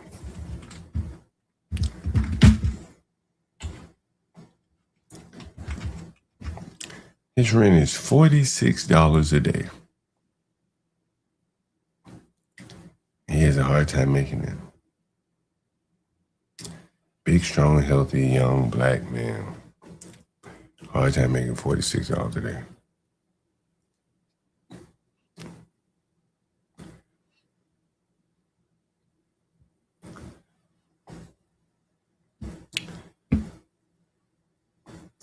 No answer from him yet. No text message.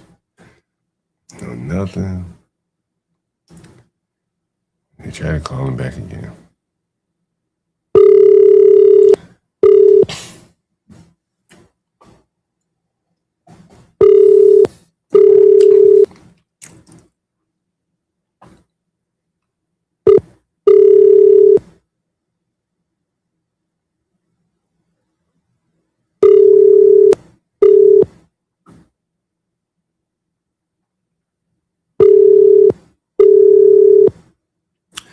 Amazing. Yo, anyone know what's up with CT, man? He wasn't struck or anything. Is he just taking a break? I haven't seen him for like 5 days.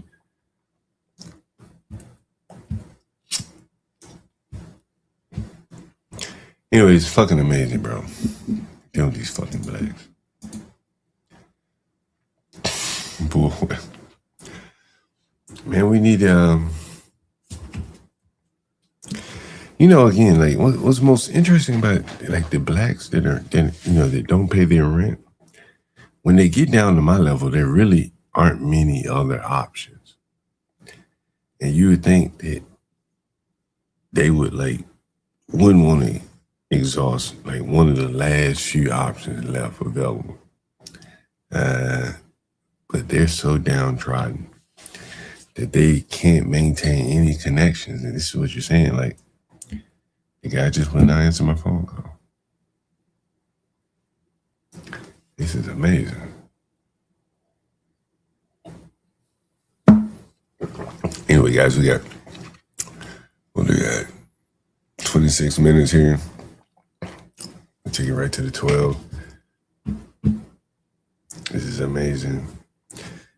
What did you think about the guy got upset about us reviewing his Airbnb? You think he got a little sensitive about the comments or what? What do you think about that? Was he sensitive about the comments? Or did he think we really want to dox him? Did anyone figure out where he lives by looking in his bathroom?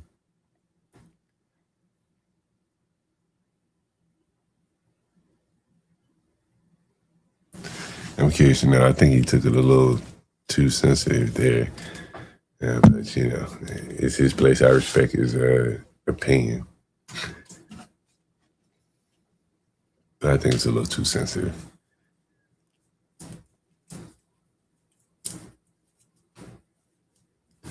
Anyway, guys, you think these guys are going to answer the phone here? Am I going to have to go visit him or something? Should I cut the Wi-Fi off? Your call has been forwarded to voicemail. Yo, he sent me the voicemail earlier. I'm egging it on. What am I egging on, Sam? What do you think? Sam, why do you never come on panels, by the way? I'm curious to know.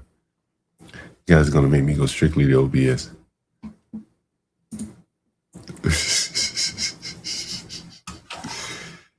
That's what I'm saying. Like, they're disgusting people, man. Like, they really are disgusting people. You can't get around that. Fucking disgusting.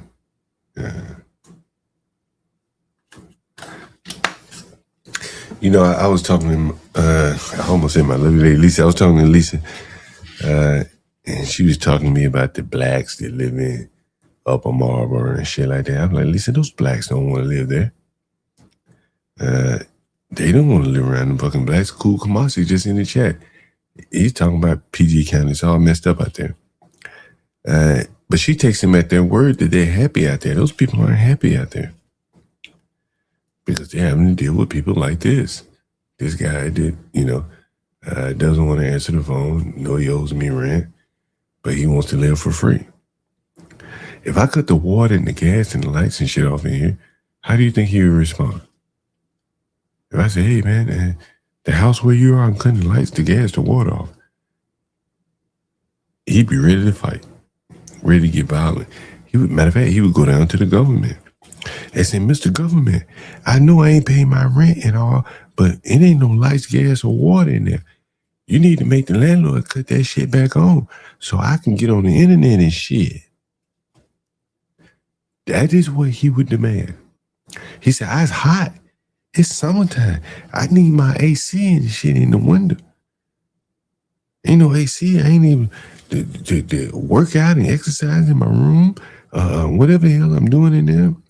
Too hot for my baby mama to come over and have sex with her. I need my landlord to cut the lights, gas, and the water back on. This is what the blacks would say. They would demand to more or less live for free. And you're seeing this right here from this young black man who is avoiding me and avoiding paying his rent. And if you've been watching this channel anytime now, you already see the pattern. You already see the pattern. But what's driving the pattern again is this same behavior that's keeping him from being honest and just paying me. It makes employers and everyone else not want to deal with them. So it becomes like a virtuous cycle. Okay, you behave like this, so no one wants to hire you. Okay, you behave like this, so no one wants to hire you. Now you're going to have a hard time paying rent because no one wants to hire you. You're going to have to feed off the lowest rungs of employment, the people that just really can't find anyone else. And those typically aren't the most viable, profitable businesses. And so this guy finds, I wonder what kind of work he does. I think he said he does tattoos on blacks. Can you imagine letting a black do a tattoo on you? Can you imagine that? A black do a tattoo. Can you fucking, Angry Man used to do tattoos. Can you imagine Angry Man or this black right here who can't even hardly pay his rent doing tattoos on anyone? I wouldn't allow it. But anyway, this is what the blacks are down to now, doing back alley tattoos and leaning on their landlord for rent. And there ain't enough blacks willing to get their black ass body scarred up with tattoos, I guess, or willing to let him do it. They probably want white people to do it. And this is where they make their living. And yeah, I've been seeing this steamrolling along for probably the last 30 years or so. Anyway, very interesting. Very interesting. Yeah, he's a black tattoo artist on. It's stupid to me.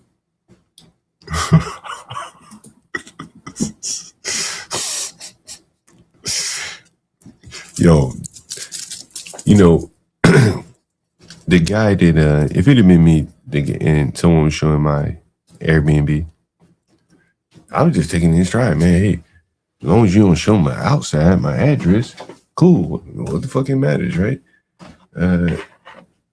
But you could tell he was very hot and bothered about the critique of his Airbnb.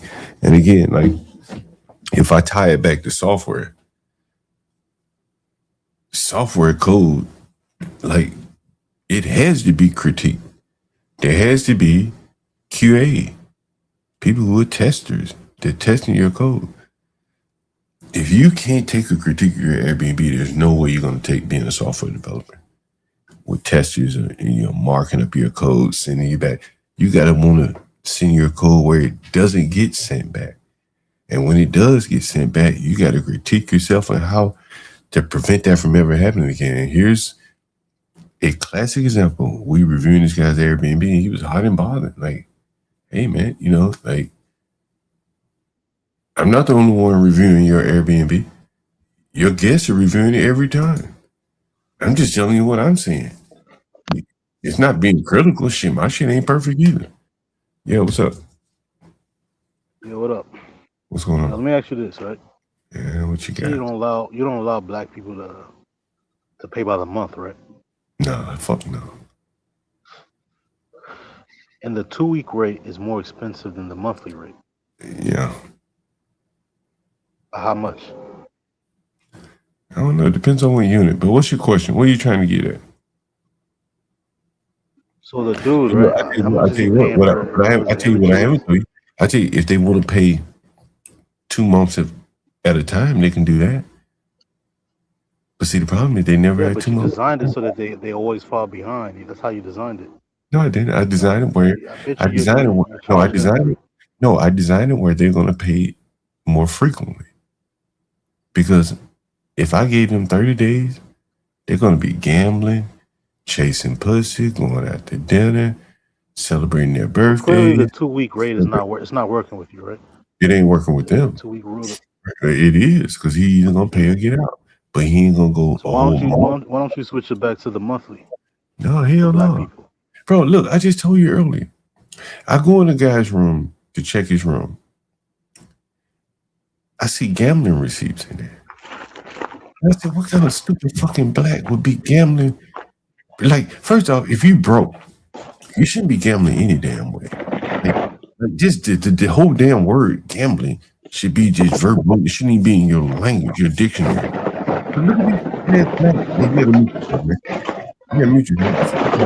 Look at these stupid ass blacks gambling, smoking reefer. They can't even pay their rent. This is fucking stupidity, man, on steroids. What do you mean? Yeah, I'll unmute you, bro. You gotta feel the noise, bro. Come on. The noise, bro. The noise. Yeah.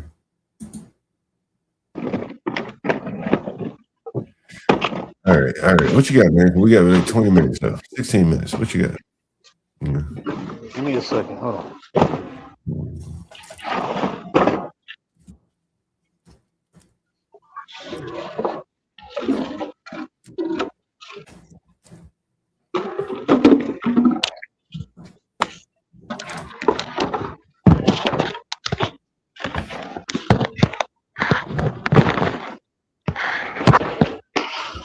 Man, what the fuck are you doing, bro?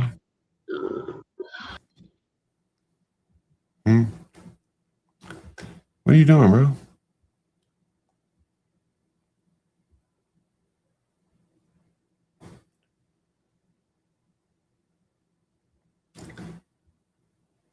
Did he leave? Oh, he left. Okay, all right.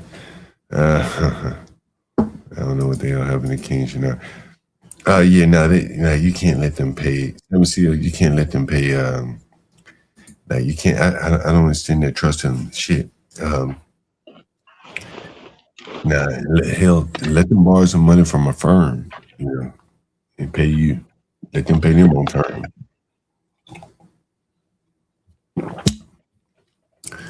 Maybe I should start telling people, hey, go to a firm, motherfucker. Klarna. They'll loan you some money. Buy me a damn tool off that motherfucker and pay them back. How about that? Buy me a chainsaw, motherfucker. Yo, what the fuck are you doing, man? You over there just making noise over there or what? So like the 2-week rate, right? Yeah. But how much is a week? How much is a week for that? It depends on what room, man. That What are you one trying to unit. ask? It depends on what room, man. What are you trying to ask? The room that you got them in. You know what's so interesting? Every week, how much is that? Look, hey, shut up, man. I don't want to talk about that anymore. I got something I want to say in the last 16 minutes. I got this tactic that I've been thinking about. Running it on blacks. And I want to do it right here on the stream to prove a point, if I'm right. This is what I'm thinking about doing. And it'll show you how poor blacks are. Or maybe the lack of future forward thinking, future time orientation. Since blacks want month to month, I'm going to price my month to month higher. Right? So I'm saying, look, in the ghetto, if you want month to month, it's going to be $1,100 as an example. Or you can pay $250 a week. Which do you want? Ain't no $250 a week. I'm gonna tell you, like 300, $350 a week. Be quiet. I'm giving you a hypothetical. I'm gonna price it cheaper by the week than by the month, right? Is that what I said? Yeah, I'm gonna price it So cheaper by the week than by the month. But listen, here's the caveat. So if it's $1,100 per month, I'm gonna charge $250 a week. That's $1,000. Now, which would you choose? $250 a week. You choose $250 a week. Actually, I wouldn't even choose that. But look, I get it down to like $800 a month or $900. Oh shit! Just play along for the fucking sake of argument.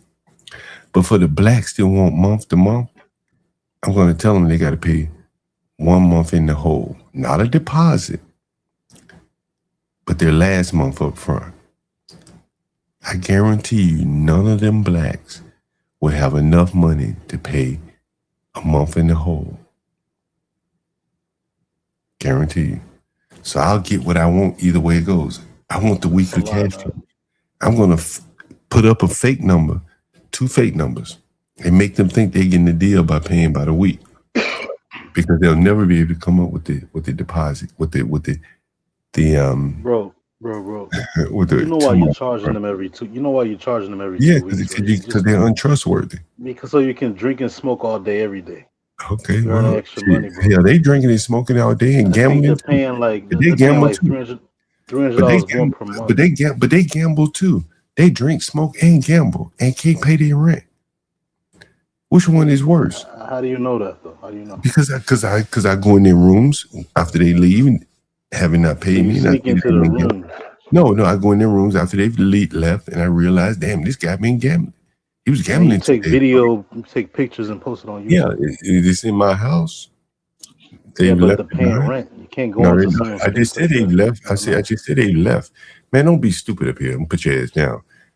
They left the place. I look and see what's You just said you know when they come in and out.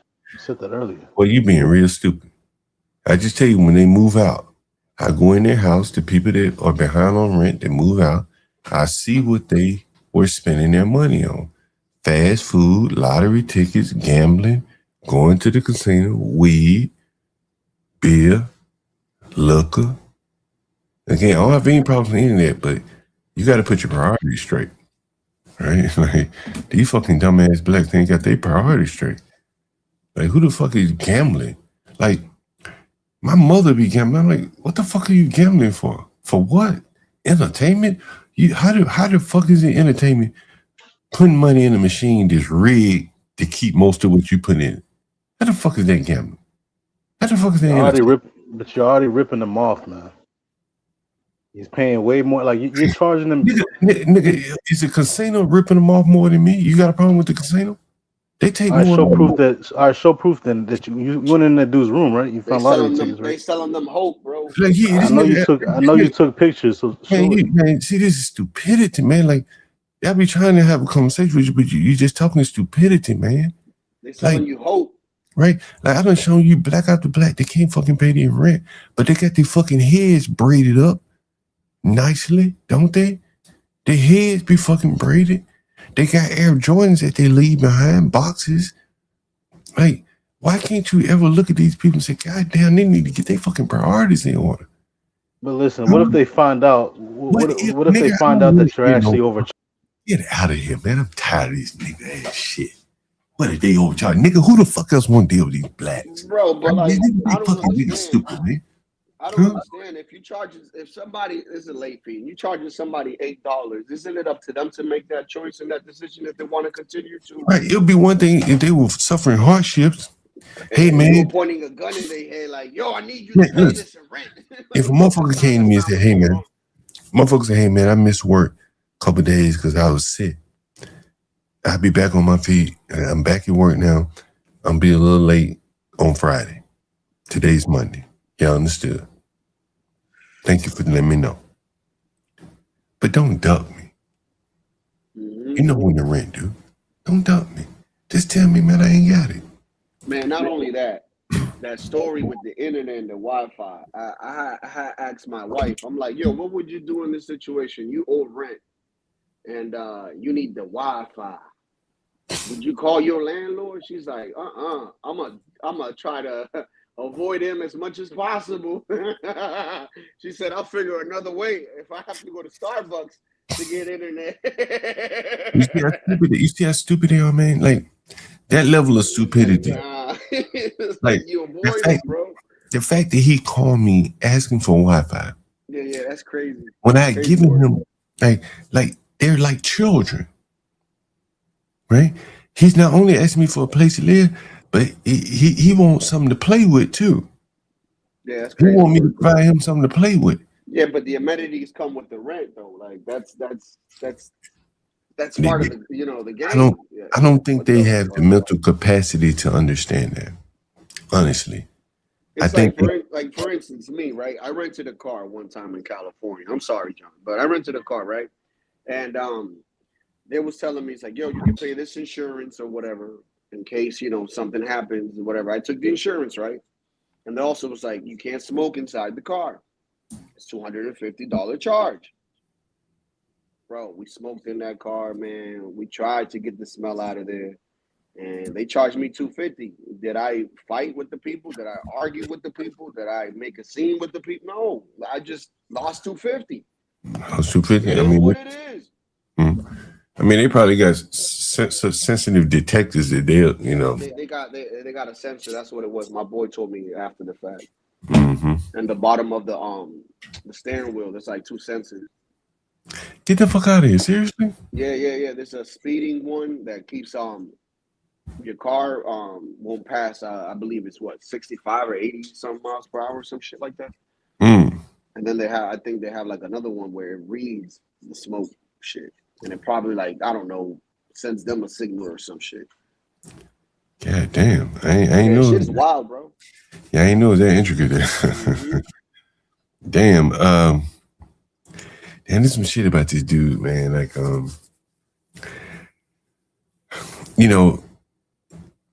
I'm starting to be brave about this hair shit. I'm starting to see a pattern. Honestly. I know that I'm not dark skinned, and I know that I may be Hispanic and light, but I mean, when you don't talk or whatever, people would assume that I was, from fucking Cape Verde, which is Africa. A lot of people would get that, from me, and I'm like, nah. I'm Dominican, like, you know what I mean? Yeah. Once I cut that hair, bro, I don't get that shit no more. It's like, you Canadian? No, nah. They don't even ask me. Yeah. I'm starting to So agree. it's weird. You know, I don't know if you saw the pictures of that Spanish restaurant that I went into that was turned around by the Hispanics, that the blacks had fucking turned into a rodent trap. Bro, Did you? yeah, but have you ever been to Miami? Yeah. Man, come on, man. All you got to do is walk in South Beach, bro. All those girls that are trying to give you menus to try to get you to eat at their restaurant. Right. That's Come right. on, man. No, Like, you're stop right. playing with me, bro. Those Yeah, are you're right. Asian tents, man. Yeah, no, you're right. You make a very good point. And this is what I'm saying. Like, these jobs, like, a board member can't get those jobs in Miami. Nah, they'd be in the back. They'd be in the back of the kitchen if they could cook. Man, they without not even ramen. being seen, bro. They don't even want them bitches waddling out there to they don't want to be them women seen in Miami. It's just all about like aesthetic, bro. Everybody pretty in the high end restaurant down there. You know, like everybody's trying to get on. There's usually males working in the back of the kitchen. Right, and they probably halfway good looking, trying to get on. You know what I mean? Trying to be in the same. Right? It's just something about a pretty woman. Like in certain situations, the prettier the better. And I mean, this was what was it? This restaurant that used to exist back then. It was so successful for that reason. Hooters. Hooters was successful for that reason, man. But you know, they went woke and started hiring fat bitches to work there, John. It don't work like that. It don't work like that. But you know, as I was saying about this hair, man, and you know, I think there's some like what they call it, overlap, correlation, whatever. Maybe correlation, causation, which is which, chicken and egg type thing. But I've never had long hair, never. That probably just doesn't fit my personality. My buddy Philippe never had long hair. You know, for whatever it's worth. And that's not, I had a Jamaican manager. He had dreadlocks. I worked at VML, advertising agency. It's on Madison Avenue. But I think down on the level, on the street, all that funky hairstyles by black men, just having it woolly, the old dirty bastard look, this dreadlocks, cornrows, intricate cornrows, dreadlocks. None of that shit is mainstream. That's my unfortunate thought. That's my thought. I ain't gonna say it's unfortunate. That's my thought. And as a landlord, shit, I'm dealing with stopped up toilets and sinks and tubs. The same fucking nigga who behind on his rent, he cut that fucking woolly ass hair in my sink and stopped up the sink. Like, and I know it's him because the other guy that's up there using the bathroom with him is a bald head. So that can't be him. And so it's just like, I don't know, it's just there, you know, there's just too many bad characteristics of the people that have.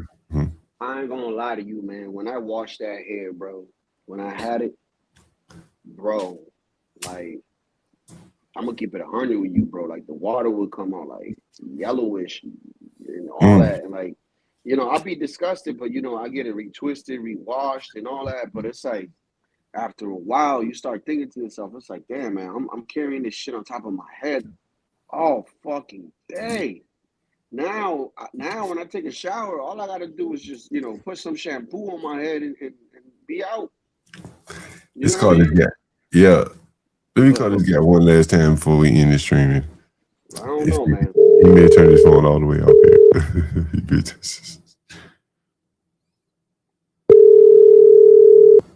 Your call has been forwarded to the person you're trying. So I'm saying a very dishonorable group of people there. And everything that comes to them, they're earning it. They're earning their reputation day by day. You're seeing it here, at least for me, right? Your last word. Who you trying to call? It's one of the tenants that owes money. That's the one that stopped the tub up. Yeah. he put your shit straight to voicemail, dog. Wait, I'm trying to think. Do I got a picture? I'm trying to think. Do I got a picture of this nigga Latino? Let me see if I got a picture of this nigga. That shit said voicemail. Yeah. Let me see if I got a picture of him, Latino. Yo, man, that shit is wild. That shit said Let me see. voicemail. God. Shit remind me when it was Friday, bro, and it was time to collect. Motherfuckers be dodging my calls, man. That should be pissing me off. At least let me know, man. Be like, yo, something came up, bro. I got you Monday or something. Damn, man. The last couple of times he's paid his rent, he had a woman pay his rent. Oh, so he's a dick slinger. I think I got a picture of him somewhere. Dick slinger. Yo, I don't understand these dick slingers, man. Because it's like, yo, if I was a dick slinger like that, right? Why won't you just get yourself a white old bitch that got money, bro, and just relax? They ain't in that class, bro. They ain't in that class, bro. Like, well, then build yourself up there, man. They ain't in that class, bro.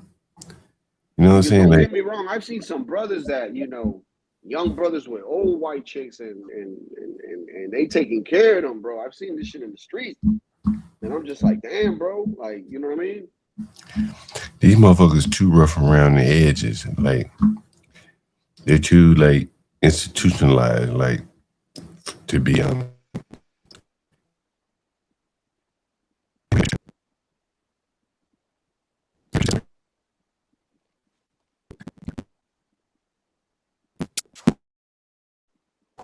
Crazy.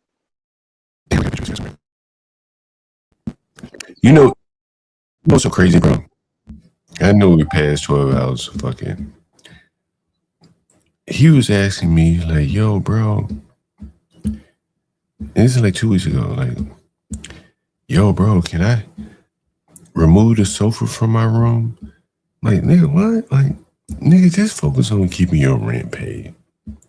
How about that? Like, get settled in first, bro, instead of trying to come and rearrange shit. But that's like, that's the thing, is like, you want to come and try to rearrange shit, and yo, I got a picture to do. Oh shit! Yo, wait. I knew I had it. Wait. Did you just say that he was rearranging shit before he even gave you the first payment? After like the first payment, he like, yo, man, you know, maybe 2 weeks in, can I change up? Can I move this sofa? I'm like, nigga, where you gonna move it to? Like, what the fuck? Like, bro. Right? Like, oh my Lord, I be exercising. Motherfucker, exercise outside. Now it all makes sense, bro. When listen, when you ever been into a hotel, you try to move one of those beds somewhere else. Yeah. You try. And now it all makes sense, bro. These fucking dumb black. Like, yo, why they got these fucking beds bolted to the fucking wall, man? Right. These fucking dumb blacks, they like he wanted to move the bed so he could exercise. See, he gotta keep up. Well, he gotta remember he's a dick slinger. So how you sling the dick with his body? He ain't got nothing in his fucking head. He an empty head. So he sling dick with his body. So he puts a lot of emphasis into his body, working out and shit. Right? This is how the dick slingers live. Right? So here's the picture of the dick slinger. Here's a picture. Like, this is really upside down, I know. But let me see if I can get a picture. Here's the picture of the dick slinger. Now it all makes sense why those fucking beds are bolted to the wall in the hotels. Yeah. Hey, man, because I always try to like realize like why, like who the fuck is gonna move a bed in a hotel, bro? Like I sure ain't. I don't got time for that. I'm in and out. Like the only reason why I got a hotel is because I want to sleep there. Yeah. What? And let me show you this nigga. That's crazy, bro. This is what I'm saying, man. That hair thing, I'm gonna start like weeding out people straight off hair, man. Straight up off the hair, bro. Like, look at all that hair on this nigga's head. Like, where can he work? Where can he work, bro? Think about it. Look at all that hair on his fucking head. On his whole fucking head and face. And you think about it, like this ain't some kind of motherfucking genius that just want to grow his hair out. This is some lowly nigga that he got to be applying at the lowest of low jobs, right? Just look at it, right? Richards call me hair credit check. But this is some lowly black, and you really have to start to ask yourself, where can he work? Where can he work? I mean, anywhere he work, you're gonna have to get a specialized hairnet. Who's gonna hire him though? Like again, like he's got to go in somebody's job looking like that. Hey, sir, Right. I'm looking for a job. Hello, are you hiring? And they look him up and down, and they say no. Think about that shit. Look at him. Would you hire him? That's the credit check right there. Do they look like they could put an application in anywhere? And somebody would say, yeah, I'll hire you. Man, John, quite frankly, like if me and my friend always talk about, starting up a business and stuff. And we always, come to the conclusion that if we're going to hire somebody, it's definitely going to be Central Americans, bro. Because we're not going to have no issues with them. They're going to be there on time. They're going to do on and beyond. They're going to want to bring more employees for you. So at the end of the day, you ain't got to worry about that shit. And they're going to bring good people too. So it's a win-win situation, bro. When you hire one, bro, and you have a business, bro, like you ain't got to worry about shit. Like, listen to this guy. Listen to this guy. Oh, okay. Yeah. Yeah. How you get over here? Drove Uber? Yeah. Oh, okay. Yeah. Look at him. Look at him. This motherfucker about 30-something years old, Dick Slanger. Basically, in America, he's unemployable. He's worthless in America. There's nothing that he has that someone better placed. Well, he ain't worthless to the bull man. That's about it, right? To the lowest of low. But he's basically, outside of them, he's worthless. Right? Would you agree with that? Selling day for food stamps. Right. Wow. But in the private sector market where someone has to take money out of their pocket and pay him to do something, he's worthless. The minimum wage be damn. The minimum wage could be $5 an hour. No one's paying him $5 an hour. No one wants him around. Would you agree with that? No one wants him around. Look at him. Not even for $5, bro. What do you think? For what you would get him to do? You think he would clean up those piss bottles? Oh hell no. Okay, you're not gonna do that. He'll cuss you out for you even suggesting it, bro. He wastes shit all over the floor.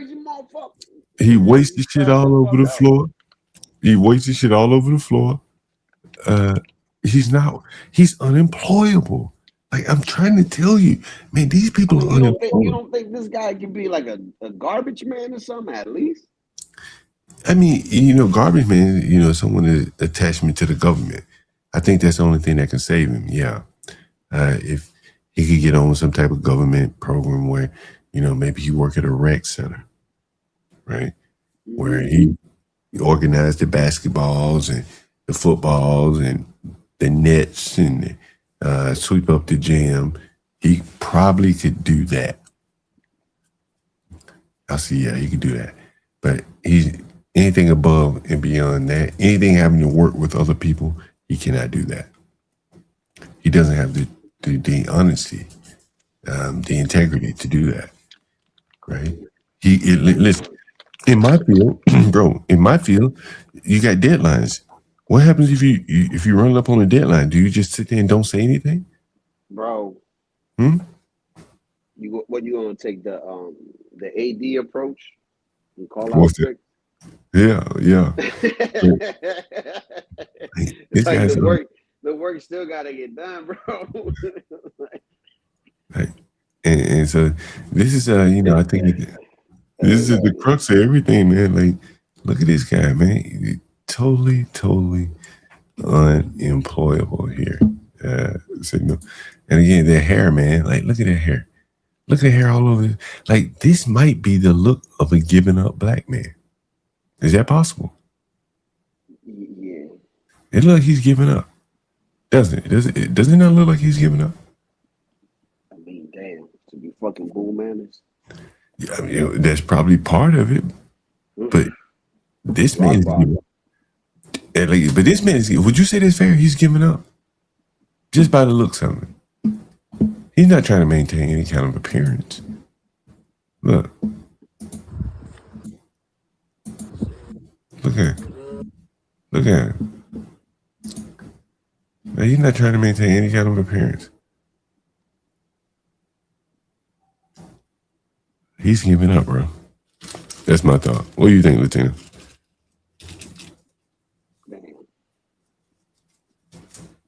I mean, shit. I'm gonna have to agree with you, man. The bull manners, man. You think the bull man just sapped all his motivation? It's no. I mean, shit. That's the only motivation he got. I mean, if that's the only motivation he got for them bull manners, then you could pretty much say that shit. Yeah, he's giving up, man. Because like, why won't you put that same, you know what I mean? That same strength that you're gonna put into those bull manners into doing something in life, bro. But the bull man might pay the rent, right? Like, he had to get up and go to work. Someone says he can barely sort packages in Amazon. See, the problem with someone like him, is he doesn't take direction very well. If you say, "Hey, man, I need you to speed up," you get behind it. Like, now you got a possible confrontation with this violent ass nigga. I gotta speed up. Right.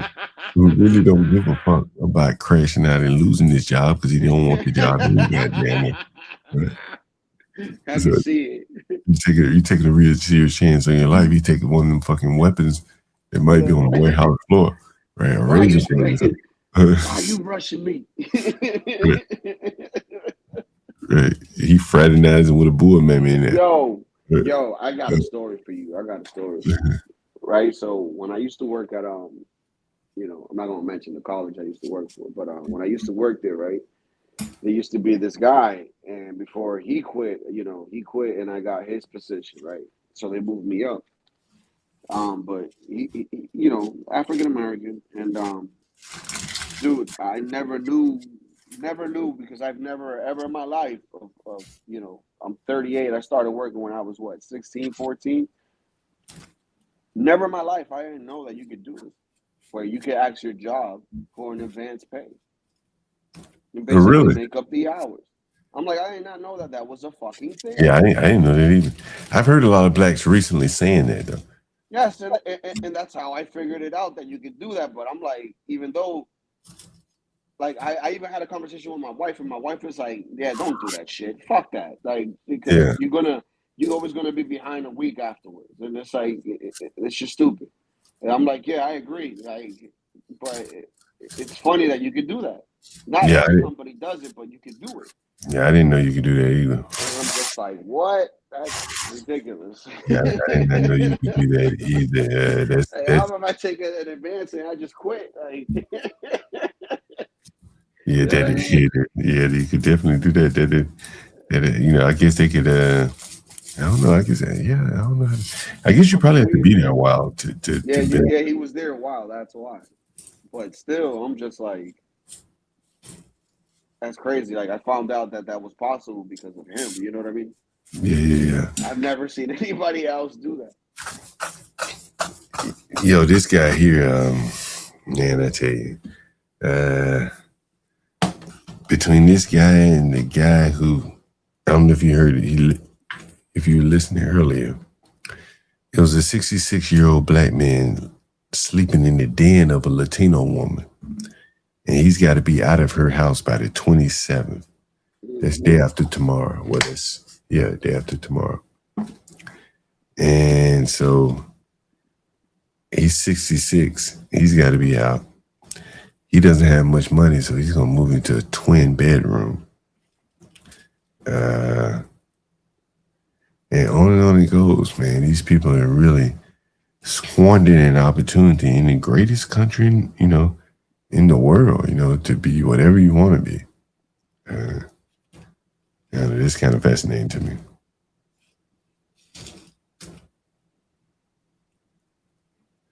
You think we should get that guy calling in, Latino? Yeah, try one more time. Should we try one more time, guys? What do you think? One more time. Latino, you going live tonight? You want me to see your raid? You going live tonight? Shit, fuck it. I'll go live, man. Shout out to Memorial. Just have an open panel. Yeah, I see your raid. Don't have shit. You got to set the stream up, though. I don't really have much to talk. So I'll just bring people up. Well, give me 1 second. My daughter.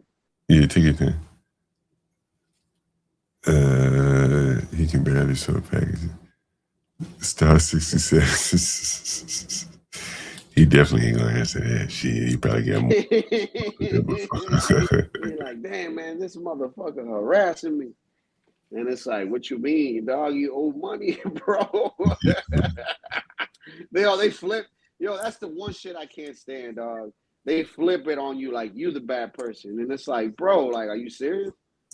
Bro, I had to get a wax ring replaced on the toilet here this week.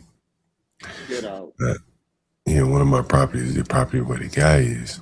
The toilet was leaking in the bottom? Yeah, so I told the guy, hurry up, man, make sure you get it done quickly, because I don't want to hear this nigga arguing about it. I couldn't take a piss one day, 1 minute, one time. I couldn't pay my rent. So I already know. You know what I mean? And so you had to keep these types of things. Right. Any little excuse they can make, they'll make it. But then you bust your ass to keep him from making excuses. And the motherfucker don't even recognize that. This is like, again, one of the reasons why no one wants to deal with them. It's fucking disgusting behavior, bro. Fucking disgusting behavior.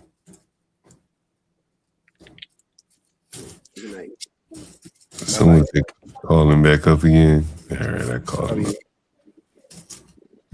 I call him back up again. That's okay. I got it. All right. Thank you. Good night.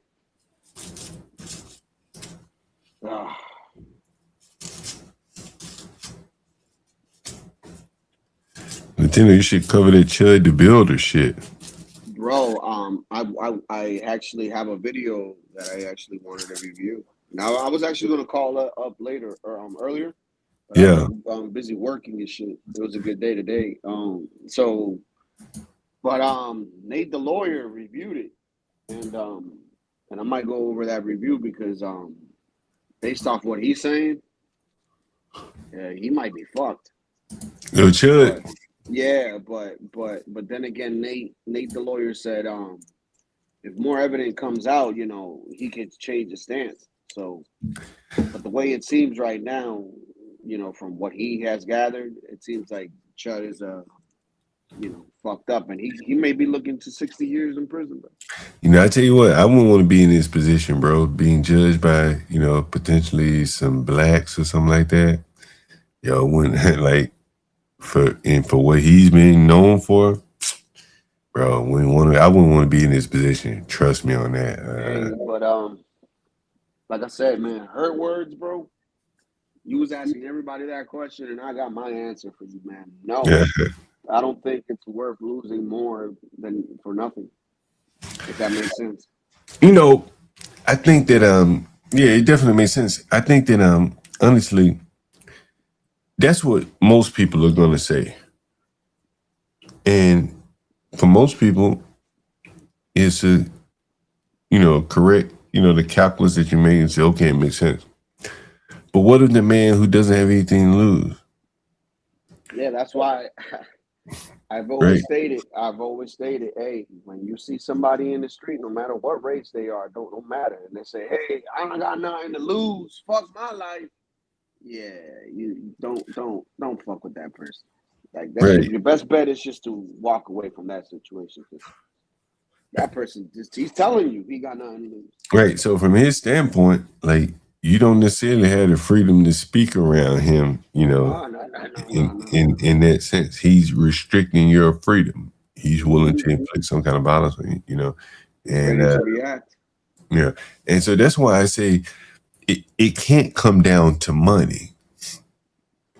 So when you see someone like Anton Daniels, when he talks about it, he said, you know, I ain't about to lose all I got for Chud the Builder.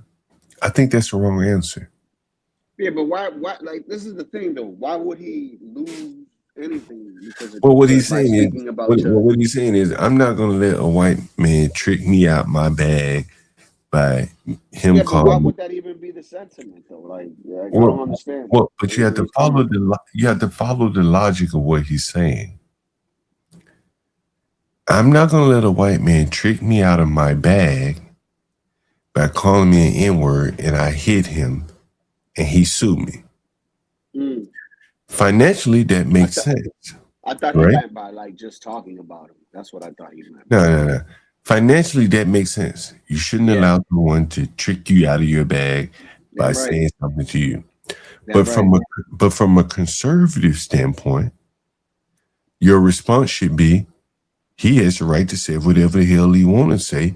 This is America. I agree with that. You understand? Like, it shouldn't be about money, because what if you don't have any money? There is no bag to be tricked out of. And what you're gonna do? Spaz out because you don't have money? So that's the Right. excuse. Right. So your response should be, you should have the right to say whatever the hell you want to say. He has the right to say it.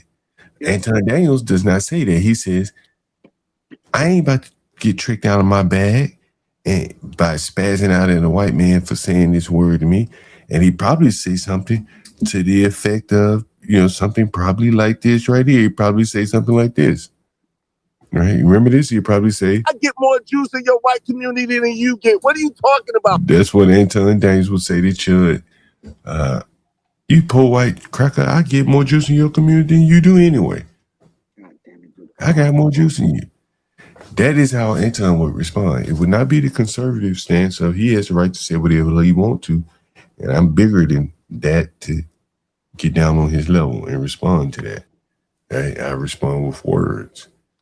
Yeah, but look, everybody makes a big deal out of Chud, right? But there's these two you know, young scholars that go around and they'll block a bathroom or something at a mall or a restaurant, and they'll say, you Caucasian? And the guy would be like, yeah, this is a black only's bathroom, and they really don't let them go in and all that. So it's like, what's any different from you know what I'm saying? Like, from Chud, bro. Like, if one of those dudes like decide to beat the shit out of these dudes because they gotta go take a shit, and they got these two buffoons playing around in front of the door bathroom, then what?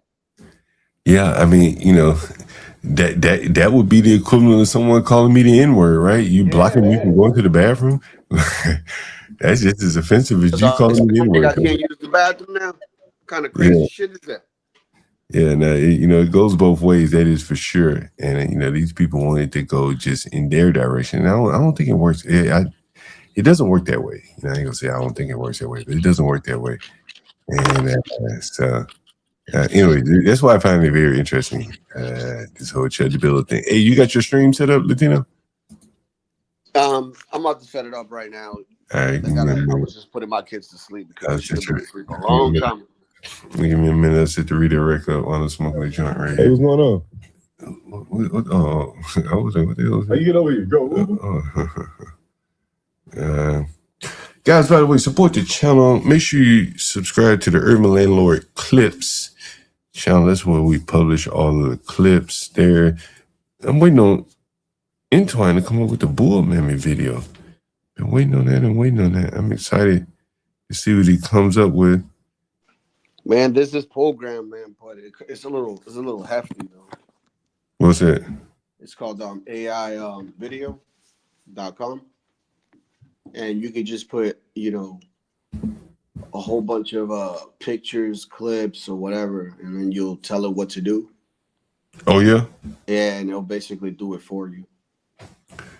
No shit. Yeah. I created a little carousel on in OBS. Next time I use OBS, I'll show you guys the carousel I created, man. You can do a lot of wild shit with OBS, bro. If nothing else, Latino, you know what you should do? You should use OBS. You should use a virtual camera by way of OBS and then install some plugins to your camera view. I tried to use that thing, dude, and it's so complicated for me, bro. I'm such a sped, bro. I'm gonna be honest with you.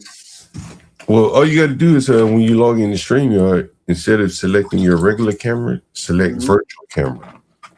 But you have to make sure that the virtual camera button is selected in OBS. So you cut the OBS camera on, and then you cut your regular camera on. Where you go to StreamYard and select your virtual camera. Oh, but you're talking about doing this on StreamYard, not OBS, though, right? Yeah. So like, let me see if I can show you. Let's see. I'll show you how it works. I really, to be honest with you, ever since you told me to download OBS, I did, and I tried to mess with it behind the scenes, bro. Yeah, it's a headache. Yeah, I show you. You can download the setup, right? You can I tried to download. look at tutorials and shit. Don't get me wrong, but Well, you can download an out of the box setup, right? And then from there, you can kind of start to tweak that. So you can download something that it'll have your starting soon scene. It'll have your this and that scene. It'll have your, all your little scenes set up. And so from there, look, I'll start my virtual camera. Let me see if I can do that. Let's see.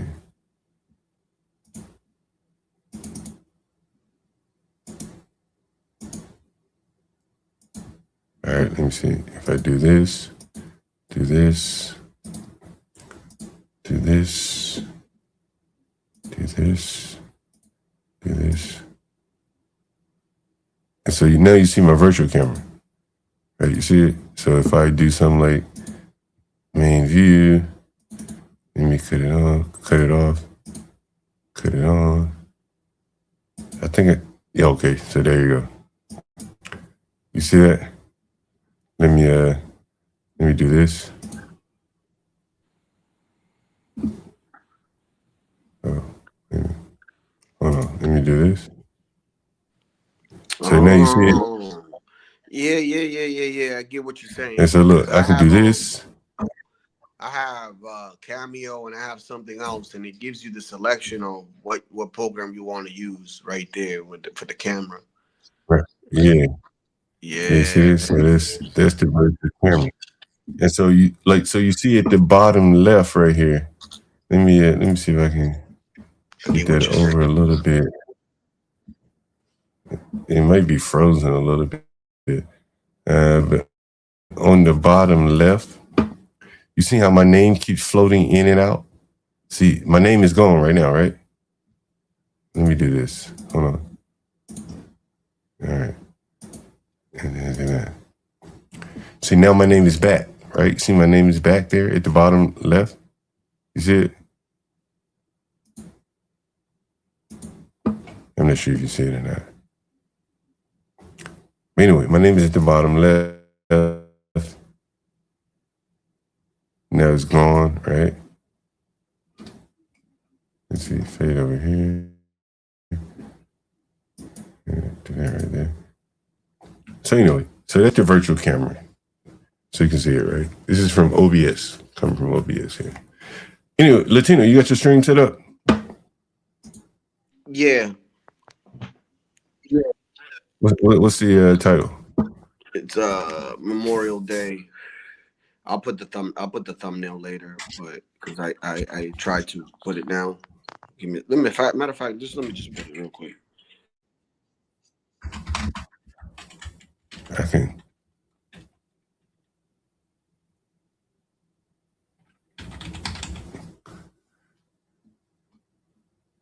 Let's talk about it.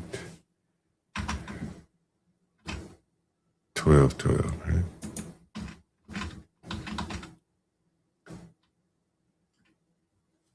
Yeah, I don't see you up here.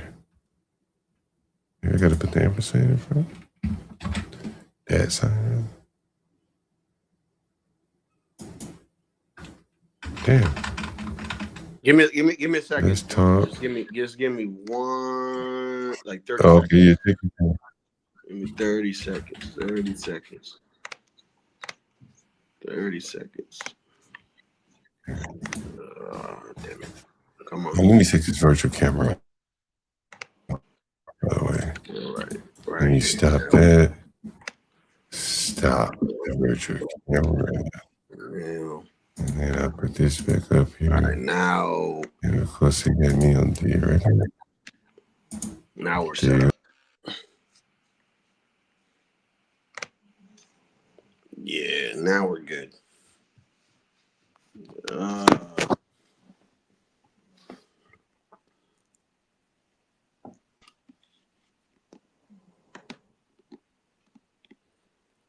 Yeah, we should be good now.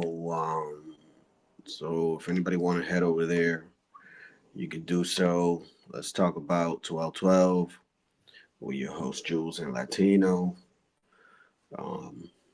So head over there, man. I'm about to log in right now. I don't know. Probably play some of that Chud Nate review. But I'll see you guys there if you guys are interested. And I'll put the link if anybody wants to come up. So peace. You know, don't leave yet, man. Let me see if I can find the I'm still here. Yeah, don't leave. Yeah, let me see. Let me make sure I can get it first. Search your videos. Choose specific video. What? It's called a redirect, right? It's a redirect, right? It's a redirect, right? Search video. What's the name of it again? Memorial Day? Memorial Day. Maybe I have to do it like that. I thought I could just type in the name, though. Are you live already? Go live. Let me give me a second.